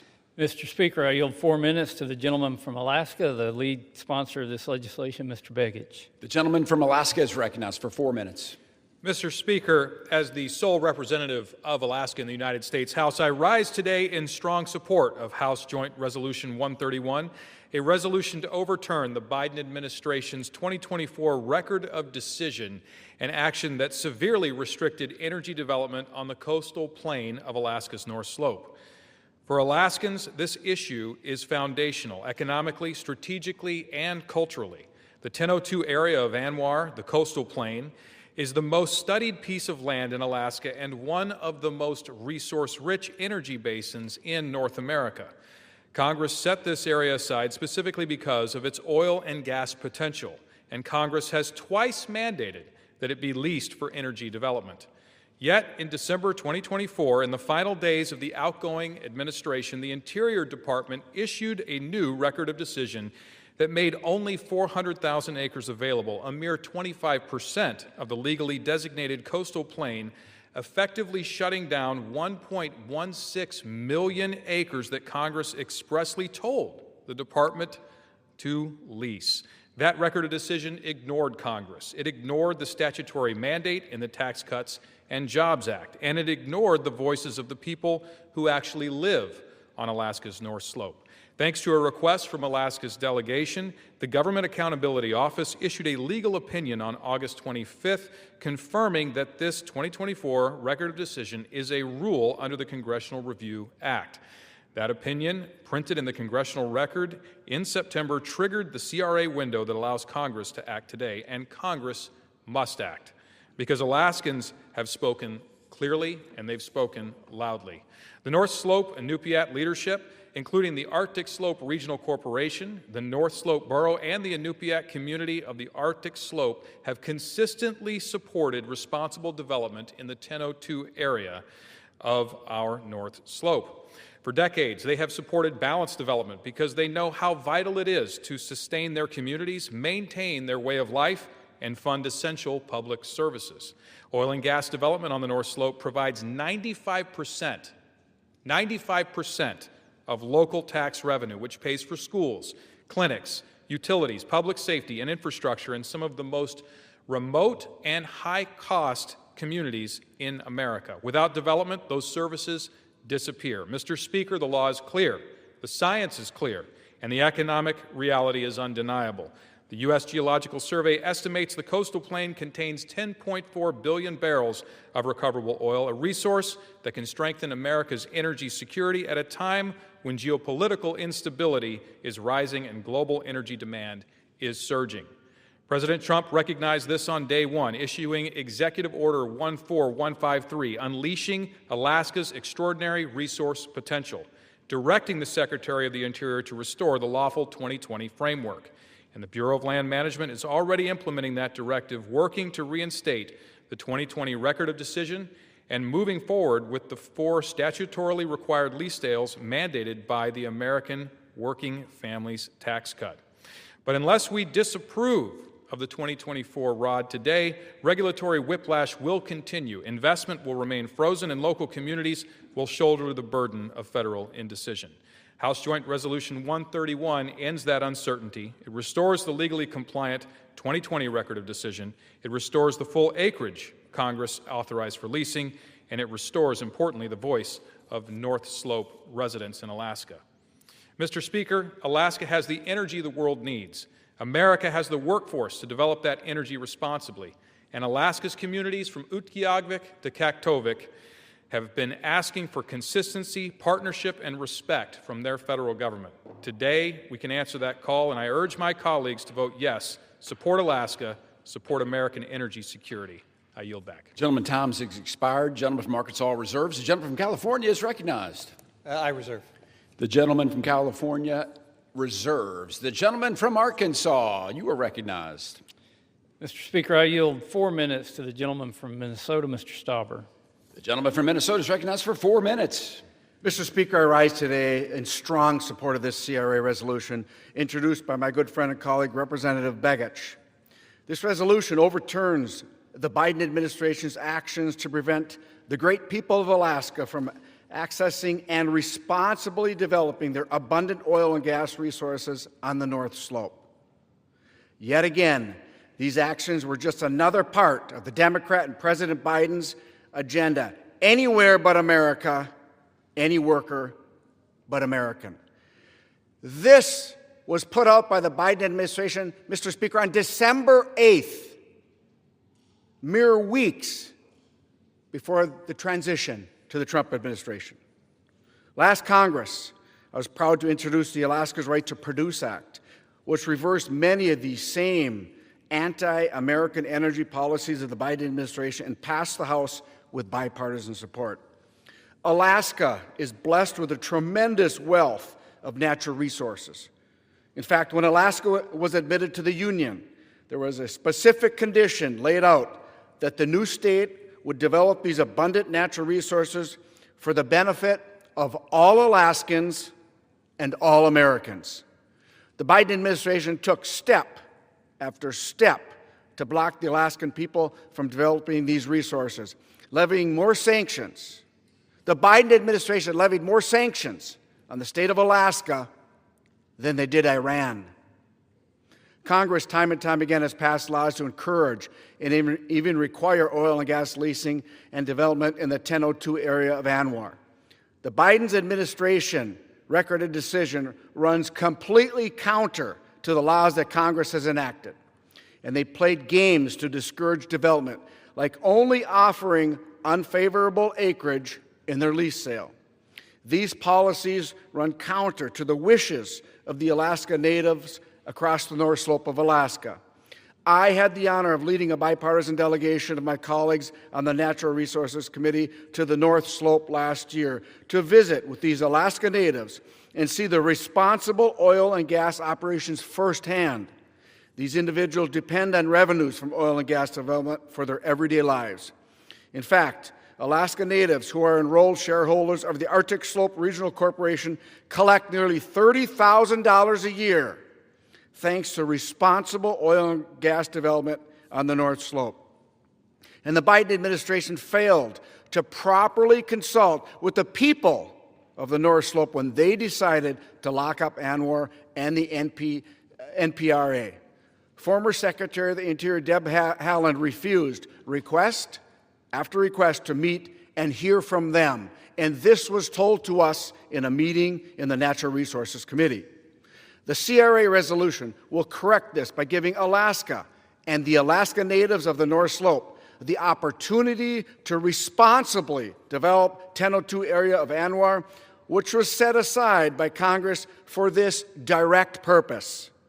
Mr. Speaker, I want to thank my colleague for introducing this important CRA resolution on behalf of all Alaskans. And I urge my colleagues to join me in voting for this resolution, and I look forward to this passing this House, and I yield back. The gentleman from Arkansas reserves. The gentleman from California is recognized. I reserve. The gentleman from California reserves. The gentleman from Arkansas. Mr. Speaker, I have no further requests for time. I'm prepared to close and reserve the balance of my time. Gentleman is prepared to close and reserves the balance of his time. The gentleman from California. Thank you, Mr. Speaker. So in closing, I strongly oppose this resolution. It would open up ecologically sensitive, culturally important, and incredibly remote regions of the Arctic to oil and gas drilling. Drilling proponents have grossly overstated how much oil industry interest there is in drilling in the coastal plain of the Arctic Refuge. The Arctic is an extremely remote and harsh environment, requiring specialized equipment and infrastructure, making it one of the costliest places to drill in the entire world. There have been multiple lease sales held in the Arctic National Wildlife Refuge, which I want to emphasize is a wildlife refuge. And still, no legitimate oil and gas company currently holds a lease there. Even during President Trump's first term, no oil and gas company kept their leases. In fact, a recent report from Taxpayers for Common Sense outlined the lack of economic viability for any oil and gas development there, citing astronomically high costs in this remote region. So let me be clear. House Republicans' actions today will do absolutely nothing to lower your energy bills, but it will allow for the sell-off of some of our most special and sacred public lands. And that's why I oppose H.J. Res. 131 and all of the CRA resolutions on the floor today. I urge my colleagues to join me in voting no, and I yield the balance of my time. The gentleman from California has yielded. The gentleman from Arkansas is recognized. Mr. Speaker, I thank my colleagues for supporting this critical legislation and engaging in this meaningful discussion. Before I close, I want to highlight another statement from Director Levitt, which he offered during a Resource Committee hearing last Congress. Mr. Stauber, in his testimony, talked about how the locals in the area just wished someone would listen to them. But Director Levitt said this, and I quote, "Had the administration acted according to the Indian Reorganization Act or its own orders, its leadership and staff would have made allowance for the fact that the Inupiat community of the Arctic Slope, or the ICAS, alongside many other North Slope tribes and entities like the native village of Kaktovik, Voice of the Arctic Inupiat, Arctic Slope Regional Corporation, and more, have a long history of supporting responsible resource development projects in ANWR. The Voice of the Arctic Inupiat, of which ICAS is a member, has a standing resolution supporting the responsible exploration and development of the 102 area of ANWR," end quote. H.J. Res. 131 responds to the wishes of the local people who call ANWR home and unleashes the region's bountiful natural resources for the benefit of U.S. energy security and the economic well-being of local communities. I again urge my colleagues to support this legislation, and I yield back the balance of my time. Gentleman from Arkansas yields back. All time for debate has expired pursuant to House Resolution 879. This previous question is ordered on the joint resolution. The question is on engrossment and third reading of the joint resolution. All those in favor, please signify by saying aye. Opposed, say no. The ayes have it. The clerk will proceed with third reading. Joint resolution providing for congressional disapproval under Chapter 8 of Title 5 United States Code of the rules submitted by the Bureau of Land Management relating to Coastal Plain Oil and Gas Leasing Program, record of decision. The question is on passage of the joint resolution. Those in favor, please signify by saying aye. Opposed, say no. The ayes have it. The joint resolution is. What purpose does the gentleman from California seek recognition? Request the yeas and nays. The yeas and nays have been requested. Those favor a vote by yeas and nays will rise. A sufficient number haven't risen. The yeas and nays are ordered pursuant to Clause 8 of Rule 20. Further proceedings on this question will be postponed. For what purpose does the gentleman from Arkansas, Mr. Westerman, seek recognition? Mr. Speaker, pursuant to House Resolution 879, I call up S.J. Res. 80 and ask for its immediate consideration in the House. The clerk will report the title of the joint resolution. Senate Joint Resolution 80, Joint Resolution providing for congressional disapproval under Chapter 8 of Title 5 United States Code of the rules submitted by the Bureau of Land Management relating to National Petroleum Reserve in Alaska Integrated Activity Plan, record of decision. Pursuant to House Resolution 879, the joint resolution is considered read. The joint resolution shall be available for 1 hour, equally divided and controlled by the chair and ranking minority member of the Committee on Natural Resources or their respective designees. The gentleman from Arkansas, Mr. Westerman, and the gentleman from California, Mr. Huffman, will each control 30 minutes. The chair now recognizes the gentleman from Arkansas, Mr. Westerman. Mr. Speaker, I ask unanimous consent that all members have 5 legislative days to revise and extend their remarks and to include extraneous material on S.J. Res. 80. Without objection. Mr. Speaker, I yield myself such time as I may consume. The gentleman is recognized. I rise today in support of S.J. Res. 80, which repeals the Biden administration's 2022 Integrated Activity Plan, or IAP, for the National Petroleum Reserve in Alaska, also known as the NPRA. Under the Naval Petroleum Reserves Production Act of 1976, the approximately 23 million acre NPRA was designated by Congress due to its vast energy resources. In 1980, Congress amended the act and directed the Secretary of the Interior to conduct, quote, an expeditious program of competitive leasing of oil and gas in the National Petroleum Reserve in Alaska, end quote. In 2020, in President Trump's first administration, the Bureau of Land Management released its IEP for the NPRA. The 2020 IEP listened to local voices and opened up access to over 18.5 million acres of the NPRA for oil and gas leasing. Over 13 million acres were made available for new infrastructure development. Nugaruk Harcherek, president of the Voice of the Arctic Inupiat, stated in a September 2023 Natural Resources Committee hearing that, quote, "We also felt heard when BLM released an NPRA integrated activity plan in June 2020 that considered the interest of our communities, including future community infrastructure needs," end quote. The IAP outlining management activities for the natural resources throughout the NPRA was thoughtfully crafted by the first Trump administration, taking into account the voices of local indigenous tribal communities.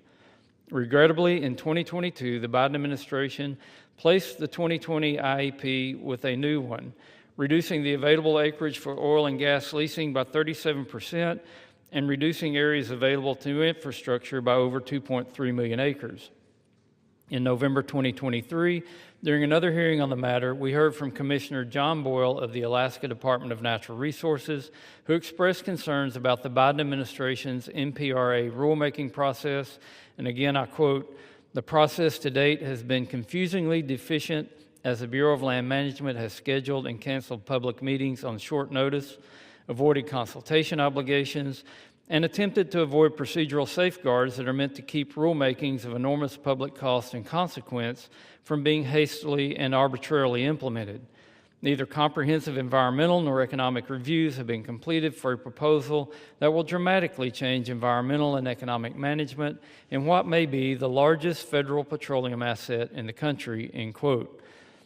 In that same hearing, Mr. Harcherek shared, again, I quote, "This decision, coupled with further protections for NPRA, will undoubtedly shrink the economic opportunities available to the North Slope. It virtually guarantees to set us back on our journey towards self-determination by requiring further reliance on the federal and state government to provide for the basic needs of the people on the North Slope," end quote. Ultimately, the Biden administration stymied energy production within the NPRA and failed to offer leases in a manner that would boost revenue and provide economic stability to the region and the state.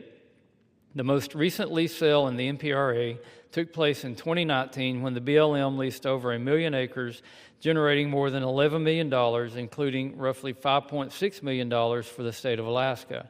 Revenue from developing these resources is essential to livelihoods of all Alaskans. For example, in FY 2022, Alaskan oil and natural gas production, largely driven by the consequences of the pro-energy policies of the first Trump administration, generated $4.5 billion in state and local revenue and supported over 69,250 direct and indirect jobs. Alaska's role as a leader in unleashing American energy dominance will continue. In the Working Families Tax Cut Law, Congress highlighted the importance of the NPRA and required 5 lease sales to be held in the area over the next 10 years. To ensure our energy independence, we must unleash American energy and ensure access to our own resources here at home. This legislation is an important step in doing just that. I thank Representative Begich and Senator Sullivan for their work to bring SJ Res 80 to the House floor so we can nullify yet another misguided Biden-era action and take another step to put our nation's energy policy back on the right track. I reserve the balance of my time. The gentleman from Arkansas reserves. Gentleman from California, you're recognized. Thank you, Mr. Speaker. I oppose SJ Res 80, which would overturn the BLM's 2022 Integrated Activity Plan Record of Decision for the National Petroleum Reserve Alaska, more commonly referred to as NPRA. Now, the name National Petroleum Reserve is more than a little misleading. This is not some industrial sacrifice zone. It's not some untapped oil field just waiting to be developed. On the contrary, the NPRA is the largest contiguous unit of public lands in the United States.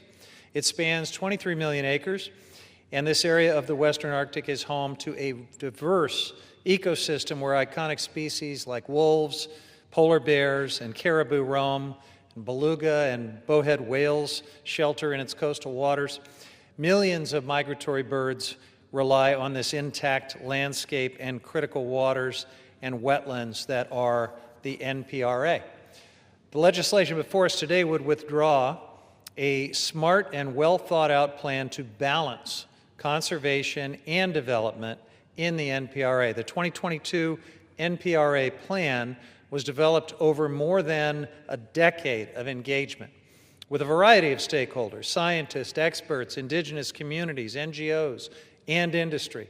It aimed to limit the disruption and ecological harm from existing oil and gas development while also designating special areas to protect habitat for the many species that call this amazing place home.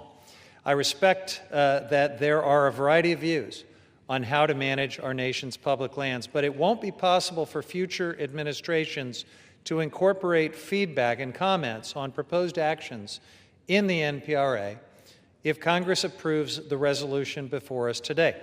The CRA, as we've said several times in the course of this debate, is a blunt instrument. It would prevent BLM from ever issuing a substantially similar replacement, and so this path would strip local land managers of the ability to respond to on-the-ground changes and needs for the future of the NPRA.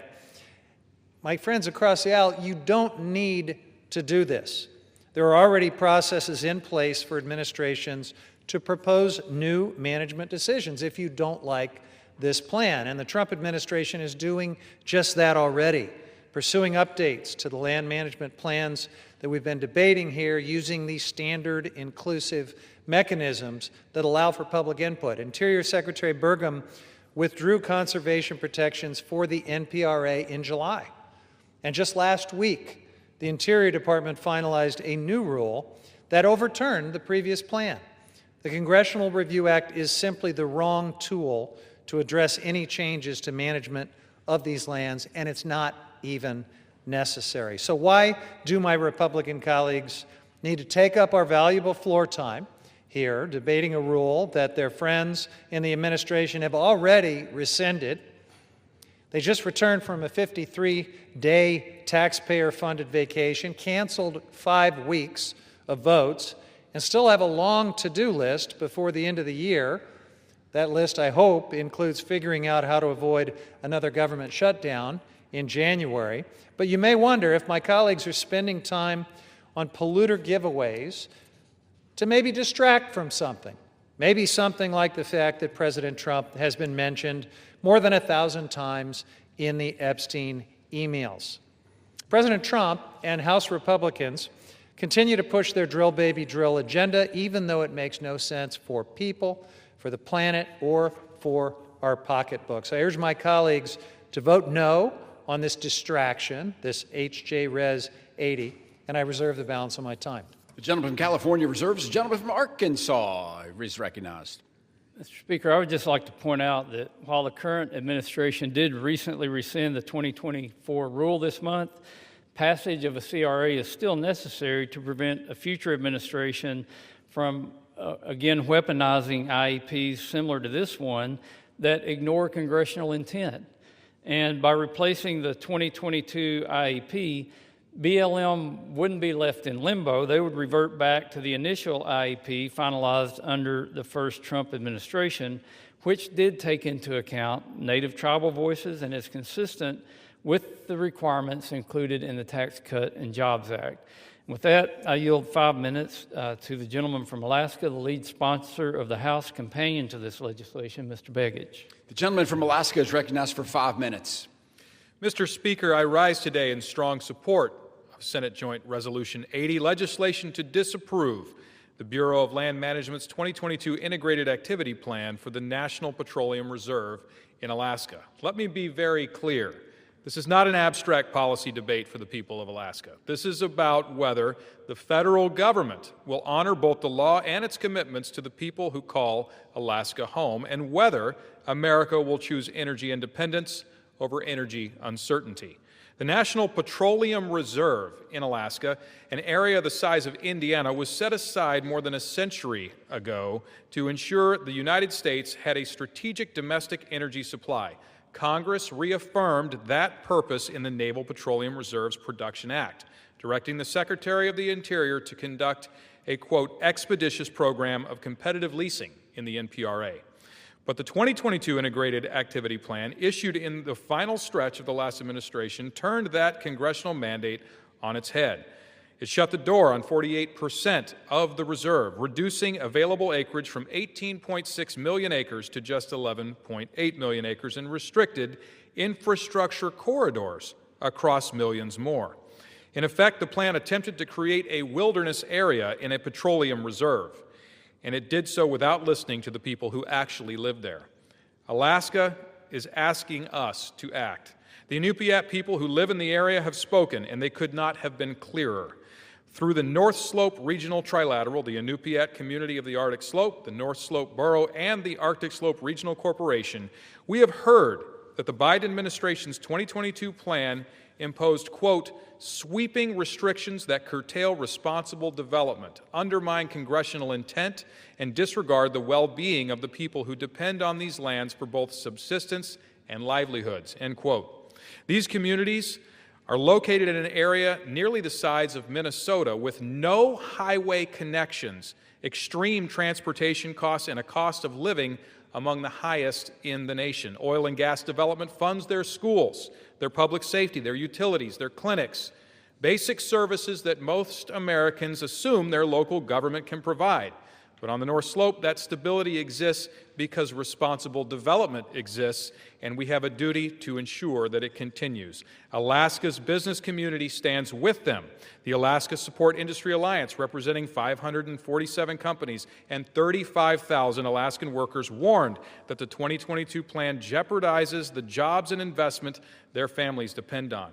National organizations from the National Federation of Independent Businesses to the American Exploration and Production Council to the American Petroleum Institute have also voiced their support for reversing this restrictive rule. And the administration itself has made clear that restoring access to the NPRA is a priority.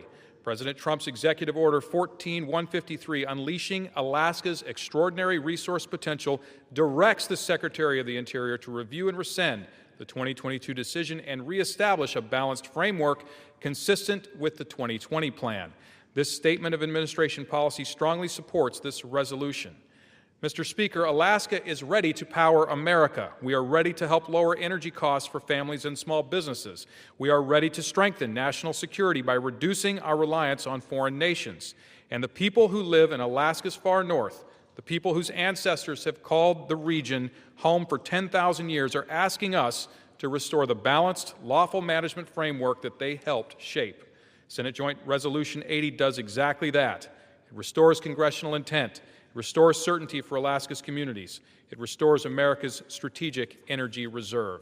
I urge my colleagues to join me in supporting Senate Joint Resolution 80, to stand with Alaska, to stand with energy workers, with the Inupiat people of the North Slope, and with an American future grounded in abundant, affordable, secure energy. And with that, I yield back. The gentleman from Arkansas. Mr. Speaker, I ask unanimous consent to submit a letter for the record from the Inupiat community of the Arctic Slope, ICAS, the North Slope Borough, and the Arctic Slope Regional Corporation, ASRC, that specifically states BLM failed to engage in meaningful government-to-government consultation with ASRC, the borough, and ICAS. This omission contradicts federal consultation requirements and disregards the voices of the very communities most affected. Our leadership has consistently raised concerns about this process and its outcome, yet those concerns were ignored. Without objection, the gentleman from California, the gentleman reserves, gentleman from Arkansas reserve, gentleman from California. Thank you, Mr. Speaker. So again, the plan that this resolution targets for disapproval is not in place. It has been rescinded by the Trump administration. If ever there's a case for a misapplication of the CRA, it would be this right here. But I think, Mr. Speaker, it's an important time for us to step back and consider why using a CRA for any, frankly, public land management plan, but certainly for one that's already been rescinded, is just a recipe for uncertainty and conflict and litigation. Nearly a third of our nation's landmass, 640 million acres, is managed by the federal government. The Forest Service manages 193 million acres. BLM manages 244 million, and in addition to 713 million acres of federal minerals. For nearly 50 years, BLM and the Forest Service have managed these lands under management plans required by the Federal Land Policy and Management Act and the National Forest Management Act. And these plans, known as resource management plans, we've been calling them RMPs, establish safeguards for watersheds and recreation areas. They facilitate energy development and other commercial activity, provide a mechanism for harmonizing the needs of local communities with our national goals and perspectives. Now, just a few months ago, we debated some other CRA resolutions targeting management plans, and we explained at that time how unprecedented that was. We still don't know the extent of chaos that is going to result from these actions that have already been taken, but we do know this. Under the CRA, rules, and rules is a technical term of art here, normally cannot go into effect unless they are submitted for congressional review. Now here's the problem. BLM and the Forest Service have never considered RMPs to be rules that they would submit to Congress. They've just never done that, and that's long been the case under both Democratic and Republican precedents being set by those presidents. Now that Congress has decided, apparently, to disapprove of individual RMPs, what does that mean for every other plan that is in place that wasn't submitted to Congress? What does that mean for the small businesses, the local communities, and other public land stakeholders who depend on a stable and predictable land use planning process? If the validity of these land use plans is challenged, then leases, permits, and other authorizations that depend on those plans could be called into question. This is already creating uncertainty and delays, making it nearly impossible for new projects to proceed on time. And here are a couple of examples for consideration. What would happen to the White River Oil and Gas Resource Management Plan Amendment in Colorado, which authorizes 15,000 oil and gas wells? What about the Rosemont Copper Plan Amendment for Forest Service lands in Arizona, approving a 5,000-acre open pit mine in the Coronado National Forest? Or the Gateway West, Trans-West Express, and Gateway South RMP amendments for 3 transmission lines through Wyoming, Idaho, Nevada, and Utah. Does Interior now need to go back and submit all of those RMP amendments to Congress for approval under this new Republican interpretation of the CRA? Is Congress prepared to take on day-to-day management of public lands and minerals thousands of miles from Washington, D.C.? I don't think so. But I am not the only one who has concerns about this treadmill of litigation and conflict and uncertainty that is being created here. Let me read a quote from Kathleen Sagama, President Trump's first nominee for director of BLM. And she said, quote, "There are some additional legal risks that can arise from the CRA. It's uncharted ground. And if not used wisely, there could be some legal risks introduced and some bad legal precedents." Just a few months ago, the House passed several other CRA resolutions overturning land management plans. As we said at the time, that it was unprecedented. These resolutions before us continue to chart unprecedented ground, and I don't think anyone, including my colleagues across the aisle, have thought a heck of a lot about where it leads. I reserve the balance of my time. Gentleman reserves. The gentleman from Arkansas is recognized. Mr. Speaker, I would submit that a recipe for disaster is when an administration goes out on their own, goes around the laws that Congress passed, and implement bad rules on their way out the door and expect no repercussions from that. I'd say a recipe for good governance is when Congress acts within their power to disapprove of these rules, and that's exactly what we're doing with the CRA to make sure that these rules are followed. Mr. Speaker, I have no further requests for time. I'm prepared to close, and I reserve the balance of my time. Gentleman reserves. The gentleman from California is recognized. I thank you, Mr. Speaker. I just want to point out that, we've heard a number of times now that more drilling is necessary in the name of energy independence. And I want to remind my colleagues that the United States is already the #1 producer of oil in the world and the #1 producer and exporter of gas in the world. But you would sure never know it when you look at the energy bills that are facing families all over this country. It is abundantly clear that the drill, baby, drill agenda is not working for everyday Americans. As long as we are dependent on the fossil fuel roller coaster, American consumers will be at the whim of the global oil and gas market. But if we want energy independence, and if we want lower utility bills, we need to get back on track with the transition to clean energy. It is cheaper, it is safer, and it is generated entirely here at home instead of being at the mercy of global price shocks like oil and gas just inherently are. Instead, this legislation would make us more reliant on fossil fuels and more entangled with the price effects of this fossil fuel roller coaster. Plus, oil from America's Arctic will not come online for many, many years. The Willow project, for example, won't start until around 2029. Meanwhile, the Arctic is warming 4 times faster than the rest of the world. Even at the Willow project, developer ConocoPhillips will use artificial chillers to freeze melting permafrost before drilling for oil. That's the kind of complexity and additional cost that is inherent in drilling in these remote, pristine parts of the Arctic. The project itself will release nearly 300 million metric tons of carbon pollution into the atmosphere over its lifetime, the equivalent of at least 66 coal-fired power plants. Again, Mr. Speaker, if we want true energy independence and security, we need to combat the climate crisis and transition to clean, renewable energy. And with that, I reserve. Gentleman reserves. The gentleman from Arkansas is recognized. Mr. Speaker, I'm prepared to close and reserve the balance of my time. The gentleman reserves. The gentleman from California is recognized.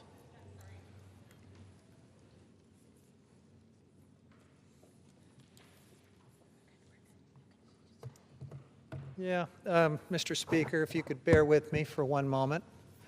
Yes. Here it is. This is just excellent staff work, Mr. Speaker.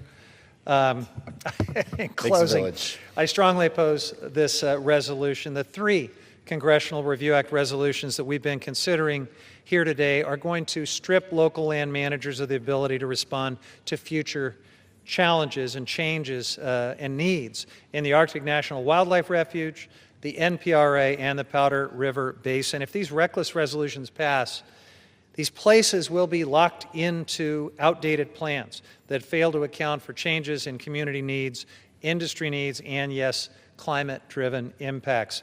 And these CRA resolutions are completely unnecessary because the Trump administration has already acted on their own to replace these plans. Even oil and gas industry experts across the political spectrum agree that the use of the CRA on land use plans creates regulatory and legal ambiguity.